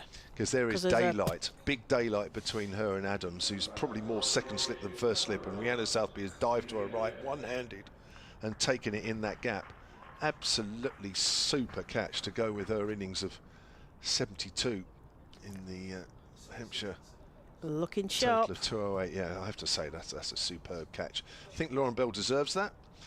And I think Stella Callis again is just inside the line a little bit. Yeah.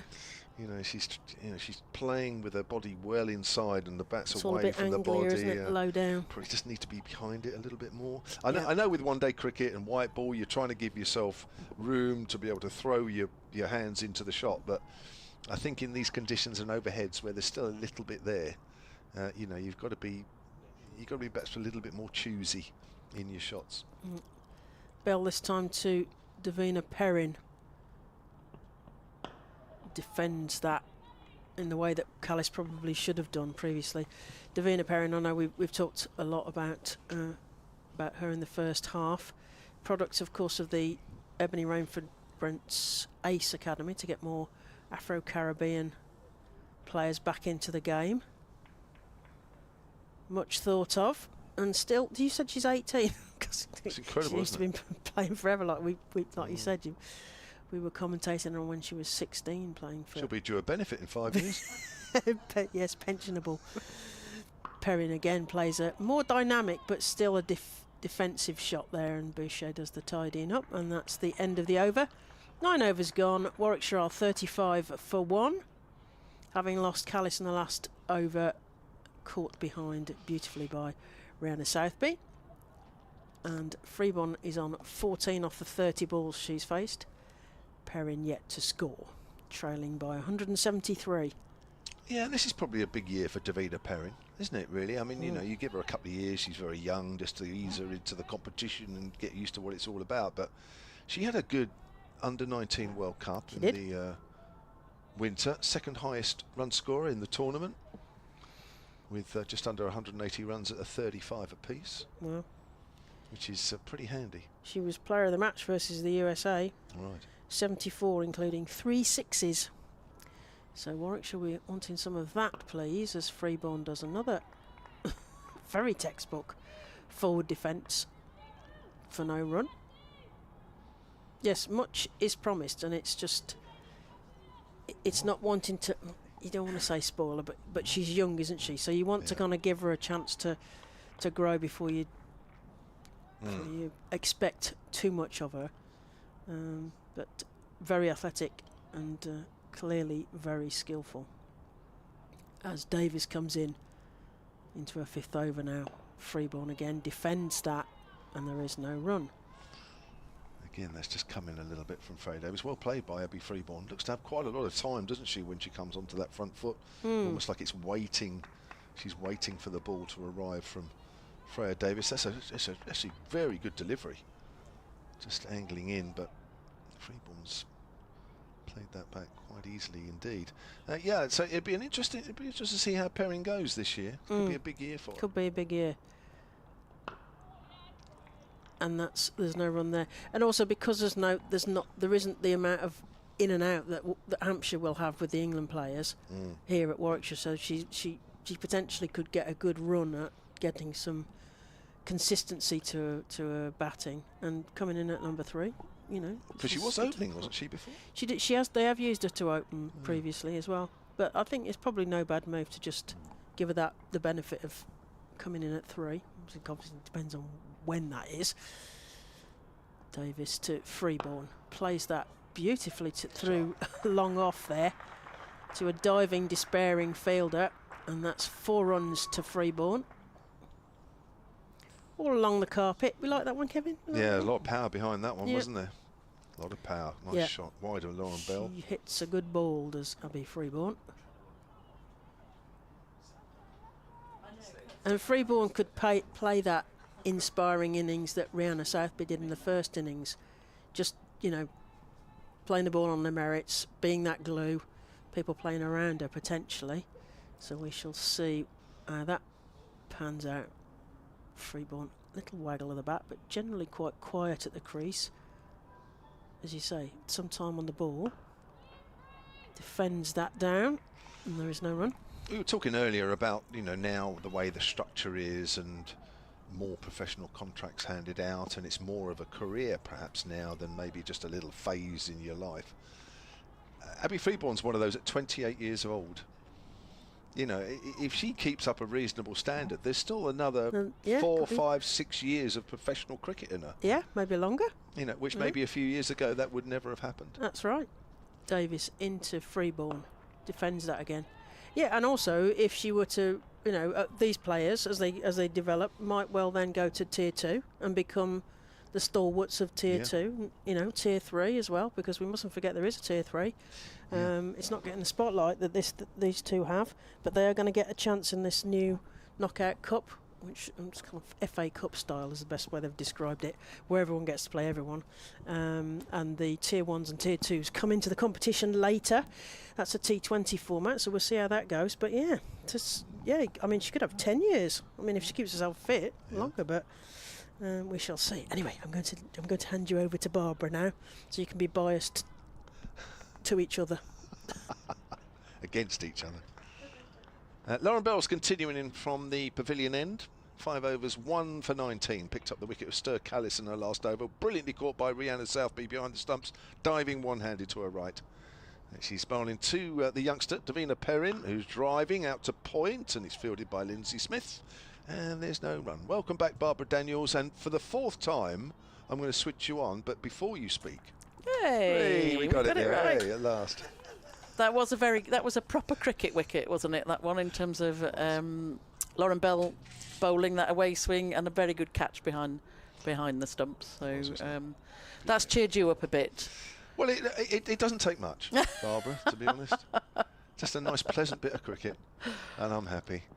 As Perrin's on the back foot to a straight delivery, Maya Boucher is in quickly at short extra cover. Yeah, it can be a nice drive, it can be a sumptuous back foot drive, it can be even just be a standard good length straight delivery from a bowler, and all of a sudden I'm perked up. Because yes, I was going to say it was gloomy here at Edgbaston, and that's just you. I was going to say, but oh, Bob, but then we got a wicket. Then you got a wicket. So am I really that much up and down? That's quite sad, isn't it? Really. How sad. I should be above all such things. Here comes Bell, bowls, and Perrin leaves that one alone outside the off stump as it just shapes away through to. It is interesting watching Lauren Bell, isn't it? Because I haven't seen her very much live at all, only on the telly. But I mean, obviously there's a different angle. She looks stronger physically, is what she looks, and you know, hopefully she'll be able to eventually do both things, away and still have that inducker. But you're right, though, it is such a lot of work to be making those sorts of changes. It is, isn't it? I'm reminded, I'm sure there was a golfer years ago. In fact, I can remember the story. Oh, that's a lovely drive shot through extra cover. I think the ball is going to win that contest. No, it's not. Or is it? No. Well done, well fielded. That is Abby Norgrove running after that one. Scoops it back from the rope, and following in behind her was Freya Davis, throwing the ball back. So Perrin picks up 3 when she might have thought she got 4. 42 for 1. I think it was Nick Faldo that I think won a tournament. And then he completely remodelled his swing. I think you're right, yeah. I think he did. And you think, you know, you're at the top of your game, and yet you actually have to break it down to its very basic and then start again. A bit like, you know, Lauren Bell's done the same, you know, at the top level. And she comes again. That's cut away. 4 runs, that one. Don't bother running after that. That's right out of the middle of the bat. Freeborn smashing that away. Cut shot on the offside. Not Lauren Bell's best ball. No, it isn't. But it is a horrible thing to have to go to break stuff back down to make it feel like you don't know what you're doing and you don't know how to play. To be able to come through that and be confident in those people around you that that they're helping you do it. So whoever's been doing the work with her as well as herself, it's a good job. Because you want her to play longer. You don't want her to be breaking down and not be able to play at all. So you'd like her to have both things to her bow, wouldn't you? Agreed. Bell's into Freeborn again, who's forward. Nice forward defensive. End of the over from Lauren Bell. 6 overs, 1 for 26. 46 for 1 then Warwickshire. Need another 162 to win the game. See, she always used to look like a good gust of wind would knock her over. That's but she looks, and she's still slim and everything, but she just looks stronger.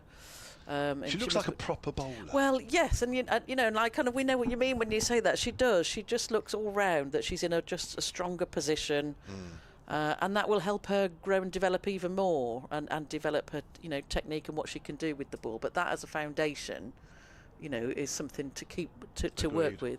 Agreed. We're going to have a change of bowling at the City End. Freya Davis is going to have a bit of a break. Oh, and we're going to see some spin for the first time, or some slow bowling, I think would be right, as Lindsay Smith will take over. Freya Davis, 5 overs, none for 20. Left arm spin. She's going to be bowling to Davina Perrin, who's on 3. Abby Freeborn, 22. The one wicket that has fallen, Stur Carris for 18. That was 35 for 1. Bell picking up that one. Just looking at the field, there is short extra cover, which is Maya Boucher, and then sort of cover to her left is reasonably close, just inside the 25-yard circle. Right, here's Lindsay Smith then, bowls. Perrin drive. She's found the gap just in front of point, where there is a fielder, Ella McGacken, out in front of the Holly stand. 47 for 1 now, Warwickshire. They'll be pleased with the start that they've made. There's a slip in for Freeborn. No, George Adams decided that you've got such power. As soon as you mention it, it changes. No, we're not having that. We're not having that. It says Freeborn's playing nicely. 22 from 38. Here's a 39th. Flighted, driven back, and a good stop. Good diving stop by Lindsay Smith. Mentioned it earlier. She played the last T20 of the Ashes series down under. That must have been quite, well, I mean, it was a hard tour all round, but to be sort of on the edges of that, then come in right at the end. Oh, I know. Well, it's a nice little dabbed sweep from a full toss outside off stump. Again, the chase is on. It'll be picked up just inside the rope by Nancy Harmon, and Davina Perrin is very quick. She's very fast. She's running to the danger end. She was always going to get home. Nancy Harmon has run an awful long way from in front of square. And that was a completely premeditated shot from Freeborn. It was obviously a very big gap behind square leg here, so she just took that away nicely. And yes, and I think Davina Perrin's going to make her run quite a lot of runs today. Yes, this could be an interesting partnership if it's together for quite a while. That's a good point, Barbara. This was played out on the offside quietly by Davina Perrin. Yeah, I would. If Abby Freeborn looks as though she's going to be difficult to get out, which actually she does at the moment, she does at the minute. I would deliberately make her hit into areas where there's no fielders, and that's a cutaway behind square on the offside, and let her do that for a couple of overs, and then say, right, now let's see how you can do it now. Sure, Vipers. So again, that's the second time. That's £2 in the kitty. Here's Lindsay Smith. Perrin is driving back to the bowler. End of her first over, which has cost 4 runs. 50 for 1 then, Warwickshire. Remember, chasing 209 for victory, and we've completed 12 overs here at Edgbaston. Yeah, I'm not sure they've got enough runs to play with it for those tactics, or I'm not even sure. I'm not sure anybody would be brave enough to do that. I think maybe not. Do you just give run her into the ground. Come on, Abby. Get the whip out. No, definitely a good start by Warwickshire. It looks like we're going to have a change. Georgia Adams is bringing herself on, so we're getting slow bowling from both ends. I think they had to change the tactics a bit, don't you? Well, and I think, again, going back to Hampshire's bowling innings, it was definitely, Warwickshire's bowling innings, it was definitely the slower bowlers, that I think found it easier to just cut the flow of runs. So we've got, you get the ring field in, and you're saying, right, okay, you've got to find the gaps, you've got to hit through or over. Yeah, Hannah Baker and Georgia Davis bowled very well, both of them. That's a nice drive up to mid-on by Abby Freeborn. Start of Georgia Adams' over of off-spin. It's bowling from our commentary end. But as they always say, another couple of wickets makes it interesting. Well, it does, doesn't it, really? And I guess if you're in the fielding side at the moment, that's pulled away by Freeborn. Kept a little low. She had to really watch that and watch that all the way onto the bat. Kept it down nicely. Fielded by McGacken out on the Holly stand side. 51 for 1. But yeah, you get to this point in the field, don't you, really, where you think these two batters are actually playing quite well. Yeah. But certainly Freeborn, and you can do no more than just work a bit harder in the field, maybe run a bit quicker, maybe a bit more anticipation. Or just want a stunning run out, or an excellent catch. Just changes the mood again, doesn't it? I think that's what's partly what's really interesting about the game, isn't it? It can just change very quickly. This looks dead set, but there's still a long way to go. That's right. I haven't seen Poppy Tulloch in the attack yet, making a debut. That's a nice shot off the back foot by Perrin. Out into the deep where Nancy Harmon is fielding. Around those sort of used practice wickets, which look completely different to the rest of the outfield. It's lush green, and yet that looks like the Gobi Desert. That looks like 1976 or whatever that heat wave That's was. right, yeah. Looks like she's on a completely different park where she's fielded. Here's Adams again. Forward is Freeborn. Adams moves to her left to field. So yeah, just about hanging in there at the moment, keeping it tight, bowling as accurately as you can, and just hoping that Freeborn makes a mistake. She hasn't made too many, if any, yet so far. She's playing a missing outside the off stump there. Ball's just held its line there from Georgia Adams. Just, if anything, just a fraction straightened on Freeborn. End of the over, 52 for 1. See, what I'd like to see is Perrin playing the kind of innings that we saw. What's your wicketkeeper's called? Rihanna Southby. That's Southby. That's it. We've only seen her bat most of the first innings, but I know. But easily forgotten. but I'm at that age. I'm really sorry. But that kind of innings of a bit of urgency, as in I'm just going to knock it into gaps. We'll get ones, we'll get twos. Looking busy, that kind of thing that gradually seeps the energy away from the fielding team. Yes. That kind of thing doesn't need at this point anyone needing to take massive risks, but it would be great to see Perrin playing that sort of innings. Agreed. 37 overs remain in the game. 156 Warwickshire need from here. Lindsay Smith to bowl a second over from the City end. She has a slip in. Slightly quicker this time as Perrin works that up to mid-on, fielded by Freya Davis. I would say, because I saw Perrin a couple of times last year, she's stiller at the crease than she was when I last saw her, so I think that's a good thing. Driving as That's a a nice pleasant shot. shot. There we It's go. That'll misfielded at cover. And well done. It's backed up right on the boundary. And they'll pick up 2, but really it shouldn't have been any. That's Poppy Tulloch there. The ball just slipping underneath her hands. It is a little greasy out there. Yeah. We've seen 1 or 2 fielders just lose their footing as they go to throw the ball in. 54 for 1 here. Round the wicket again, Lindsay Smith. Forward is Perrin, goes out towards extra cover. Now, one of the things I would like to see in the spate of this new era of professionalism is I'd like to see more spin bowlers spinning the ball. Okay. I don't want that to sound controversial, but you've mentioned a couple of times it's spin or is it slow bowling, and I think as we've seen the seamers develop and have variations and stuff, I would like to see us produce more spin bowlers who do a little bit more with the ball, because they're really dangerous when they do. It's great that they can contain, but a little bit more movement, a little bit more genuine spin. That's would a be good great point. to see as a development, I think. How would you, if you were a coach, how would you teach somebody that is a spinner to actually spin the ball a little more? Just say, can you not just spin it a bit more, please? That'd be really helpful. That's driven back to the bowler. It's a bit like saying to Lauren Bell, can you just bowl another 25 miles an hour quicker, please? I don't think I'm big on. I'm just saying, not immediately. I'm saying that over time, that we and people practicing more and all of that kind of stuff, that we ought to be able to produce. Oi. Oh, it's gone a little reverse sweep there, or just a reverse paddle there. It's gone very fine. Georgia Adams picks that up around about where third would be, very fine. And that's 2 runs to Freeborn. No, I know what you mean, but I mean, to be honest, if coaching was that easy, where I just go to, if I just go to Sophie Eccleston and say, "Will you just spin it another sort of 10 yards?" You know, but actually, and Lauren bowl another try.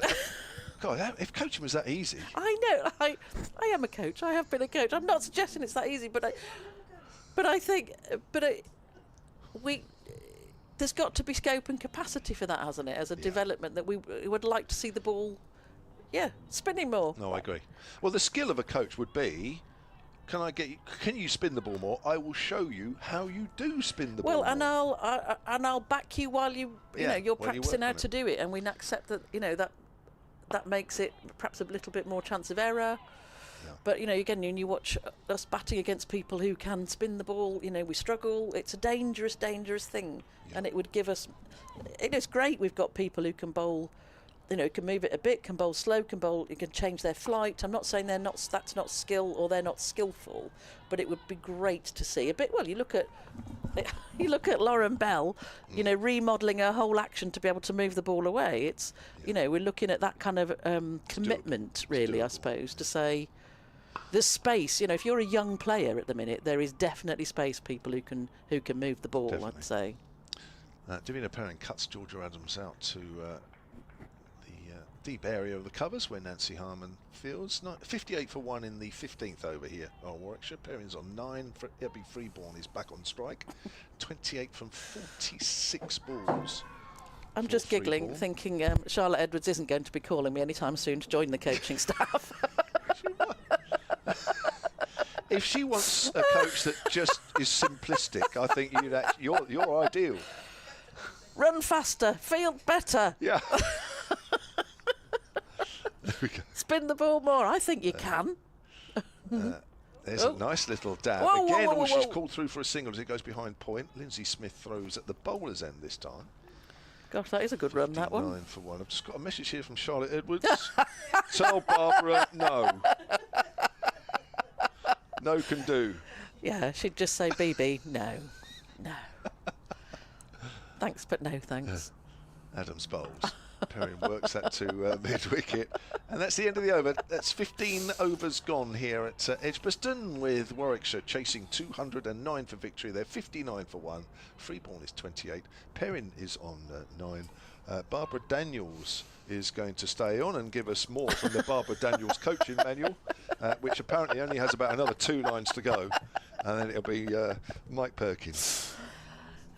Maybe I should have thought about that a bit more before I spoke, but there we go. It's been a good start for Warwickshire in the first 15 overs here. 59 for just the loss of 1 wicket.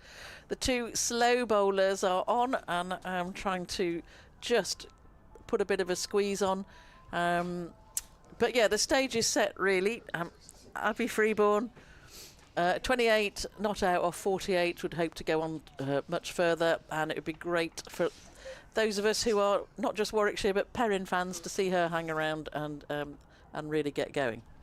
She's already looking as if she bats through, she'll do the job, but there's a lot of batting to do before that. So Lindsay Smith, left arm slow bowler, comes into Freeborn, who plays that forward back to the bowler, and there's no run. And again, we've got the ring field on, 2 deep fielders out at either boundary on the mid-wicket and cover. And again, there's an inside edge then from Freeborn that goes onto her pad and misses the stumps, but she was looking to put that bottom hand power into that shot. And Smith comes in again. Off the back foot this time, just dabbed into the offside. Perrin always on the lookout for a single there, but there isn't one, as Bouchier picks up.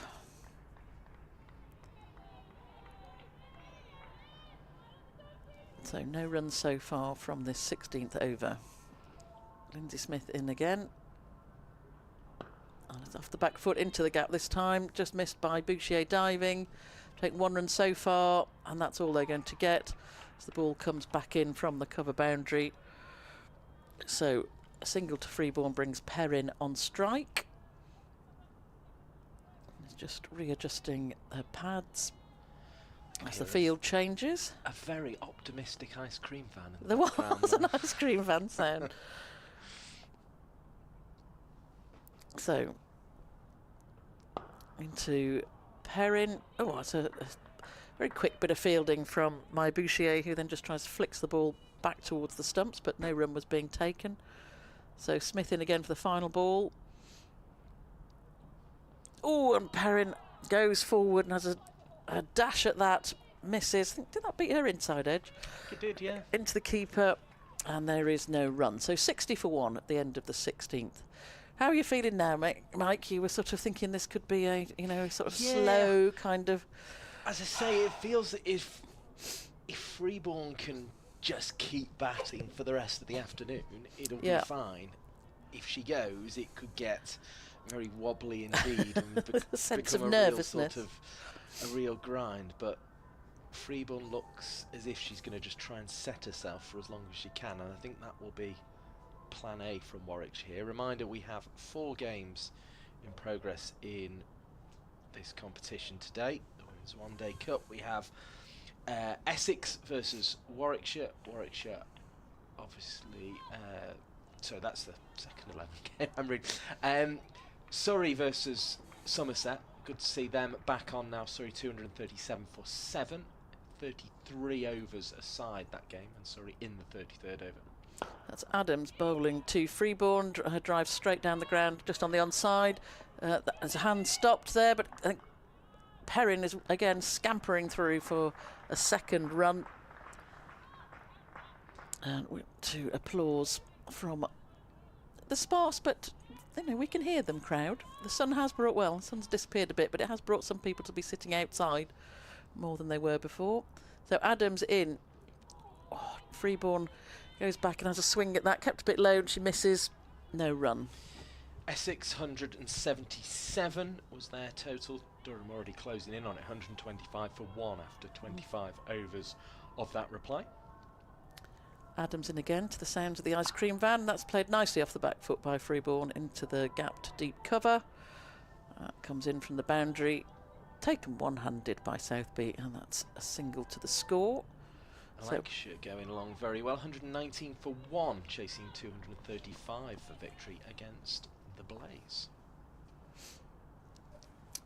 So Adams hops in, and that's just turned around the corner by Perrin for a nice single. Just ticking things over. So I think Warwickshire will be happy about at the minute, but like 1 or 2 wickets does make a difference, doesn't it? Would get things more nervous. So that's Adams in, played defensively off the front foot by Freeborn, and there's no run. As you say, Freeborn's got herself in, so it's up to her to see how much of this she can knock on. Adams in, and Freeborn, that pushes that almost straight to mid-wicket, but it's a good pick-up and throw, but Perrin, alive and alert, has already made it in.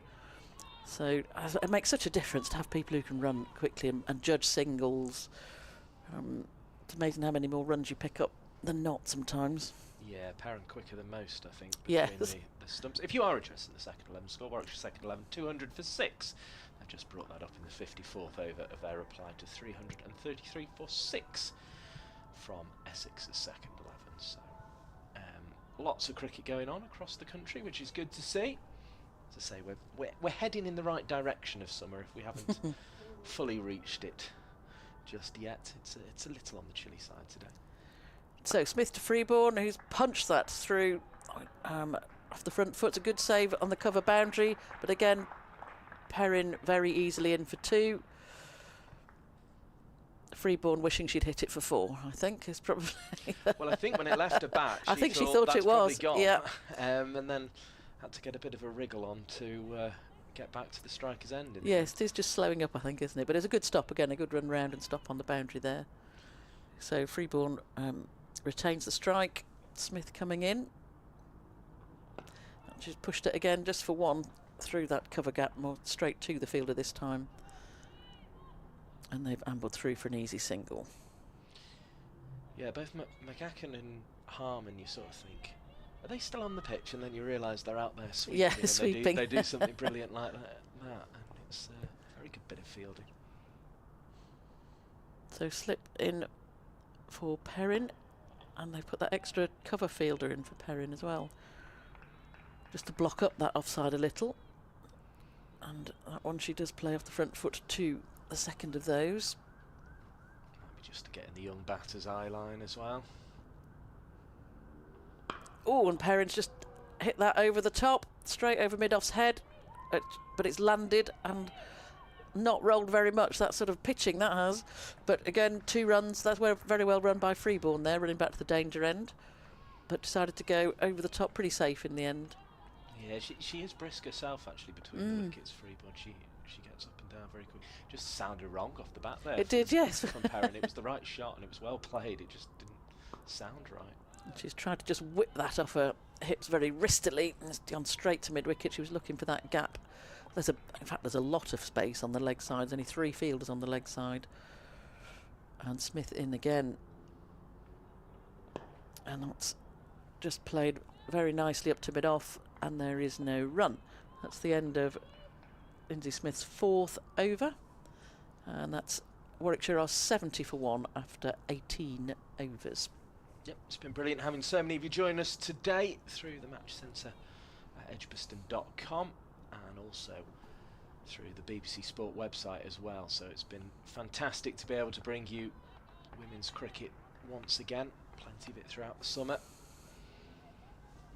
The next competition, the T20, the blast-off will be launched, I suppose, if it's blasting off from here at Edgbaston.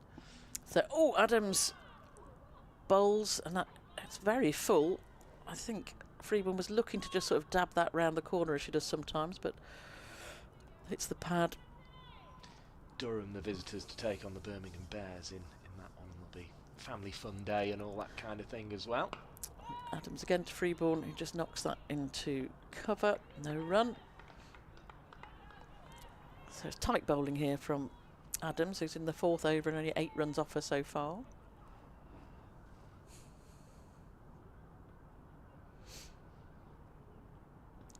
And Freeborn sweeps, doesn't get hold of it at all really, but again Perrin alive to the single, and the wicket-keeper comes out to do the fielding.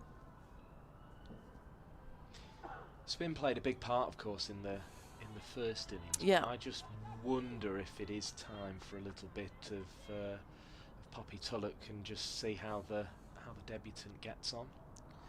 So Adams in again to Perrin now, who's flicked at that down the leg side for a single. I think she's hit that. Yeah. Yeah, I mean, the onus is on Hampshire, isn't it, to make something happen? They're going to need wickets, really, you'd think, at this point. So, at some point, they will have to try something new if nothing happens soon. So Adams in again. Freeborn just shuffles forward, thinks about a single, having played it just wide of the straight mid-wicket. But the fielding is done and there's no run taken. So final ball of Adams' 4th over. And that's a much firmer strike through between mid on mid-wicket, and 2 runs again for Perrin. Backing up well, so another 2 runs to Freeborn. That's the end of the 19th over, and that is 74 for 1 for Warwickshire. Yeah, no, just maybe 2-3 overs of Tulloch, just to sort of exploratory spell, really. Just see if anything's happening for her. Just see if she can mix things up, and then you can always go back to the slower stuff from there. But just feels like it needs something to break the rhythm up a bit here. It does, unless one of these two makes a mistake at the minute, and that might happen. You do feel like that's an option, is just to change it up somehow. So, but Lindsay Smith, meanwhile, continues from the city end, bowling to Perrin, drives gently into the covers. There is no run, because there's no need for these two to do anything daft either at this point. And so Lindsay Smith into Perrin, manages to dab that into a gap on the offside, and they're through for a straightforward single. And it was almost there as if she knew as soon as she hit that, right, that fielder's 25 yards away on the back of the circle. I've only got to run 22 down there. Yeah. I know I'm going to get there, even though it was virtually straight out. Yes, but again, the pace of it, etc. Smith in again now to Freeborn, plays off the back foot. Oh, that's a good stop-up point there. That's just one-handed. She's managed to drag that in. So there's no run. Lively from Norgrove over there. So Smith to Freeborn again, who places it just out of reach of point this time, so it just moves to the cover fielder on the boundary, and that's an easy single. So 76 for 1 for Warwickshire. Perrin now on strike, and again this field shift, so we get these two very close together fielders in the cover, one slightly further forward than the other. And that goes to that person just placed on the cover side of extra cover. Yeah. No run. The wider and the deeper of the covers. Wider and the deeper of the covers. There you go. That's it. Tulloch at the moment. Smith in again to Perrin, and the same thing happens again. No run. And that's a tidy over from Lindsay Smith. 5 overs for 17 she's bowled now. And at the end of the 20th over, Warwickshire are 76 for 1, making reasonably smooth progress so far towards the Hampshire total of 208. Well, our thanks to Barbara Daniels. She'll be back with us later on in this chase to give us her insight into the game. Claire Jenkins about to drop back in alongside myself, Mike Perkins, here as Georgia Adams is prepared to bowl and lets this one go from the pavilion end, and it's hit high and lustily away for 6 runs. The first 6 of the game, the first 6 of the season, and Freeborn gets her hands through it. It was a slog sweep really, even though she was advancing down the track, and she got all of it and it went. That's a proper wallop, isn't it? Right into the hollies. Woohoo! 82 for 1. Ball disappearing over the rope and away for 6 runs. Really, really good hit by Abby Freeborn, and it just makes Georgia Adams think about where she's bowling. Straight back on the mark though, and Freeborn needs to remain as solid as she has been in this innings. She's on to 46 now. She's looking like she's going to be very, very crucial for Warwickshire here. Adams bowls, swept by Freeborn, finds the fielder on the 45-degree angle, so no run from either of those previous 2 balls. Freeborn getting close to that half-century mark, just the 1 half-centurion for Hampshire. So she'll already be going some way to matching their opponents on that front. Another prodded push into the offside from Freeborn. Remains where she is though on 46, unable to add to the score there.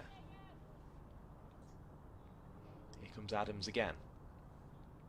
Right arm over the wicket, in towards the pads of Freeborn, who turns it backward of square for 1. Again they're looking to get that bat horizontal and play a sweep shot. 83 for 1. Davina Perrin looking like she's either hyperextended her knee a bit or give herself a bit of cramp there. She was hobbling a little, I have to say. That's nothing serious.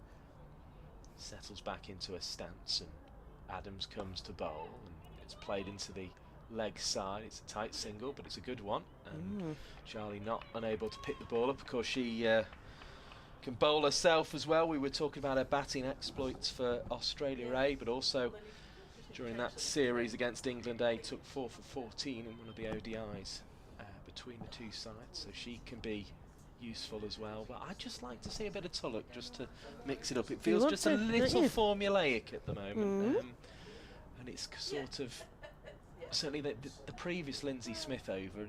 I don't really think you could say Perrin, who faced all of it, despite the dot balls that were bowled in it, was uncomfortable at any time. Yeah, and they're not. Well, they haven't been that tight in the field, close in, if you see what I mean. They haven't had that sort of pressure. Well, having said that, they've still got that. We saw that in the first innings, 2 cover fielders, which is kind of interesting. Yeah, probably works quite well in the women's I think it's because it is a used pitch and it's a little worn. About there. Driven straight to the field. As Perrin did on regular occasions in the previous over, actually straight to Maya Bouchier's. Positioned at a short straight extra cover. There's also a deeper, wider, more conventional cover, a backward point and a mid-off. Perrin's going to go into the leg side this time, and she's going to go through mid-on, and it's a real chase out to the boundary. It is eventually reeled in by the tall Freya Davis, who returns for the cost of 2 more to the total. 86 for 1. Reminder, the chase for victory for Warwickshire here is 209. Perrin now on to 17, Freeborn has 47. As the optimistic ice cream van moves its pitch. Now there's an appeal for LBW and that's out. And Perrin just seemed to prod forward here and didn't use the bat. It wrapped the pads and that is out, I'm afraid. And I think Perrin knew it straight away. It was almost one of those where she didn't want to look at the umpire because she knew that had hit her right in front on the pad. She's taking a guard quite a long way across as well there, isn't she? So she's leaving herself a little bit open to that. But yeah, she just stood down the line in middle and off there, and if you miss the ball, you're on your way. Perrin out, LBW for 17 to Lindsay Smith. And if that was a bit of a game of patience, Hampshire were playing with the slow bowling, they've won it. 86 for 2 the score. You know, just as point of information, the umpires are wearing black armbands because of the loss of Jeff Evans this week, one of their colleagues. This is why you'll see a black armband on Gabby Brown's sleeve.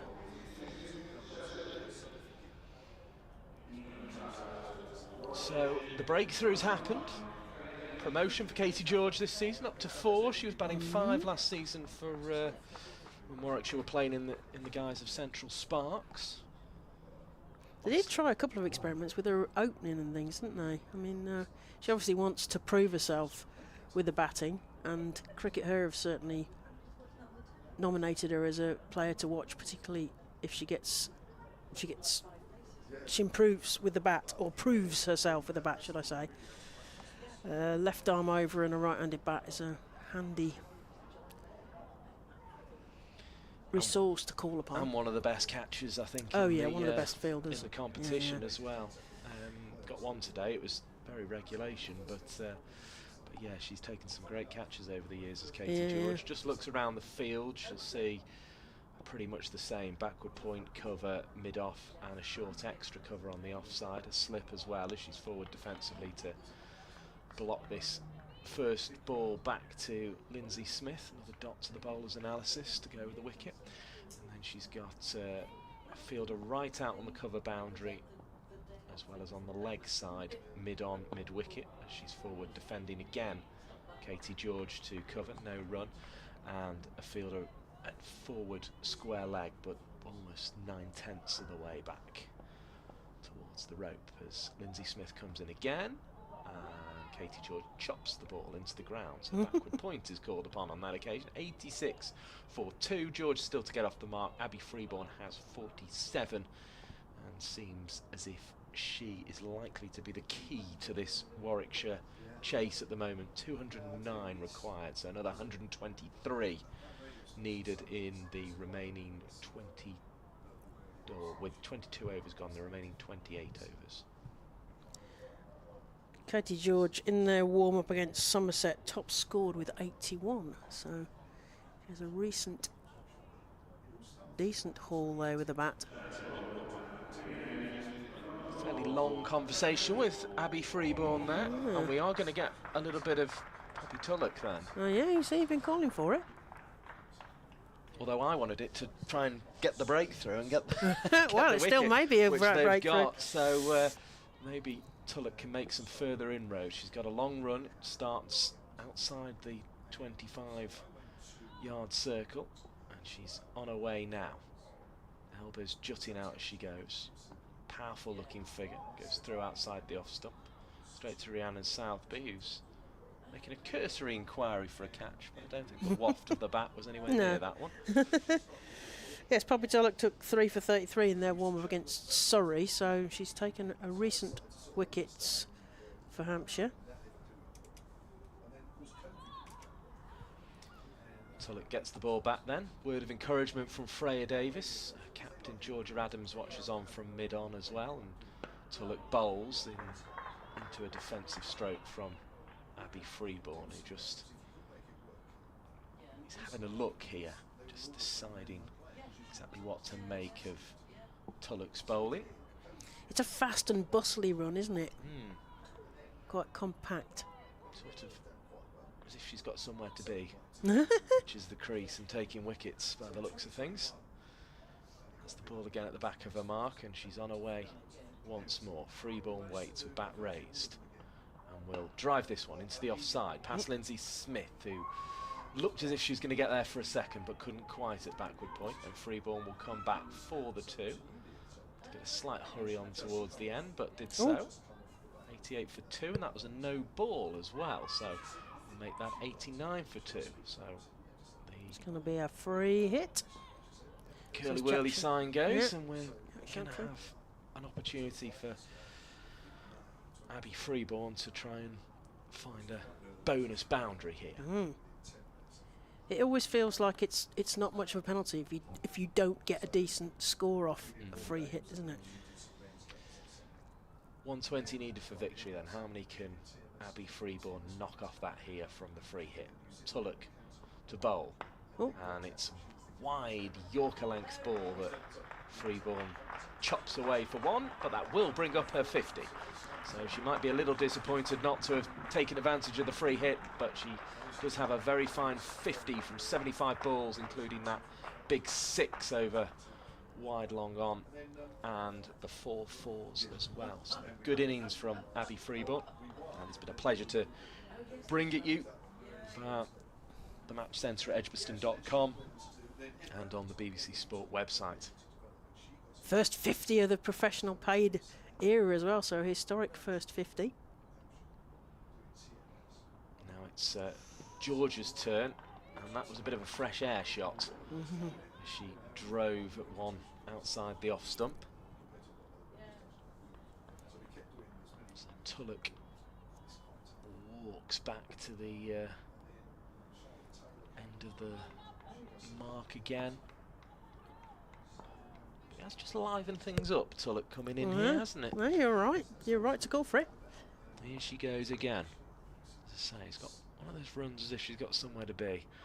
And she delivers full and Yorker length again, but again has overstepped. And that'll be another free hit. 90 for 2. Freeborn passes on a word of advice. I don't know if it's don't chop it down to third man for 1. Get a 4. I think Katie George likes to deal in 6s generally, doesn't well, yeah, if she gets a chance to get underneath the ball, it's so whether there's enough air underneath it. Opportunity to get off the mark here then for Katie George. Can't be out from this delivery from Tulloch. Goes across the stumps and misses completely. The eye just doesn't seem to be quite in yet from Katie George. The head just went to the sky a little bit there as she swung at that one. It remains 91 for 2. Abby Freeborn with that superbly made 50, the main event of the over. Heading towards the 25 over mark where Hampshire found themselves 91 for 4. So a chance to sort of extend a lead on that measure here for Warwickshire. And the home side get another single to the total. George is off the mark now, 92 for 2. The over comes to an end. Couple of no balls in it will disappoint Tulloch, but other than that, it was, she showed why she was in the side there, I think, didn't she? She was a useful operator. And a new name for lots of people, as you mentioned. Professional on loan debut today. Yep. Another chat between the batters in the middle on what's seeming a more settled afternoon now here in Birmingham. Still slightly cool, cloudy in the main, but a few patches of blue sky making their way in. It's Lindsay Smith on her way to deliver a 7th over, and she's cut away to the cover boundary for 1. McCacken still there with the fielding. 93 for 2, you with Mike Perkins and Claire Jenkins via the match centre at edgbaston.com and the BBC Sport website. Here's Lindsay Smith in from the Birmingham end, bowls a ball that's floated up to Freeborn, who's not tempted by it, just pushes it back to where it came from. No run on offer. Smith whizzing through her work now. 20 for 1 her figures. She approaches the halfway point of her 7th over, but this is going to be runs away towards the extra cover boundary, and it disappears over the rope, and 4 more to Abby Freeborn. She's looked in very good touch so far, going past a half century and starting her pursuit of 100 with 4 runs. 97 for 2 the score moves on to. Lovely stroke. Yeah, and Warwickshire want to keep these wickets in hand. They're ahead of the rate in comparison with Hampshire. But all along the floor from Freeborn, as is this one, but it doesn't beat Maya Boucher on this occasion at extra cover. Dot ball instead.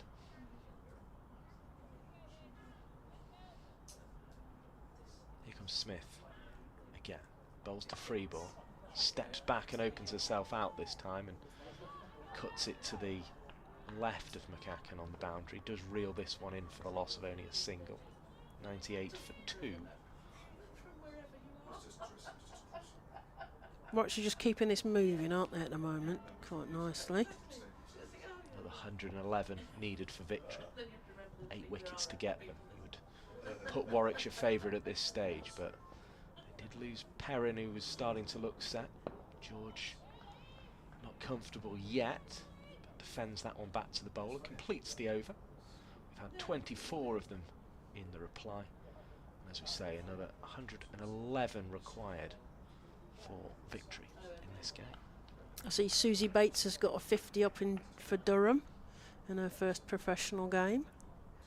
And Alice Davidson-Richards in the Surrey game. 50, I think. Seeing alerts come up on my phone as we go along. Some great cricket being played here. Up at Durham, of course, you're being looked after by Polly Starkey, who we've had the pleasure of commentating with down here at Edgbaston and Worcester and things before. Multi-child podcast and all that. Yeah, Durham closing in on victory there. 165 for 1 in pursuit of 178 to beat Essex, as that one is defended firmly by Freeborn. No run on offer. Tulloch continuing for her 2nd over here. Lancashire going well as well in pursuit of 235 for victory. They're 149 for 2 in the 31st over of that game. And then Surrey versus Somerset has been reduced to 33 overs aside. Surrey made 244 for 7. Somerset 9 without loss in reply. 240 seems a lot in 33, as that's on the pads of Freeborn. We have seen her get out in that fashion before, but this one was slipping wide of the leg stump. Rosa Simpkin tells me that Susie Bates is coming into possible century up at Durham. I'll be thinking that was a good signing. They've recruited well, Durham, haven't they? Yeah. They got the coach Danny Hazel. They've got Levick. Holly Armitage is the captain to start off with. Great, smart move. She would be my England captain. Taking Maddie Villiers as well, so she's playing against what's effectively a former side in Essex. She's an Essex woman, is Maddie Villiers, as that one's defended out by Freeborn into the leg side. No run on offer here, so lots of entertaining cricket for you, not least here at Edgbaston, where Freeborn is trying to guide her side to victory. She's looked solid so far, but we know every single ball she's got to be on that sort of form, even with 55 to her name. Waits again. Tulloch bowls. Attempt to chop it away from Freeborn. Misses it, so just marks the guard once more. I think that game is just finished, the Durham game. Rosa just sent me a message saying that she ran out of balls to get a century because they've won it already. Is that right? Don't refresh that. Susie Bates, of course, World Cup winner now. The White Ferns pulled off what would have been a surprise to many, but a great achievement. Here's Tulloch to Freeborn, who misses with a swing outside the off stump. And actually, he's probably looked as loose in her stroke play against anyone as she has against Tulloch here. Lots of encouragement for the player making her professional debut for Hampshire. I wonder if Freeborn's sort of giddy from the fact that there's nobody near her at all in the field, so she's got some big gaps to look at. Yeah, she's very much got rid of everyone around her. That one was rammed into the pitch a bit more, and Freeborn took the opportunity, as she likes to do, to sort of help it on its way around the corner with a horizontal bat. The run makes it 99 for 2. We've had 25 overs, which means we've got 25 more remaining. The target is 209, and Kevin James will be joining Claire Jenkins. Halfway stage. Well, my theory, which worked quite well on the first time round. So my theory is at the halfway stage, 25 overs. It's double plus 20 in the women's game. Same for the T20 format. They're going to take a drink, are the players. And I think I was only about 4 runs out for the first inning, so I think it probably works quite well. So at the moment, it's looking likely that Warwickshire can chase this, but can they keep the wickets intact? Welcome back, Kevin. Thank you very much, Claire. I missed you. Well, I've only been about 2 yards away from you. You could have looked over, you could have reached out and just touched my hand. It sounds like we're going to do karaoke. Islands in the stream. I didn't know you were a singer as well. Oh, wait. No, you wouldn't know it from what I'd done that, would you? I was just looking up, actually, if you... I'm slightly changing the subject. Oh, yeah? If you accept that Central Sparks have morphed into Warwickshire and Vipers have morphed into Hampshire, which is basically not a million miles away from what has happened. This is Abby Freeborn's highest score. Against the visitors from the south coast. That's very well put. Thank you. Yes. You're all very welcome. Yes, there we are. Some more welcome than others. Previous best in 6 50-over games was 43. Well, Warwickshire are going to need Abby Freeborn to play this sort of role in every game, and it's certainly in that kind of glue that I mentioned, that kind of engine room of the previous administration's batting. So see what these two can do together. She's looked very good out there. Yeah, she has. I have to say, she's not, I think you find sometimes batters can get a little giddy with the score that they've got and then start playing a little differently, thinking they can do things differently. I think she's been solid throughout. She's put away the bad ball when she's needed to, and she knows the shot she likes. Sometimes she sort of manufactures them, which doesn't help, because that's sometimes how she gets at. She'll do a reverse where she doesn't really need to do a reverse, that kind of thing. But we shall see how this transpires. I think she's been very impressive out there today. Yeah. She hits a mean ball, that's for certain. Yeah, she does. Yeah, it stays hit. Yeah. We've got a bit of Charlie Knott. Surely not. Yes, she'll bowl in the cap. What do we think about that? What do you think about that? Well, there was a Central Sparks player, I remember, here a couple of years ago that bowled in a cap. Was it the South African or the Australian? The Australian. Yeah, Aaron Burns bowled in a cap, yes. Charlie Knott. Oh, and that's sent to mid-wicket by Abby Freeborn, but they only just shot through for a single there. Maybe it's an Australian thing coming over here. Maybe. That they still bowl in the cap. Maybe it's just I can't be bothered to sort my hair out with the cap off, with the cap on. Blah, blah. Yeah. Charlie Knott to George, who slices that through point. Will the fielder or the ball get to the rope? It's the rope, it's the ball and the rope that meet together. She can't get that. So that's 4 runs. Nice shot there from Katie George. Down. Nicely played late. Cut through backward point for 4 runs. Warwickshire, I think that's their 100 up. 104 for 2. George on 6. Freeborn on 57. Waits for the next delivery. Same sort of shot. This time the fielder, I think, is going to cut that off.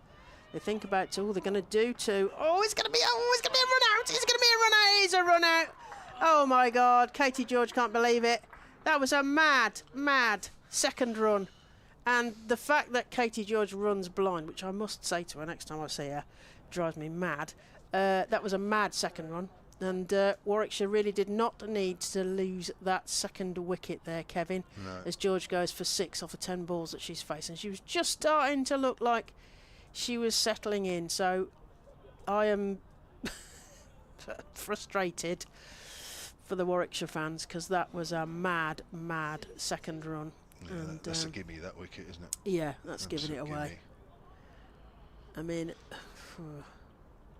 looks like she was determined to go for the second no matter what. She was. She almost she like was she determined. decided to yeah, go. she had that. You're right. Looking at the replay, it looks like. Yeah, about 3/4 of the way through her first run, it's like, I'm going, and then I think there was a point there where she started for the second where she probably thought she shouldn't have done. It's almost like she was playing hurry up to Abby Freeborn, and Abby Freeborn was never in danger there. She was running to an easy end there. Oh well. Well, it might tip the balance a little more evenly of the game. So this is Nat Wraith, who is the import from Western Storm. Will now be playing under the Somerset banner. So Nat Wraith has been brought in to bolster the batting lineup, which is probably the wrong thing to say as a commentator, because that sounds like the start of a curse. A right-handed bat. 23 years of age. Yeah, 43 matches for Western Storm, 50 over competition. Excellent. Wearing 73 on her back. Charlie Knott, right arm spin to the right-handed Wraith, who plays that into a lovely gap there. We like that. Drop and run, Barbara. Oh, you could put that in your coaching manual. Drop and run into a gap. Double the number of pages. I can't wait for the next episode of Kevin and Barbara do cricket. Charlie Knott comes in. Freeborn comes forward, but not convincingly. It goes down towards the third boundary, and is Freya Davies is on a chase. I think they're not going to get the 4 there, but I think if there was a benefit of the replay, she might have been touching that ball as it went over the ball, but 4 not given. No, Let's hope it's not. Those 2 4 nearly 4s aren't deciding factors in this game. I think if you had to call it, you would say she touched the ball back at the same time as her feet touched the rope. But yeah, and you're from South Coast. Nat Wraith, I don't know where that came from. I'm not supposed to do accents, I'll be in trouble, Mike tell me off. Nat Wraith just played that down, and there was no run, so that's the end of the 26 over. 109 for 3. Wraith just off the mark, and Freeborn on 60. That sounded more like a northerner I don't know, I lost it. Travelled to the I south lost coast. it. I got caught in there. I'm not supposed to do accents. Filter. Yeah, not allowed to do accents. So it's down People to... get very annoyed, apparently. Oh, right. Well, understandable. It's down to 99 runs needed into double figures. That's always a milestone, isn't it? Yeah, ticking them off. We shall see. So more of Poppy Tulloch coming in from our end, as it were, the Pavilion end, towards the Birmingham end. Freeborn to face. Ooh, full toss, and that's dispatched out to square, but fortunately dropping short of the fielder for Abby Freeborn's point of view, and it's a no ball also, so we're going to get another free hit here. Before Casey George got run out, I was going to say to you, is she a bit further up the order than normal? I mean, Chloe Brewer you would normally see, wouldn't you? They have used Brewer. They've had a bit of a mix round. They've used George sometimes to open. I mean, they also used Wong to open a few occasions last season. I mean, I think I was mentioning that I think George is wanting to bolster a batting CV, as it were, because I think she must be. But she got called into the Ireland squad, didn't she, in September?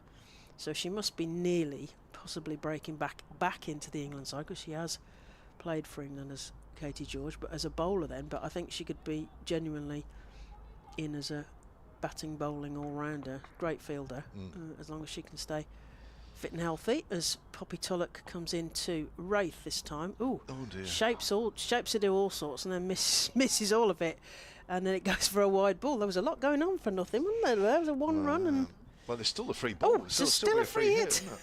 The lasso is out again, so it carries over to the next ball. So it's a licence to thrill for Nat Wraith in her first game for the team that plays at Edgbaston, which is now Warwickshire. Tulloch in.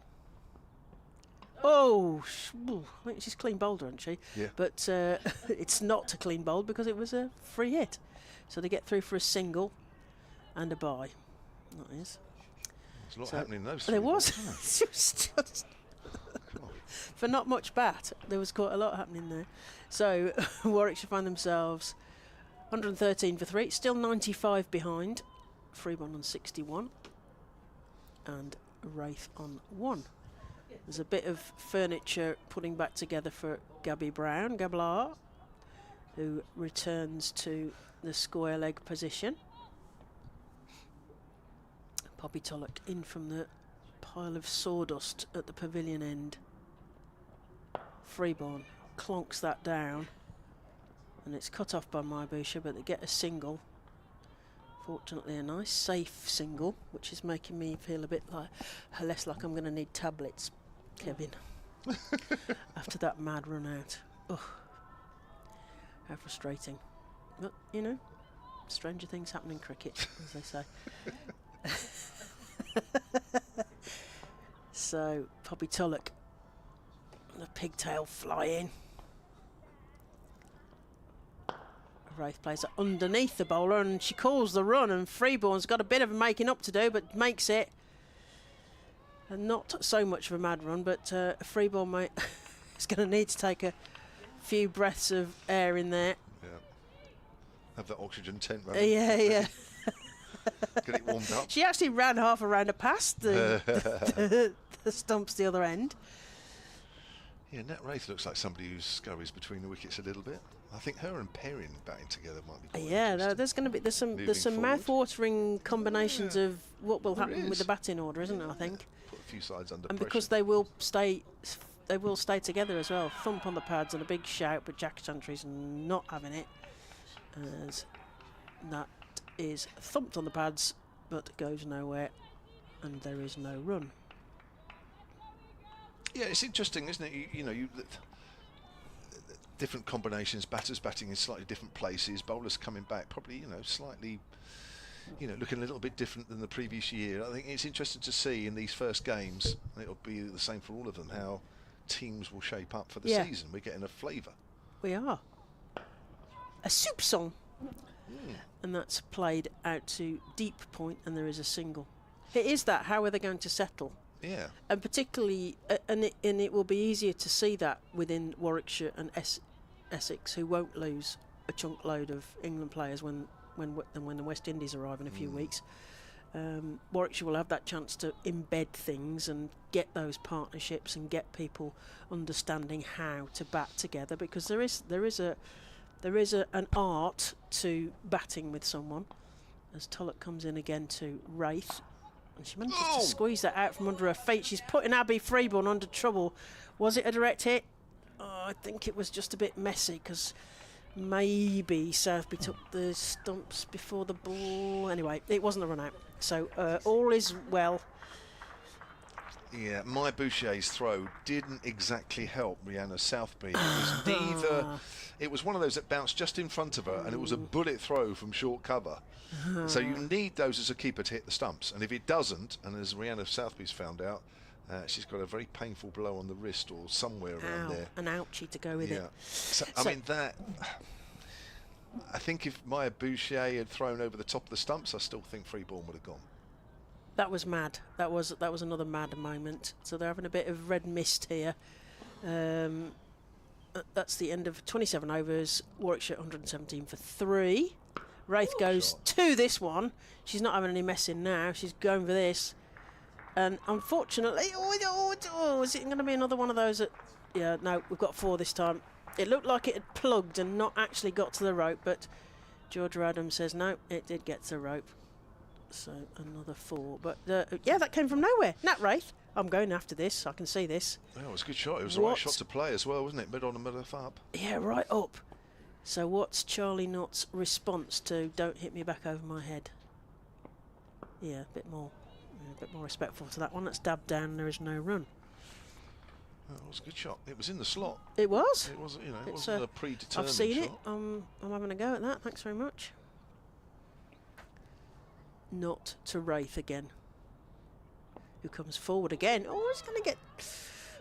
She just about managed to clonk it in front of her. If it had gone behind, I think Rihanna Southby was going to say thanks very much and take her stumps. They just have turned a fraction as well. Yeah, I think this is the temptation with Charlie Knott's bowling, isn't it, to do the dancey ups thing. Oh, and that's... Oh, it's going to be close again. Oh, direct hit would have had her out. Well, Freeborn's going soon. Wraith is not hanging round, is she? So Freeborn's got to go. Again, that's a throw aiming for the stumps. They're not giving Rihanna Southby a chance. I still think over the top of the stumps, Rihanna take the throw, takes the bells off. There's still time. Yeah, and maybe just a little bit of inexperience and Poppy Tulloch there with the fielding. And that's sent backward of square by Freeborn, who knows that she can get through for an easy single there and take a few breaths of air. It's exciting now, isn't it? Well, it is. It's got a bit more exciting because I think for the first time, Freeborn looks like she could be out, and it might only be run out. It might be Nat Wraith's for fault. Quite a long period of her innings, she's looked pretty safe. Yeah, Wraith shaping into the leg side and indeed plays it to short square, and they get through for an easy single. That's a bit more. that's a bit more like the level of risk I'd like to see them bat with. That is the end of an over. Oh, God, that was quick. Charlie Knott gets through the old overs, don't she? 28 overs gone. Warwickshire 124 for 3. Nat Wraith on 9, including a massive 4 up over the top of Georgia Adams off Charlie Knott, and Freeborn on 64 off the 92 balls she's faced. Warwickshire still need 84 or possibly 85, depending on how the scoreboard works, to get.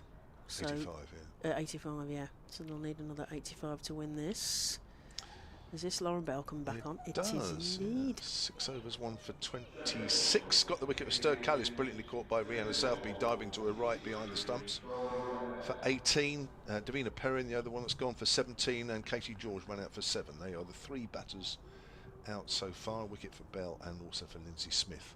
See some appreciation for that catch of Rihanna Southby's off Stir Callis, quite rightly, as Bell comes into Wraith, who placed that behind square, down first. They come in, think about a second, but fortunately not very long, about a second. They get a single.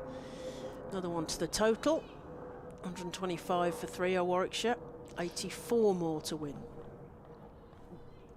Yeah, it'll be interesting to see how Abby Freeborn plays this now, because I'm sure she's been out there for a little while. She's been made to run quite hard. This is a training session. It is, yeah. So it'll be interesting to see how she copes. Yep. Several hitch kicks as Bell comes in.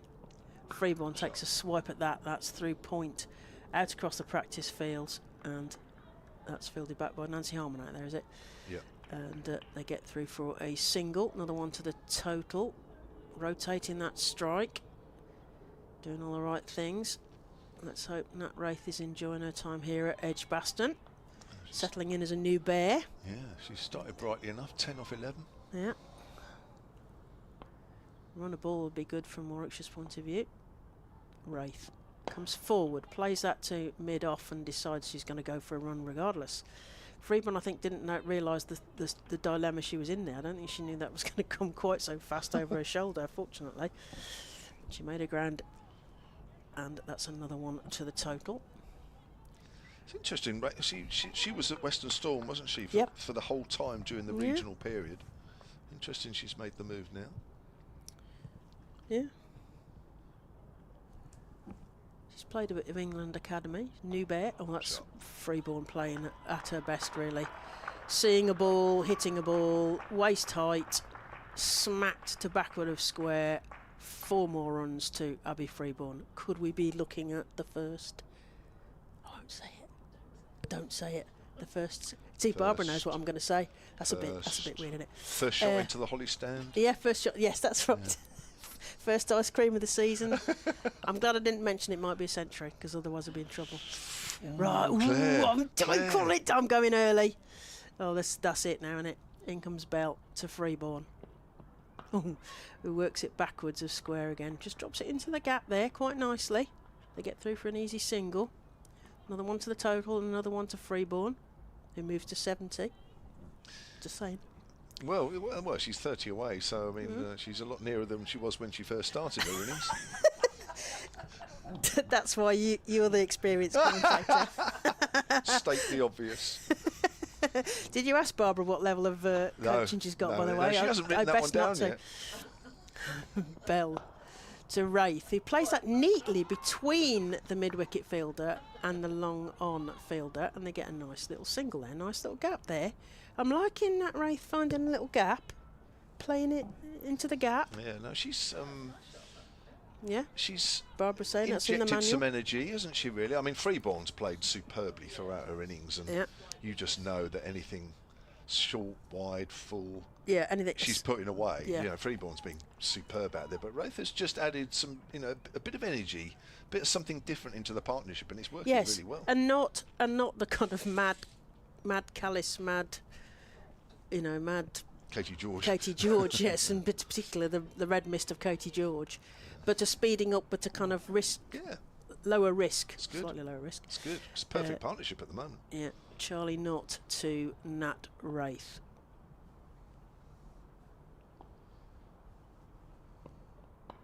Plays that to point, but straight to the fielder, so there is no run there, despite Abby Freeborn getting halfway down just in case. You do feel in the back of your mind there is that danger that Wraith is going to run out Abby Freeborn, but what I like about her is she's always looking for a run. Yeah, and she's looking for a dab into a gap, which I like very much. I like a dab into a gap. You missed a treat the back end of last season. I did mention it, I think, briefly earlier. Back end of last season, Seren Smale, who I really rate, and I think also ought to be in contention with the gloves more, turning 1s into 2s here like they were going out of fashion at the end of back end of last season. So I was very impressed with that. Oh, it was a big shout. Oh, and it's given out. And that's the end of a magnificent innings from Abby Freeborn. I mean, it has been a joy to watch that. The first ever 50 in the professional era for Warwickshire, paid professional era for Warwickshire, for Abby Freeborn. She gets 70 off 95 balls, 6 4s and a 6 in that innings. So a magnificent 113 minutes of her innings, and it's been a joy to watch. A treat for the spectators, and as you can hear, there is some spectators in here. It's a cold old day down there, but they are enjoying Abby Freeborn's innings and thinking we'll have some more of that this season if we can. Thanks very much. Yeah, superb. I don't know if that was a little bit of a tired shot there, really. Maybe. She's just played across a straight delivery. That's because she's hit her quite high, but she's low down. Yeah, and it's probably my fault anyway. I'll take that one. Well, I'll take that one. It's nice of you to own up. Yeah, really. No, that was me. So we will have Chloe Brewer next. You mentioned about Chloe Brewer. So brought in another stars. So you had Rihanna Southby. We pinched Chloe Brewer a few seasons ago. She's been on the fringes of the team that plays at Edgbaston for the last few seasons. I'm trying to avoid putting money in that jar. But she was brought in as a batter. But as we've seen today, she's got a bit of a golden arm this morning from her medium pace. So what can Chloe Brewer offer with the bat? Feeling like Nat Wraith is as settled as one can be in the situation that she was in, certainly looking for gaps. I think these two will be quick between the wickets. So we shall see what will Charlie Knott serve up for Chloe Brewer. Yeah, it's you do feel that Freeborn has kind of set the game up here for Warwickshire. It's probably Warwickshire's to lose now. Yeah.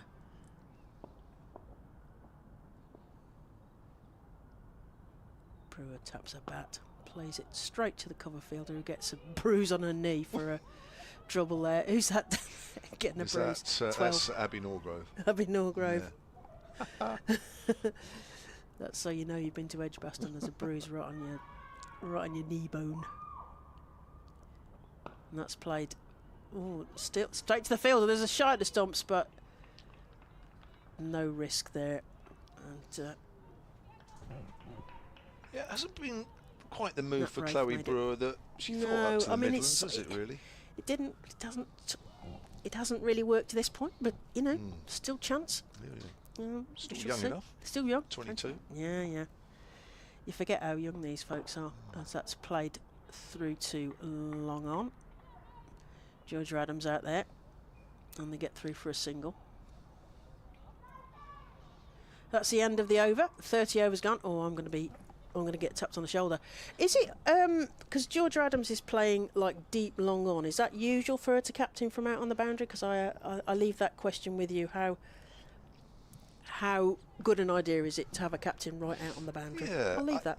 Yeah, well, just that thought with you. Well, I'm thinking really. I guess she has done it every now and then she's walking back to mid-on, so that's quite a big trek. I think she has done. I think she likes to be mid-off and mid-on, and then I think sometimes, depending on who's out there batting, she does actually, rather than change the field around and say you go out there, she kind of does it herself. I think that's probably how it works. Barbara Daniels, welcome back. Thank you. Good to be here. I've just been finishing another chapter of my coaching manual while I've been. It hasn't taken long. There's Lauren Bell, runs away from us. And it's a leading edge, it's in the air, and it's caught Lindsay Smith at point. Nat Wraith goes for 14, 136 for 5 now are Warwickshire. And Lauren Bell inducing that mistake from Wraith. She closed the face of the bat, looking to work that away square on the leg side. Closed it a little too quickly. The ball ballooning up to Lindsay Smith. Simple catch for her. And Lauren Bell has taken her second wicket. Yeah, well, that's been a good change by Georgia Adams, bringing Lauren Bell back on. Probably needed to do so. And now I think we do get into the interesting territory of, will Warwickshire do it? They should, but 5 down now. They only need 72. There's lots of time to do it in, but if Hampshire keep chipping away, this could get very close. Yeah, I mean, this happens so much in cricket, whether it's 4-day, 1 day, 50 over, whatever. But you know, when you've got a player who's in, as Abby Freeborn was, you kind of want them ideally just to bat through. Yeah. And even if it means that you think, well, they probably should have scored 20 more than they did if they're there at the end, the fact that they're there pushing the score along regularly means that you won't then get periods. I mean, we could quite easily find now a period where the scoring drops right off. It may not do, but in so many times it has, hasn't it, in the past? And then all of a sudden you put pressure on the lower order people, and of course it's harder for them than it is for the middle order. No, and of course no one gets out on purpose at all, but you know, now here we are again with 2 more batters just starting off. So the sunshine has come out, so the floodlights are still on, but now we've got the shadows of from the floodlight stanchions on the pitch as well. So yeah, an interesting period, but Bell doing a very good job here, and again now to be bowling at some of the later order batters too, so she'll be happy about that. Yeah, comes in now bowling to Emily Arlett, the new batter. Right arm over, bowls. Arlett drives into the ground, fielded by Bell, and a follow through high above her head. So effectively Warwickshire have lost their last 3 wickets for 31, their last 2 wickets for 2. So a bit of a stumble, having been 105 for 2 before Katie George was run out.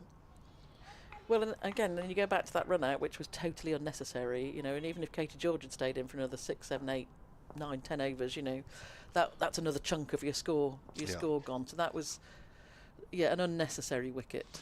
Bell bowls, Arlett's on the back foot, strokes that to extra cover where Bouchier fields. So run between the wickets better is another of my aphorisms. Yes. The coaching book's building. I think by the time you finish, put me down for an order. I'm quite happy to put me down for an advanced order, please, Barbara. Yeah, no, we'll do. Preferably before Christmas. It might make somebody. I can think of a few people I'd love to send a book to. Here comes Lauren Bell. That's nicely worked out to fine leg by Arlett. She's off the mark. I have had 37 for 5. a couple of inquiries from friends asking if Charlotte has been in touch. Really? I can confirm that she hasn't been in touch and is highly unlikely to be. So apologies for my former comments to any slow bowlers out there. No, but we all knew what you meant, Barbara. No, we know what you meant, and it's true, and it's the same, in a lot of different forms of the game. That not all spinners turn it, do they? They're not all spinners are big turners of the ball. Here's Lauren Bell. Forward is Brewer. I think it's exciting. I do think this whole, we're into another next phase of professionalisation, and you think, consequently, we're all talking about how young players here, who we've seen over the last 2 or 3 years, are developing, and you're just going to see more of that, and you're going to see more players coming in, and consequently, I think the skill sets should continue to change and develop and rise. Bell with the last ball of her 8th over, 2 for 36 she has currently, bowling to Brewer. Brewer tries to work that away on the leg side, goes off the pad. They run the first one, half shout from Lauren Bell, and that will end her over, 138 for 5. I think what's interesting about this current era of players is that I feel that there's a fair percentage that are playing cricket now because either their dads did or their brothers did, and they were at cricket clubs hanging around all day, rather than sitting at home on their own, sort of thing, and they've got into the game that way. That's fine. I think we're going to see a new generation, aren't we, that actually have joined the game because they really want to, not because there's been any family influences. Then I think we could see an interesting dynamic starting to form. No, absolutely, and I think many of us have started through that route, through parents, brothers, whatever, and yet just hanging about making a nuisance of ourselves, but until you get a go. But yeah, no, it'd be great to see more people coming in because they want to play, and you'll get a different level of athleticism. Shot down the ground there by Chloe Brewer. That's going for 4 up towards the city end. Used her feet, hit it over the top. And it doesn't look as though she's too bothered by the situation here. She's going to make sure that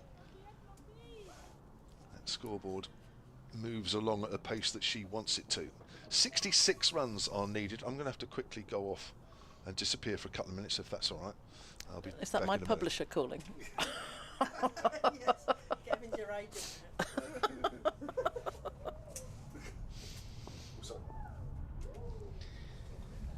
So here comes Knott to continue to Brewer, who's hit a 4 in this over, but was tucked up by that one.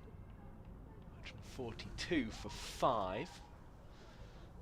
As Kevin just goes to update listeners on BBC Radio Solent about what's going on here. Their team all of a sudden in this, they've got half the wickets they need as Brewer turns it into the leg side. Takes the score on to 143 for 5 as it rolls away behind square and out to the fielder towards the rope there, Harman. Warwickshire and their supporters just wanting to see that trail by number decreasing even more. So it's trail by 65 at the minute. We'd like to see that ticking down without the loss of any more wickets. It's got a bit nervous though, well, hasn't you see, as you predicted, even before the second innings started. But yeah, that's it. Again, in any version of the game, a couple of quick wickets makes a big difference. Here's Arlett. Pushes forward to Lindsay Smith at short mid-wicket. No run on that occasion. Arlett usually a very, very positive player, so perhaps that's the intention from Warwickshire here, to just keep playing positively, but at the moment Arlett is blocking with the best of them in this over from Knott. Just sending long on. Lindsay Smith going back deeper, not right, sort of right to the boundary, but let's see. I suppose she knows Brewer's already picked up 5 here, which is plenty, and she'll add another one to that with the ball dug out from the toes of the tall Arlett. So another single. 144 for 5 is the score. We have 32 overs of the Warwickshire innings gone, and this is well, it's a position that in theory they should be getting there from here, but we've seen many a cricket match not play out in theory, I think is the worry. Yes, it is, and they really should win from here. There's another change of bowling, so Lauren Bell's obviously come in and taken a couple of wickets. They've taken her off. It looks like Lindsay Smith coming on from this end now. Yeah, so Smith's already bowled 7 overs, 25 for 1 in her first effort with the ball, which was from the other end, from the Birmingham end, coming on from the Pavilion end now. Bell will have 2 left. Freya Davis has 5. Georgia Adams has 5. Tulloch has 7. And Knott has another 6 overs to go. She's bowling at the moment from the Birmingham end, but here from the Pavilion end is Smith, and it's driven back to Smith. The bowler picks up you with Mike Perkins and World Cup winner Barbara Daniels. Watching down on the sunshine here at Edgbaston now. Now we've hit the afternoon, it's hit uppishly, and it's into the hands of Georgia Adams, who's hung on fantastically. She's a tall figure. She used all of that frame to get some fingertips on the ball. It popped up in the air for her, and she caught it at the second attempt.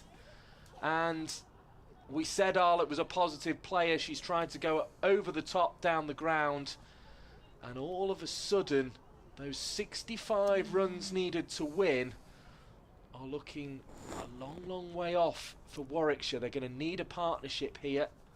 I imagine it'll be Bethan Ellis who strides to the crease next to join Chloe Brewer, but Arlott is gone for 2, caught by Georgia Adams off the bowling of Lindsay Smith, the captain, deserving double credit there, making the bowling change for 1 and then taking the catch, and it was a really good one. Sometimes when a player has to catch it at the second attempt, it's not the best thing to see, but actually there she did really well to jump high, get something on it to stop it going over her head, and then turn around and take the catch. Yeah, no, she was very calm actually, and Emily Arlott's very tall, but she's also picked out one of the other tallest players on the pitch there. But that's a very good catch by Georgia Adams. And actually, there's been a few shots like that over the top that have gone for boundaries, but on both sides there's been a few of those, hasn't there, when they've looked to go over the top and been caught. Whether it just isn't coming up, whether it's just not an easy pitch actually. But yes, this is going to get, I think, horribly tight. Here comes Lindsay Smith, bowling to the aforementioned Ellis, who sweeps and maybe just gets something on it down the leg side and gets a single as a result. No, it doesn't get anything at all, so it'll be 2 to the total. That's probably the ideal result for Bethan Ellis in the end, 146 for 6.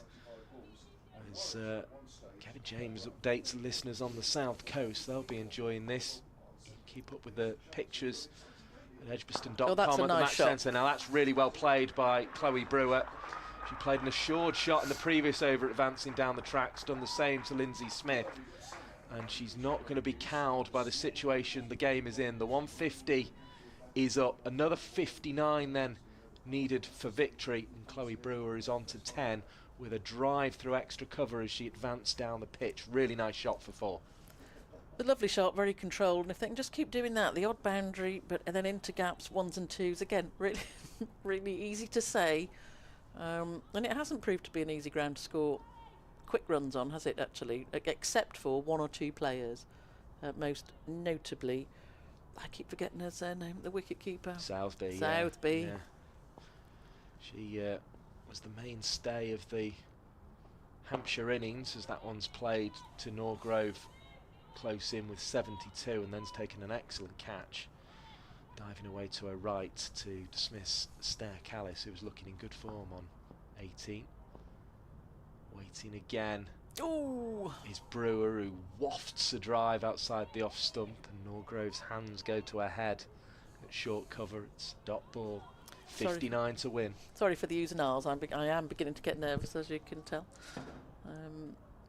But yes, Southby and Freeborn have been the only 2 so far from either team who've managed to. Smith delivers. It's pushed back by Brewer on the back foot. That's the end of the over. 150 for 6. Barbara Daniels will give you a few more thoughts, and she'll be rejoined by Kevin James. Yeah, just on either side. So we've had Southby for Hampshire and we've had Freeborn for Warwickshire, who've managed to, score you know, 70 odd runs, and they've looked more comfortable. Everybody else really has struggled, and when they've tried to force the pace, have ended up hitting the ball in the air, being caught. And the last example, Emily Arlott being well caught by Georgia Adams. Kev James is back now. I'm feeling less smug. He's feeling a bit happier. Well, you've worked me out, Barbara. Didn't take long, did it? Really? But yeah, it's changed around a bit, isn't it? It 134 for 3 is now 150 for 6. 58 needed, or 59 it will be. 58 shown on the board, but it's actually 59 and 17 overs left, but only 4 wickets in hand. I think Chloe Brewer is the secret here, as that's turned away on the onside by Bethan Ellis. Quick single. Takes the total on to 151 for 6. So yes, as we were saying, it is a funny old game, and in any format, that's why we like it. You know, things can look dead set, and it's all going one way, and then quite quickly things change, and they have. So, and well played again, Georgia Adams as captain. She's made a couple of crucial bowling changes that have paid off. Definitely. Charlie Knott still with cap on. Bowls from the city end, and Brewer turns that away only as far as Adams to mid-wicket. So yeah, this is a really, really watchable part of the game, this, because this really could go either way for me, which is not something I thought when Abby Freeborn was out there. As Knott bowls again, slightly quicker down the leg side. They're appealing for a caught behind, but if she didn't touch it, the umpire has not signalled a wide. So did it flick off the pad? You're right, it's not signalled anything. No. Dot ball. Haven't seen too many of them down the leg side. There's Knott bowls again. This one's a bit slower, and Brewer just works that out to mid-wicket. Fielded by Abby Norgrove. Still 151 for 6. 105 for 2. Warwickshire were at one stage when Katie George was run out on the 26th. It's changed a bit now. That's driven down the ground by Brewer. She moves on to 11. 152 for 6, and 57 runs are needed now. The run rate's not a problem, really, is it, Barbara? No, there's plenty of, you know, they've got plenty of overs to get it, but you're right, there's only 4 wickets left, and again, I'm in terms of how much batting there is to come after this, a bit like we were talking about with Hampshire, you know, you're going to need these two to stay and probably get the bulk of these runs, really. That's right, end of the over. 16 overs remain here at Edgbaston. 152 for 6. Brewer has 11. Ellis has 1. There's still Georgia Davis to come. There's still Charis Pavley to come. She can bat, can't she? I'm not so up to speed, but still, you'd like to see these two. You know, you don't want to lose another wicket, but if they could bring it down to, it's going to be one of these horribly ones, they could just bring it down by 30. Yeah, it's bite your nails time here, probably for both sides. Lindsay Smith round the wicket, just rocks back on the back foot, does Chloe Brewer, hits it out into the gap on the offside where Nancy Harmon fields, in off the boundary. Brewer moves on to 12, 153 for 6, 56 needed by Warwickshire here. Field changes for Bethan Ellis. It's a deep square leg out for her as Ellis drives, goes out to backward a point where Freya Davis fields. Yeah, tense part of the game. All changed on that wicket of Abby Freeborn, really. 134 for 4. And if not, actually the run out before that. Yeah, true. Well, both, yeah. That's a cut fine. Chases on for Freya Davis at the far end of the ground. She'll certainly win it. She won't be able to keep them down to less than 2. 155 for 6. Nice shot there from Bethan Ellis. Just played that very late. Yep. Made sure she found the gap. Lindsay Smith has conceded 34 runs halfway through her 9th over here.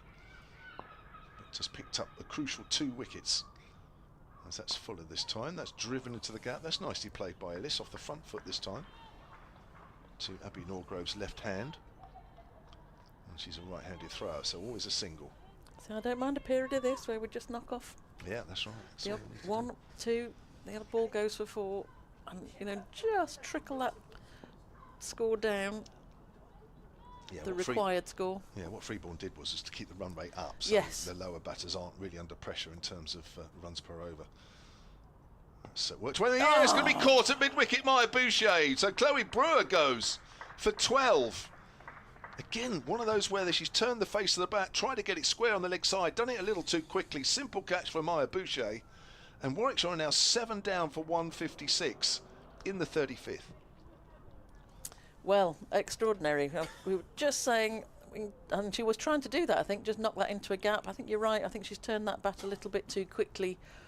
The ball not waited long enough for the ball to come onto the bat. Again, very easy from up here and a very simple catch from Maya Boucher. But there you go, Lindsay Smith and Lauren Bell, your two England bowlers, actually have done the business here, haven't they? Yeah, they certainly have. Yep. Lindsay Smith, as I say, with her 3rd wicket. 3 for 35. Lauren Bell, 2 for 36, and still has 2 overs to go. So, what a turnaround. So yeah, you go back to that run out, and then you go back to those bowling changes. That, you know, and I say it's Smith and Bell who've taken the wickets in this period. Then that's hugely significant, isn't it? Yeah. Big shift. 4 for 22. The last 4 wickets have fallen. 4 for 22, right. There's still a name to be made here. Charis Pavley is the new batter, the 20-year-old. Is it? Yeah, it is. Yeah, Charis. Yeah. Has a high score of 57 in List A cricket. Would take that. For the old Central Sparks. I know Claire doesn't like mentioning Central Sparks, but I'll do it for her. So she can obviously play. It's wrapped on the pad, trying to whip that away on the leg side. No run. And that's the end of the over. So we're down to the final 15 overs in this game. Warwickshire need 53. And again, relatively 2 new batters at the crease, Barbara. Yes, again, 2 new batters at the crease. Only 3 wickets to go for Hampshire. It is, as Mike predicted right at the start, going to be an uncomfortably close finish when you really felt that Warwickshire, were well on the way to doing this relatively comfortably. So they've made it difficult for themselves, exciting for the neutral observer, which obviously we are between us. Of course we are. we're just either side of neutral. Here's Charlie Knott, starting her 6th over, swept away on the leg side. Runs here for Bethan Ellis. There'll be, she'll have to hurry here. She's run the first one slowly. She's having to hurry, dives in. And gets there. The throw not taken cleanly by Rihanna Southby. Again, it's one of those that bounces just in front of her. But I was looking in the middle as Nancy Harmon picked up that ball. I was thinking, where's Bethan Ellis? Yeah. She's still at the far end. I don't know whether she slipped or what, I don't know, but that first run seemed to take far too long. 2 runs it is. She's on the back foot, steers that behind square on the offside. She'll pick up a single. 159 for 7 now, Warwickshire, and they now need 49. That was a much nicer single. It involved no raising of heart rate, but that's very good fielding out here in the deep. There's been some, again, that's been good. I think the throwing from the boundary has been, again, on both sides actually. Agreed. They're big boundaries here as well. They are big boundaries, they're not short boundaries by any stretch of the imagination. And that's, again, that's definitely an improvement from our era. Beyond, we'd have been chaining that in. With 3 of you lining up. If I passed it around, one over your head, one under your legs, that sort of thing. If we were a bit bored, And that was a test match. 159 for 7. Barbara's a World Cup winner. And it's Charlie Knott was down the leg side. It's not come out in the middle of the bat. That sweep shot from Pavley. She'll pick up a single out to deep square leg. Actually, that's a real shame because there's so much space here behind square, and she just managed to somehow miss-hit that to square. Anything else finer, and that was 4. So 49 needed with 87 balls remaining. Under 50 to go. Come. Yeah, 160 for 7. Tense game here at Edgbaston. Not bowls. Swept away this time by Bethan Ellis behind square on the leg side. She jogged through for a single. Nancy Harmon again, the fielder, out deep, away to our left. She's been busy in the deep, hasn't she? She's done a very tidy job out there, actually. It's normally a job that Emily Windsor did before she moved up to Durham, so Nancy Harmon is taking over that must be the role. Biggest geographical move of anybody, isn't it? It is, yeah. In miles. It's worked up to mid-on. Yeah. Oh, Lauren Filer, Somerset to Durham, we're hearing from the back of the box. I'd like interested to check the miles on those. That's two big treks, though. Last ball of the 36th. And that's just a backward defensive shot by Charis Pavley to finish off that over. So 161 for 7, 48 needed, 14 overs to go.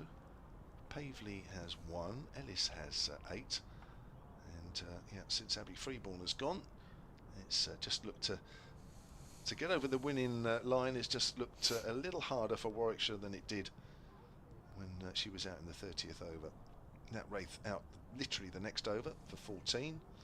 Emily Arlett 2 overs after that for 2, and Chloe Brewer out in the last over in 35. So it's been a difficult period for the home side. It definitely has. So Lindsay Smith on for her last over of this match. Yeah, round the wicket, length ball, and Ellis can't do much with that other than just steer it up to straightish mid-wicket, where Maya Boucher is patrolling that area. Abby Norgrove's doing the same on the opposite side. Again, Smith in, and she's gone for the little dab sweep. Nice shot, going down to fine leg. Rhiannon Southby's running after that, as are a couple of other fielders. And they'll get to it before it hits the rope, but that's a nice shot there from Bethan Ellis. Just help the ball down the ground, and she picks up 3 for her trouble. 164 for 7. That'll ease a few nerves. 45 now needed. Yeah, no, that's a nice shot into a gap there. Rhiannon Southby's quick, isn't she? She's from the stump, she nearly made it to the boundary. Lasted 95 balls for a 72, so she's done a lot of work today. Here's Lindsay Smith again. Nicely stroked off the back foot up to mid-off. They'll take a single. It's nicely timed by Charis Pavley. Doubled her score onto 2. 165 for 7 now, Warwickshire. Need 44 from 81 deliveries. That's nothing to worry about. It's just the 7 wickets column, which is the area to look at. That's played out square on the offside. No run there. It definitely is the wickets column, so yes, isn't it? you know, there's no problem with time. I must admit, I always felt 208 all out was a few runs short, but it seems as though it might still be a few runs short, but it seems a little bit more competitive than it looked at halfway. Now she's wrapped on the pad, sweeping, and she's gone. Bethan Ellis goes this time. Jack Chantry puts the finger up. She's sweeping from straight. Lindsay Smith's bowling arrow straight, and that's out. That's the 8th wicket down at 165. Yes, another wicket goes, so that equation, there's still a lot of balls left, and only 44 required, but now only 2 wickets in the hutch for Warwickshire, so I'm losing my optimism somewhat that I had earlier. But yes, you know, we all thought, you know, again, that all that, they won the toss and batted first, only scored 208. Warwickshire had bowled very well, but and Warwickshire have got themselves into a really good position in their batting innings, and you know, could be argued have thrown that position away really. And I think again, another thing in this sort of next round of professional development is playing the situation, understanding where you are in the game, what's the risk reward equation, because really Warwickshire, and who, you know, it's not over yet, but this should have been easier for them. Georgia Davis, the captain, out there in the middle. 5 for 31 Warwickshire have now lost, having been 134 for 3 in the 30th, with Abby Freeborn still out there. Here's Lindsay Smith. Bowls. Davis on the back foot, hits into a boot, and it goes out on the offside. Good spell from Lindsay Smith. 4 for 39 from her 10 overs. Picked up the wickets of Davina Perrin, Emily Arlett, Chloe Brewer and Bethan Ellis in that last over. So sorry Barbara, you're going to stay on. Okay. Keep going with what you're going to go on, and then you'll be joined by Mike Perkins. So yeah, that's a really good 10 over return from Lindsay Smith, and that won't do her prospects any harm either. So 4 wickets for, I can't quite see, 30 odd I think, wasn't it? She'll be delighted with that, as will her captain and Hampshire, and definitely Kevin James.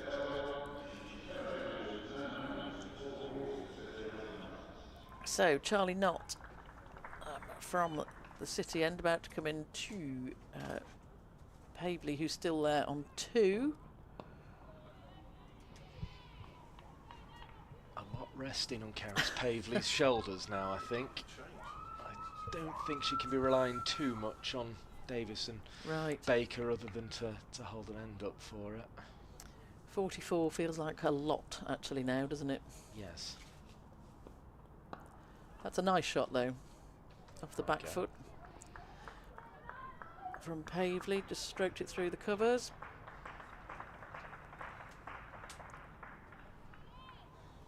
For 2 runs.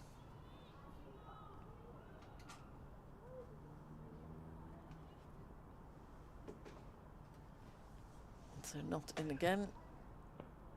The left-handed Pavley just playing that back to the bowler. So you said it right from before this inning started, Mike. I'm not blaming you. I'm just saying you were very prescient in your summing up. I thought it could get close. That's another good shot. She's hit that really hard, and Lindsay Smith just got a hand to that in cover that slowed it down. They're still going to run for 2, and she's in. That's crisp hitting from Pavley. I mean, if it goes below 30 again, it's 40 at the moment, then it starts to look more likely. But at the moment, you've got to say Hampshire are fully in control of this one. I'd accept a few edges to the boundary at this point, however you'd like them to come. Hops back onto the back foot again and just plays that back to not the bowler.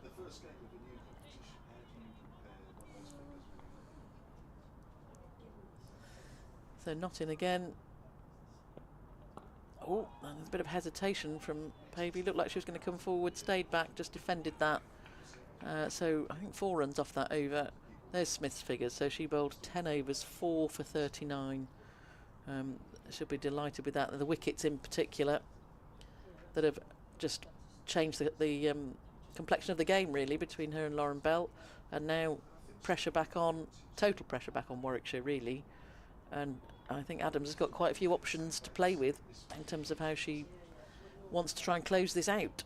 Yeah, it's a very tense Edgbaston at the moment. We've seen earlier results in this competition. We've come after this ball. So Adams bowling, that's just turned round the corner by Davis, so Pavley now back on strike. 9-wicket win for Durham over Essex, chasing down 178 for victory in that one. So the field just changing here for the left-hander, and Pavley just having a look to see where they've gone. So Adams in. Oh, and somehow she's managed to get that very fine. With the wicket keeper chasing that and throwing in, but they've managed to come back for 2. Southby, I just can't get her surname in my head. I'm very sorry, Rihanna. She's had a fantastic game. She has had a fantastic game, and I always look forward to watching her play. Lancashire have also won by 8 wickets against the Blaze, chasing down 235 for victory in that one. So Adams in again to the left-handed Pavley, goes back and just knocks that into cover. Bouchier picks up back to Adams. Still another 37 needed for victory here for Warwickshire against Hampshire. And Pavley comes forward and just works that to mid-on, where there's no run.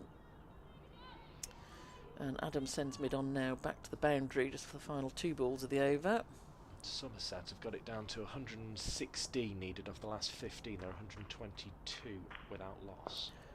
Oh, and that's Pavley just sort of flicks at that into the covers, and it's in the air for a while but drops short of Bouchier there. It's not Bouchier, sorry, number. Who's at cover?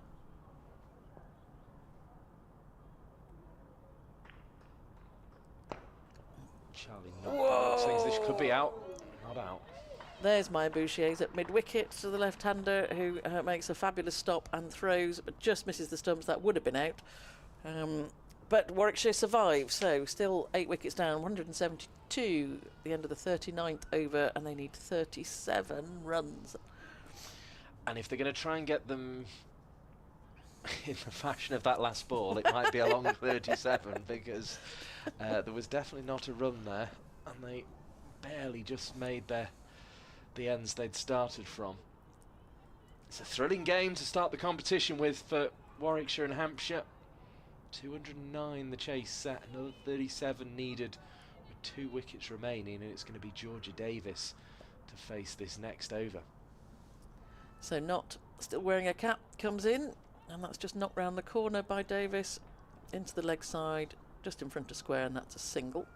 So that brings the left-handed Pavley back on strike.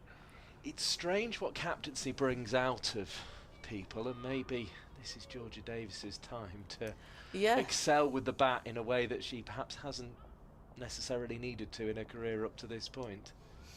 So Not in again. Pavley rocks back and just again knocks that through the covers in for a single. So yes, Georgia Davis, the Warwickshire captain, facing the Australian Charlie Knott.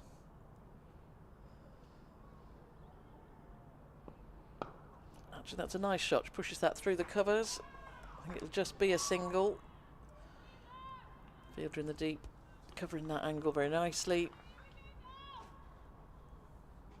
So 3 singles.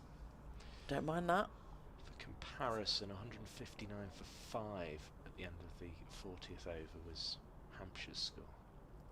So Not in again. Pavley comes down the pitch and just meets the ball with full face of the bat straight back to the bowler.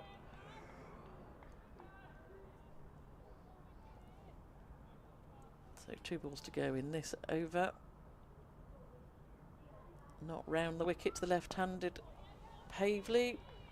Just plays that one defensively towards mid-on, where it's picked up by the fielder, no run. Fairly awkward looking backward defensive there, but it did the job. So Not in again.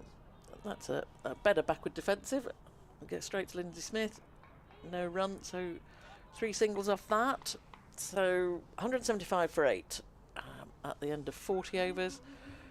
Trailing by 33, needing 34 to win. I'm going to go and calm down. Go and lie down in a dark room while I hand you back over to Claire. Well, thanks to Barbara Daniels. Claire Jenkins about to rejoin us on the match centre at edgbaston.com. and the BBC Sport website. Well, it's going to be a tense finish. It feels all of a sudden like it's Hampshire's game, but we will bring you every ball on this what has been a tense chase. At times it was looking a procession, as that's a wide down the leg side, so there'll be 3 added to the total. 3 precious runs takes the number required to 31. But at times when Abby Freeborn was batting, it was looking as if it was only going to go Warwickshire's way, as back into the crease goes Davis, the captain, to defend. But now there is work to do, and 31 runs seems a big task with 2 wickets remaining. Georgia Adams bowls to Davis again, who again is back across her crease and pushing back to the bowler. Can the captain see her team to victory here?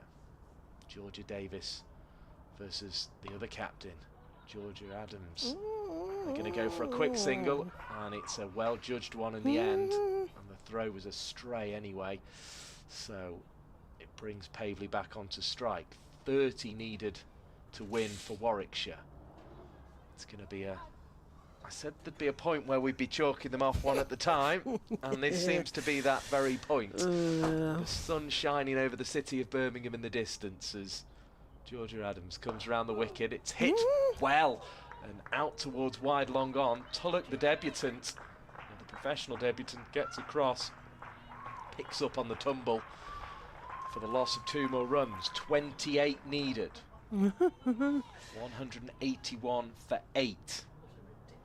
Brilliant to have you with us for this opening match of the Women's One Day Cup here Kevin's fanning Barbara with a big kipper, try and cool her off.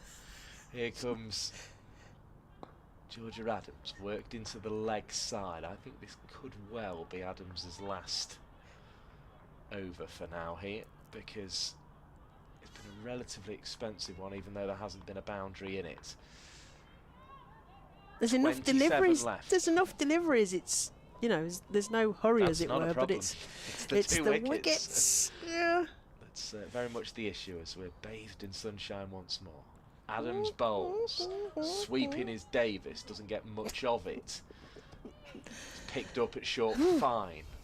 27 to win, 182 for 8 the score. Warwickshire looking for a win in their first match as a women's professional county. But they are going to have to work hard. It's entertaining in a way that we'd rather it not have been. But however, for the neutral, as Barbara mentioned earlier, it's an exciting one.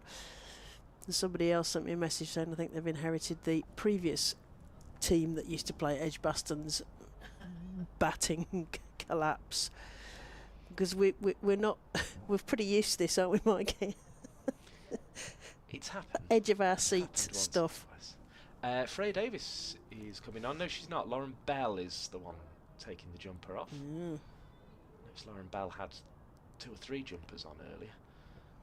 Yeah, another one's going to come off now as well, and then she'll be back into the attack. So this is an interesting move. She's got 2 overs left, Lauren Bell. England international, remodelled her action to try and bowl more away swing. She's going to be bringing it in there to the left-handed Pavley, who's on 12. 41 overs gone, but the last 9 could be the most thrilling. Thank you for joining us at the Match Centre at edgbaston.com to watch the pictures via YouTube or on the BBC Sport website. Bell bowls inside edge, past the stumps. It goes down to fine leg, and Freya Davis picks up. Single to the total. 26 to win, 183 for 8.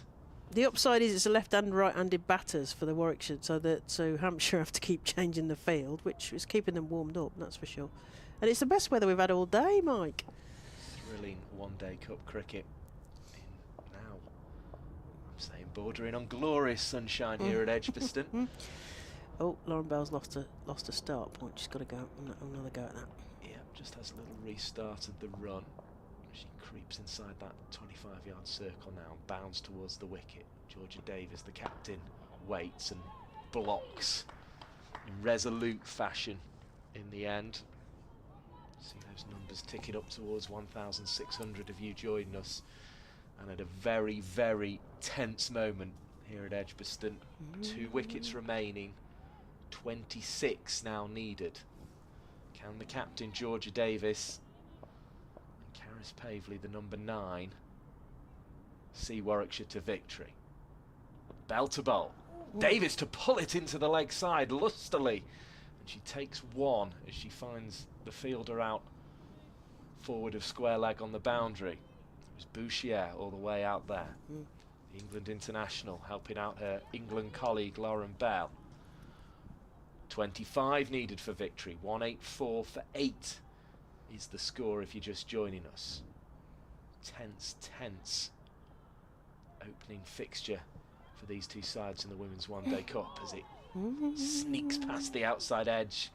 Could have so easily taken it on the way through to the keeper Southby, who has been a massive part of her side's performance with 72 with the bat, and then an important catch at the start of the innings to dismiss Stair Callis. It's one of 2 of Lauren Bell's wickets. It's all looking fine for Warwickshire at 133 for 3. Loss of Freeborn to put them in trouble. Now that's a great drive by the left-handed Pavley away to the cover boundary. Beautiful shot, a beautiful cricket shot, and it takes the number required down to 21. 188 for 8. Thrilling game of cricket, this one, and it's brilliant to have you here enjoying it with us.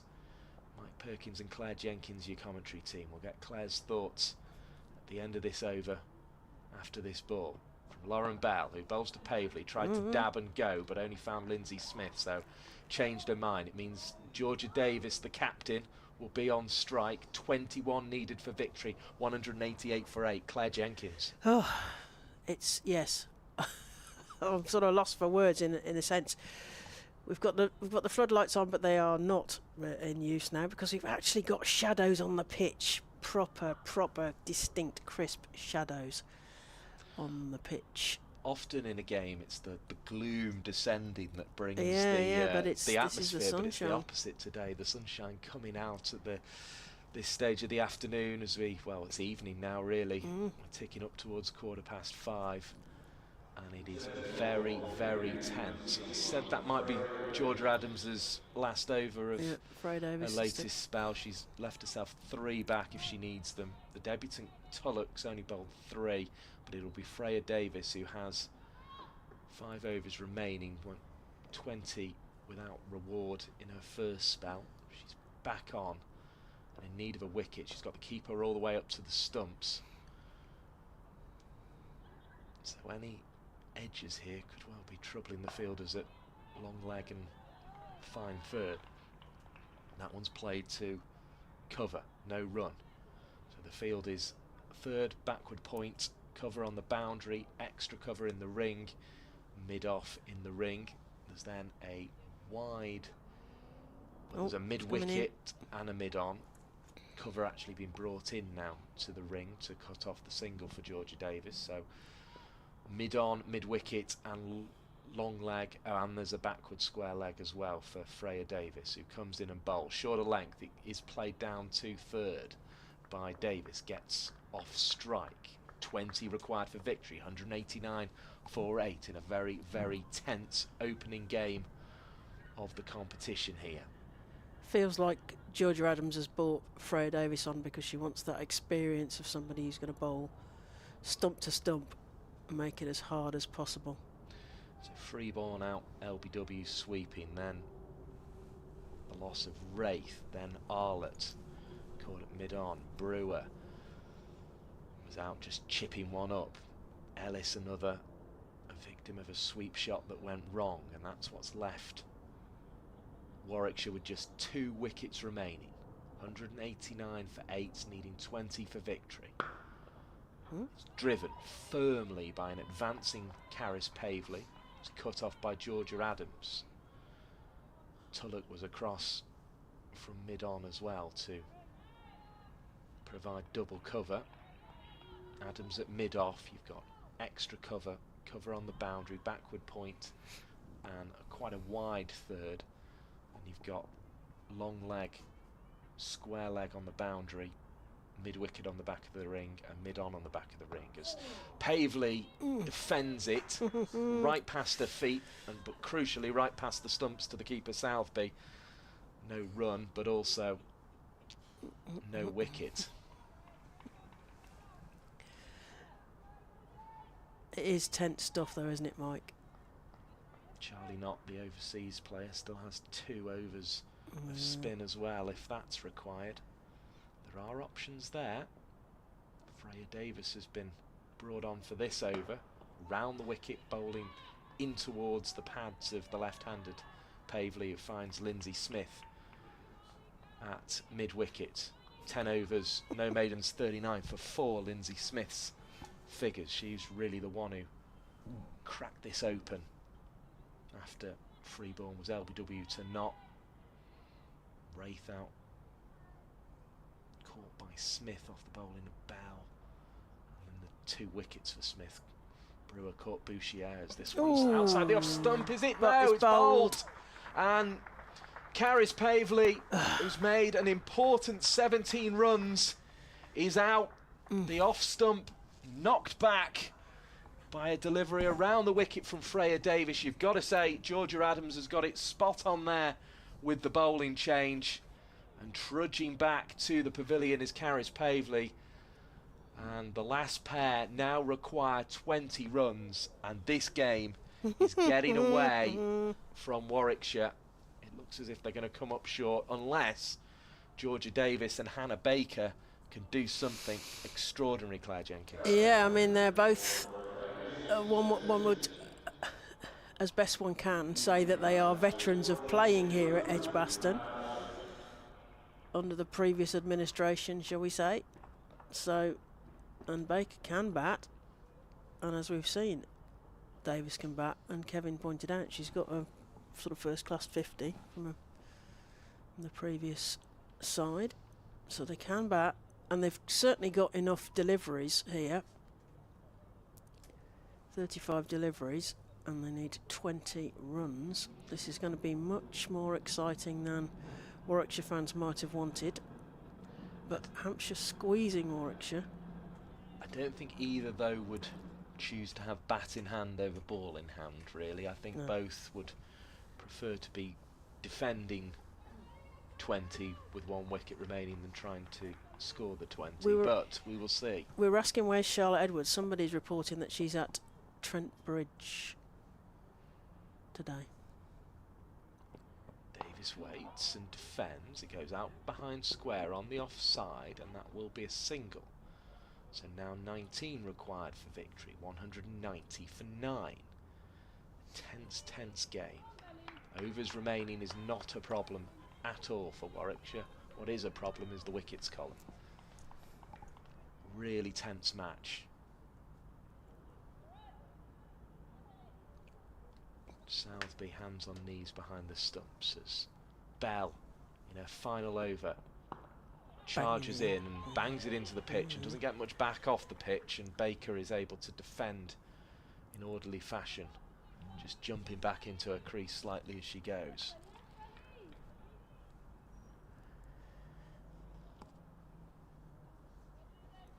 Baker and Davis both capped in Ireland last September. So international experience for the pair, but mainly picked for their work with the ball rather than the bat, as this one's defended back to Lauren Bell once again, who we were saying she's gaining more and more the sort of the stature of a fast bowler now that her international career is developing. She had the mean look of a fast bowler there as she picked that one back up off the bat of Baker. 3 balls left to get the number 11 out. Bell has picked up 2 wickets already. Can she get a third and win the game? Yorker length again. Baker strong again. Hitting it out to cover where Norgrove does the fielding on the bounce. Another dot ball. Lots of encouragement for Lauren Bell here. Yeah, Hampshire chirping in the field, as they rightly would. Clouds still remain, but they're a lot higher than they were earlier in the day, and the sun has broken through them. Here's Bell with the shadows stretching. Down the leg side she goes. Bonus run for Warwickshire. They need 18 more for victory. 191 for 9, but 18 for the last pair here, Claire. Feels a lot of runs. It feels like a lot. It's just that tithering on a knife edge now. It's the last wicket, isn't it? So it's the last stand. Can they hold out? Can they get those 18 runs? Thank you for watching the pictures on the live stream. Oh, Edgbaston.com. Appeals for LBW. It looked like it was going down though. Lauren Bell will have 1 ball remaining to try and get Hannah Baker. That's a dot to the analysis. Good to have you with us on the BBC Sport website as well. It's a tense finish here on a day where we've seen victories for Lancashire and Durham in the competition. Somerset need 90 off the last 11 overs now, as Baker's back and defends here for Warwickshire into the offside. Somerset playing Surrey in the other game still ongoing, but this is the one to be at. It is very, very tense. 44 overs gone, 191 for 9, 18 more required for victory. Claire Jenkins. Yeah, I mean, dot balls are starting to look like gold dust here for Hampshire if they can bowl those dot balls, and indeed they're still sticking with the experience of the former England international Freya Davis from the pavilion end. Davis was brought on, got the wicket of Pavley, continued the collapse that has really seen Warwickshire's hopes begin to slip away in this game. 36 balls left, 18 to win. Barbara's making gulping noises in the back of the office. back of the Davis box. bowls, it's driven into the offside. There's going to be a single on offer to her namesake Georgia Davis, and the requirement now is 17 runs with 1 wicket remaining for Warwickshire. Hampshire on the brink of victory. They were so successful in their previous guise as Southern Vipers. They're now looking to make sure they start life as Hampshire with a victory, as Baker goes back when maybe she wishes she'd gone forward, but still keeps the ball out. We've talked about this before in commentary, that it's 50 overs, that's a lot of deliveries, and to have it this close at the end of that amount of overs just shows the development of the game, that they've actually, both teams have more or less used all of the deliveries that were allotted them, and the standard of cricket has been so good today.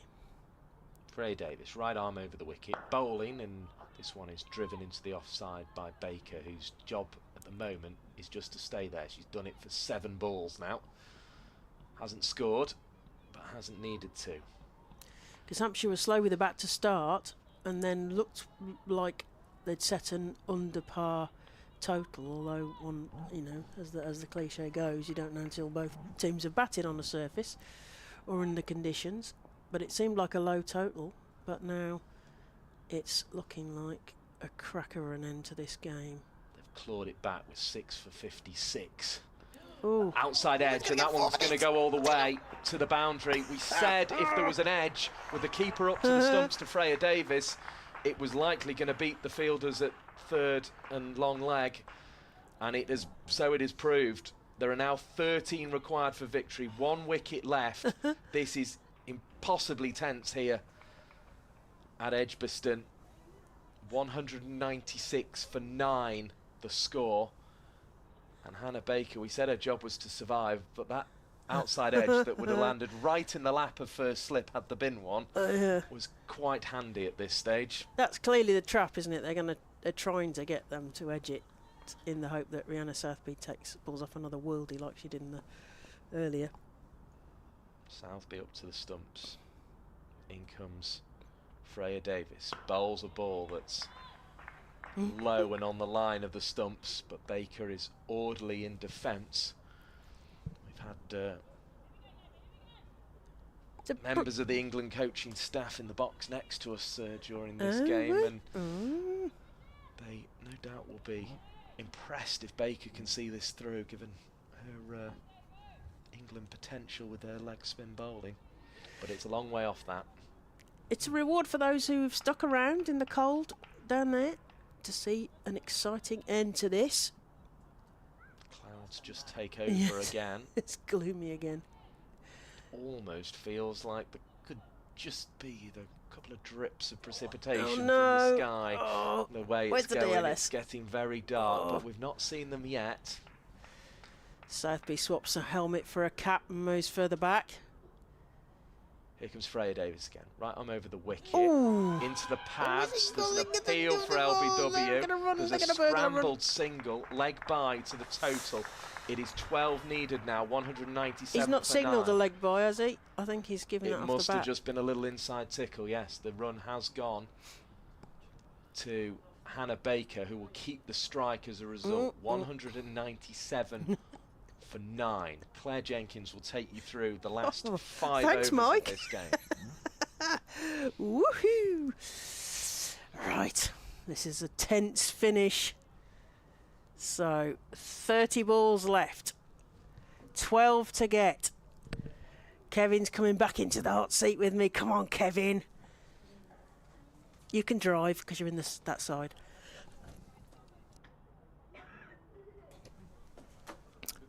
It's going to be exciting here. Oh, Barbara's getting all unnecessary in the back of the box. Kevin's throwing things round. It's going to be, yeah, and the clouds, as if on cue, have made it much gloomier as Charlie Knott, still in her cap, to Hannah Baker, comes forward and just defends that down.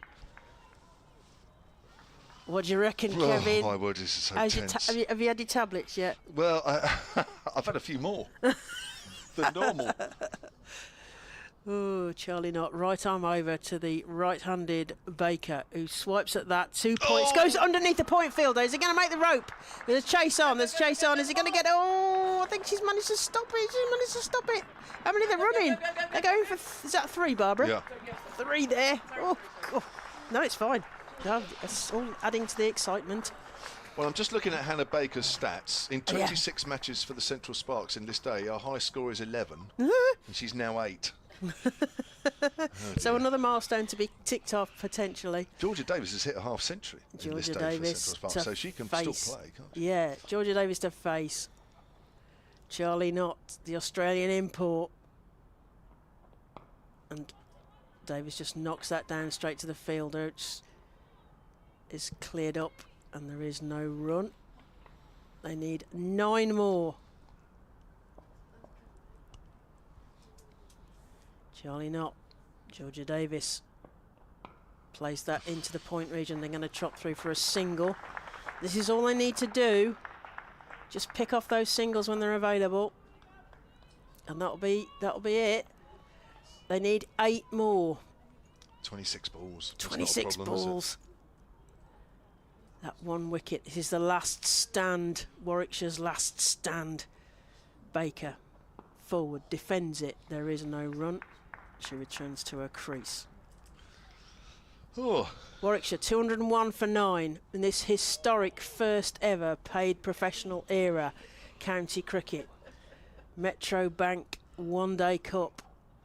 Charlie Knott flicking the ball up. Baker to face. Forward defence. Another dot ball. Each of these is now gold dust for Hampshire, trying to get this last wicket. So 46 overs gone, 4 overs left. I make that 24 balls to get 8 runs, but no more wickets to play with. Kevin. Well, this innings has had everything, hasn't it? Yeah. Cruising, absolutely cruising in the 30th over at 134 for 3, and then Abby Freeborn went for a brilliant 70 off 95 balls. That sparked a collapse of 5 wickets for 31.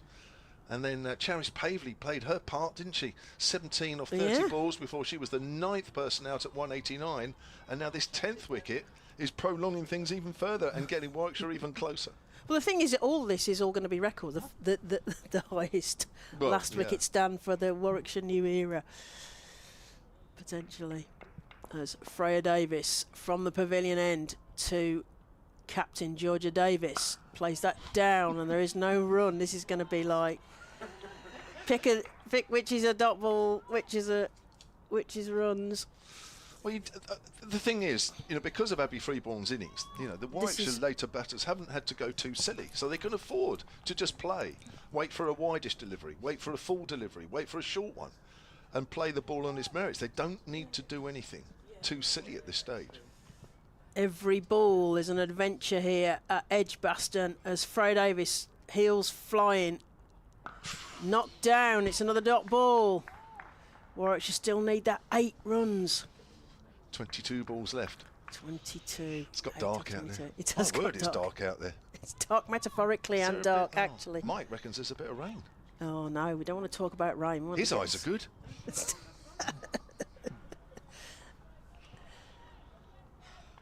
Oh, yeah, there's lots of sighing in the back of the box. Pacing up and down. Davies to Davis. Oh, defended.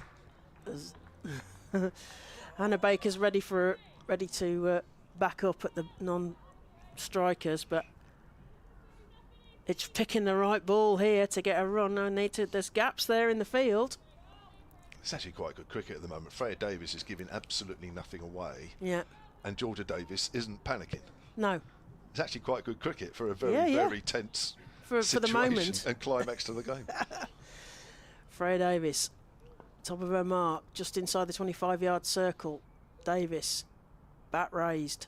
Ooh, nearly went underneath then. Knocked down, oh my goodness me. Every ball. Still need 8. I make it the last 7 balls have been dot balls. Oh, we were saying how precious those dot balls for Hampshire are going to be. Georgia Davis, former policewoman. Perhaps that training will help her to be calm in this situation. She can drop that ball into square somewhere. Oh, underneath! Oh, I thought it was going to be a caught behind. Then Rihanna Southby throws the ball at the stumps in the hope to get a stump in, but Georgia Davis has stayed in her crease, and now Southby puts the bails back on again. I hope she's not being overcautious, Georgia Davis here. Yes. There's a big scoreboard behind her, but it is behind her, so she's got to pick the right ball. But there are spaces if Freya Davis gives her enough room, and that was your point. That's been a really her experience means that she knows where to put the ball, so there's no run there. Davis in. Oof, played into the offside, straight to the fielder, and there is no run. Another over goes by, Kevin. Maiden. Oh, another maiden. Oh, 47 overs gone. That's a top over. It was. Pressure. She's was under pressure really there. Good over. She can't afford to be too straight. She can't afford to be a little wide. She got that absolutely right, that over. Warwickshire need 8 off 3 overs. 18 balls, I make that. 8 off 18. Is this... Now, are we going to see Lindsay Smith or Georgia Adams bowl here? Well, Lindsay Smith bowled out. Oh, well, we're not 10 seeing overs, Lindsay 4 for Smith 39. It looks like the captain is taking control into her own hands. So Charlie Knott's off. 9 overs, 1 for 44. Georgia Adams still has 3 overs to bowl, but obviously she can't bowl all 3 of them. No, 7 overs, none for 30. So she's moved in the short third as Georgia Adams comes in from the Birmingham end. Big swipe at that! That's into the field. Boucher's going to get that, but they're going to get an easy single, fortunately. Well, that's the first ball. Into a gap, that would have been an interesting 4 there. First ball they've scored off of 10. Ooh, 7 needed. Georgia Adams, right arm over to Georgia Davis, who knocks that down in front of her defensively, and there is no run. 7 needed. 16 balls. 16 balls. Oh, it's exciting here. And now the floodlights are giving us 4 shadows on each of the players. Georgia Davis knocks that down defensively. Like you say, she may be too many beta blockers. She might be too calm here. We'll say we're not calm. She is. Taps her bat. 15 balls, 7 needed. Takes a big swipe straight to the short square fielder who stops that. They've got to run like Billy O'Hare. And actually, the diving Baker didn't need to dive. Rihanna Southby gives her a big... Great fielding. Big clap on the back there. Safe 4. Yeah.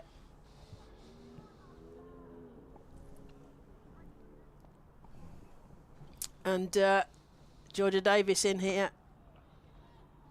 That's knocked down. Still needs 6. From 13. 13 balls to get 6 runs. Hannah Baker on strike. It's a kid's shout, how's that? And that's a dot ball. So 48 overs, 2 overs left, 12 balls to get 6 runs. Have Warwickshire left it too late? Can Hampshire get this last wicket in the gathering gloom here at Edgbaston? This historic day as both teams take the field in this new professional era. They've scored 2 runs off 15 balls. Yeah, we've got nearly 2,500 people watching us, Kev. We better get this right. So, Freya Davis to continue.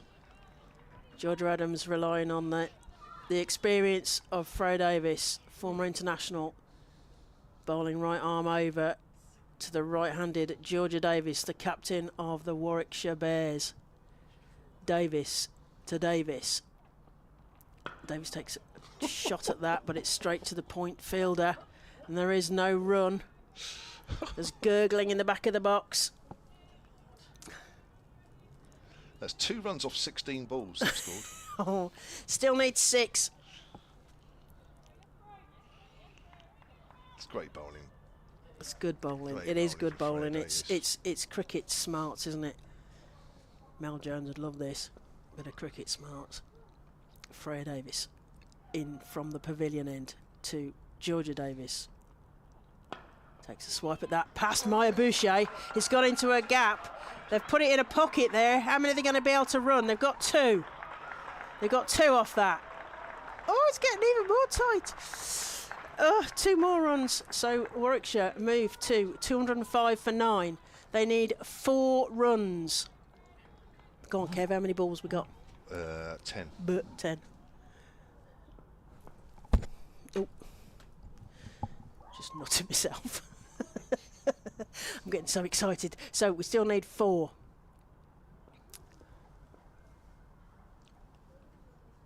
Davis on strike.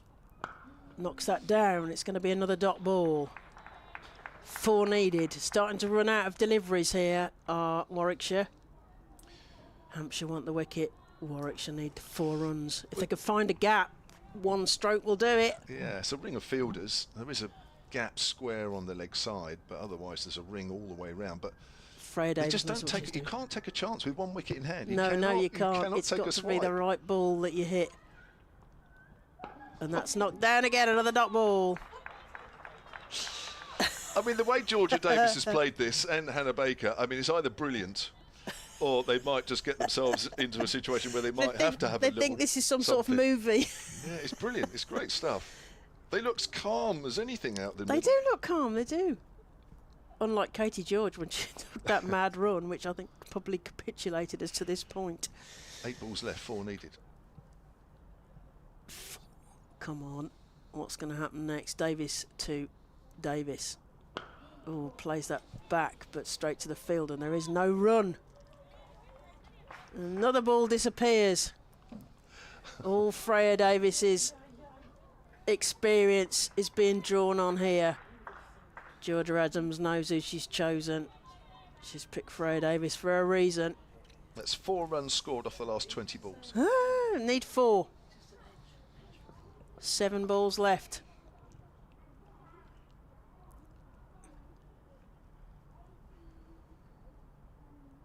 Georgia Davis. Oh, bits past it. But it's stopped by Rihanna Southby, so they don't even get a run off that. Goes underneath her bat. 1 over left. Warwickshire need 4 runs. Hampshire just need 1 wicket. Are we assuming the captain is going to take the responsibility still, or is she going to change the bowling here? I know what I'd do. I'd give the ball to somebody else. But I guess 3's a tie. Oh, 3's a tie. Yes, could be. Yeah. It can't be a super over, can it? It's just incredible. 4 runs off 21 balls. The batters have looked as calm as ice out there in the middle, but you don't score off the next 2 balls. Oh, it's suddenly a run of ball, and then you've suddenly gone from a situation where you had 26 balls to get 8, where you suddenly need a run of ball for the last 4. So these next couple of balls could be interesting. It's that, though, if you pick the right ball and a gap, you've done it in one, haven't you? Yeah. But you've got to pick the right ball. Oh, yeah, 1 shot will do it. Hannah Baker, who spent the winter in Australia playing, so he's certainly not rusty from the off season. Where is she? Yes, where is she going? Barbara's saying to fine leg here. I don't know if she can. It's past the fielder. They're going to get 1. That's another 1 off. Just the 3 needed. 5 deliveries to get 3 runs to win the game. No wickets left. Hampshire need a wicket. Georgia Adams has just moved her short third, slightly finer. Davis, the captain of Warwickshire. Adams, the captain of Hampshire. Plays that through a gap. Oh, no, it isn't in a gap. They're going to go for a single. Oh, they're going to make us tear every hair out. Oh, my goodness me. 2 to win. 4 balls left. They've put on 18 these last wicket there. Oh, but it's been nail biting every single delivery. No wickets left. Adams to Baker, who knocks that down for no run. Goodness me. They need 2 with 3 deliveries remaining. Hannah Baker. And she'd be a hero. Past the fielder, they're going to get 1. Scores are level. Scores are level. Scores level. 2 deliveries to get that magic 1 run. There's a big gap behind square, which Barbara's pointed out, but the ball's got to go there to actually play that shot. They just need the 1 run. They've made us work for this. Oh, it's straight to the fielder. There's a chance of a run out, but it's not taken. We have 1 delivery for Warwickshire to get 1 run, or for Hampshire to take this wicket. This is the captain, Georgia Adams. She's taken responsibility on her own shoulders to deliver this last ball. The crowd are well wound up. There aren't many of them, but they're squealing downstairs. Georgia Adams to Georgia Davis. We said this is the battle of the Georgias. Who's going to come out on this last ball? Always a last-minute change of field, getting in Georgia Davis's head by moving a fielder to a sort of silly mid-wicket. No, she's moving back. She's moving back to more sensible mid-wicket. There's a big gap behind the wickets here. Georgia Davis. They're going to run. They're going to run. They're going to run. Can they get the run out? Oh my God! It's out. Oh, oh, and it's a run out on the last ball. They needed 1. The scores were tied, and it's a run out. Kevin. Wow. Oh, and that was a misfield as well. It was a misfield. Extra cover. And it had to be an underarm throw, and it was Abby Norgrove who actually hit the base of the stumps. So we finish on a tie. Am I right? Yeah. Yes, please, somebody tell me. I don't do numbers. We finish on a tie here at Warwickshire in this historic game. The first of the paid professional era of the women's county game. Down to the last ball, Kev. Woo! Fantastic game. Oh, Absolutely what a fantastic game. If I'm honest, I think Warwickshire lost that. Yeah. Well, they didn't lose it, but they lost maximum It was points. theirs to lose, wasn't it? I think the last pair played it absolutely brilliant. Hannah Baker and Georgia Davis. If anything, they were just a little too cool. Yes, too calm about the situation. And in the end, they put themselves under pressure. That last ball, you shouldn't really. I know they're 9 down, but I think when you look at the situation. I mean, it was a fantastic last wicket partnership. It came together when there were 189. Yeah. But there were so many balls there. But on the other side of it, I thought Hampshire bowled brilliantly towards the end. Freya Davis, I thought, was absolutely magnificent in a pressure situation. And what we got in the end was a game that, in the end, you couldn't call. And actually, in some ways, it's probably poetic justice that it was a draw, because actually Warwickshire had it and then gave it away. And then to go down to the last ball, it has been an absolute thriller. So Hampshire relied heavily on Rihanna Southby with their innings in terms of the 72 that she got, and in the same way but in a different style, Warwickshire have relied on Abby Freeborn, who put on a magnificent 70 and certainly stayed at the crease for a very entertaining 114. So this is a win. No, it's not a win. It's a win for both teams. It's a draw. So we have a tied game here at Edgbaston in this first Metrobank One-Day Cup, Warwickshire against Hampshire. Thank you very much to Edgbaston. Safe journey back for everybody. You've been listening to Claire Jenkins, Kevin James, Barbara Daniels and Mike Perkins here on the Warwickshire Match Centre and also on BBC Sport.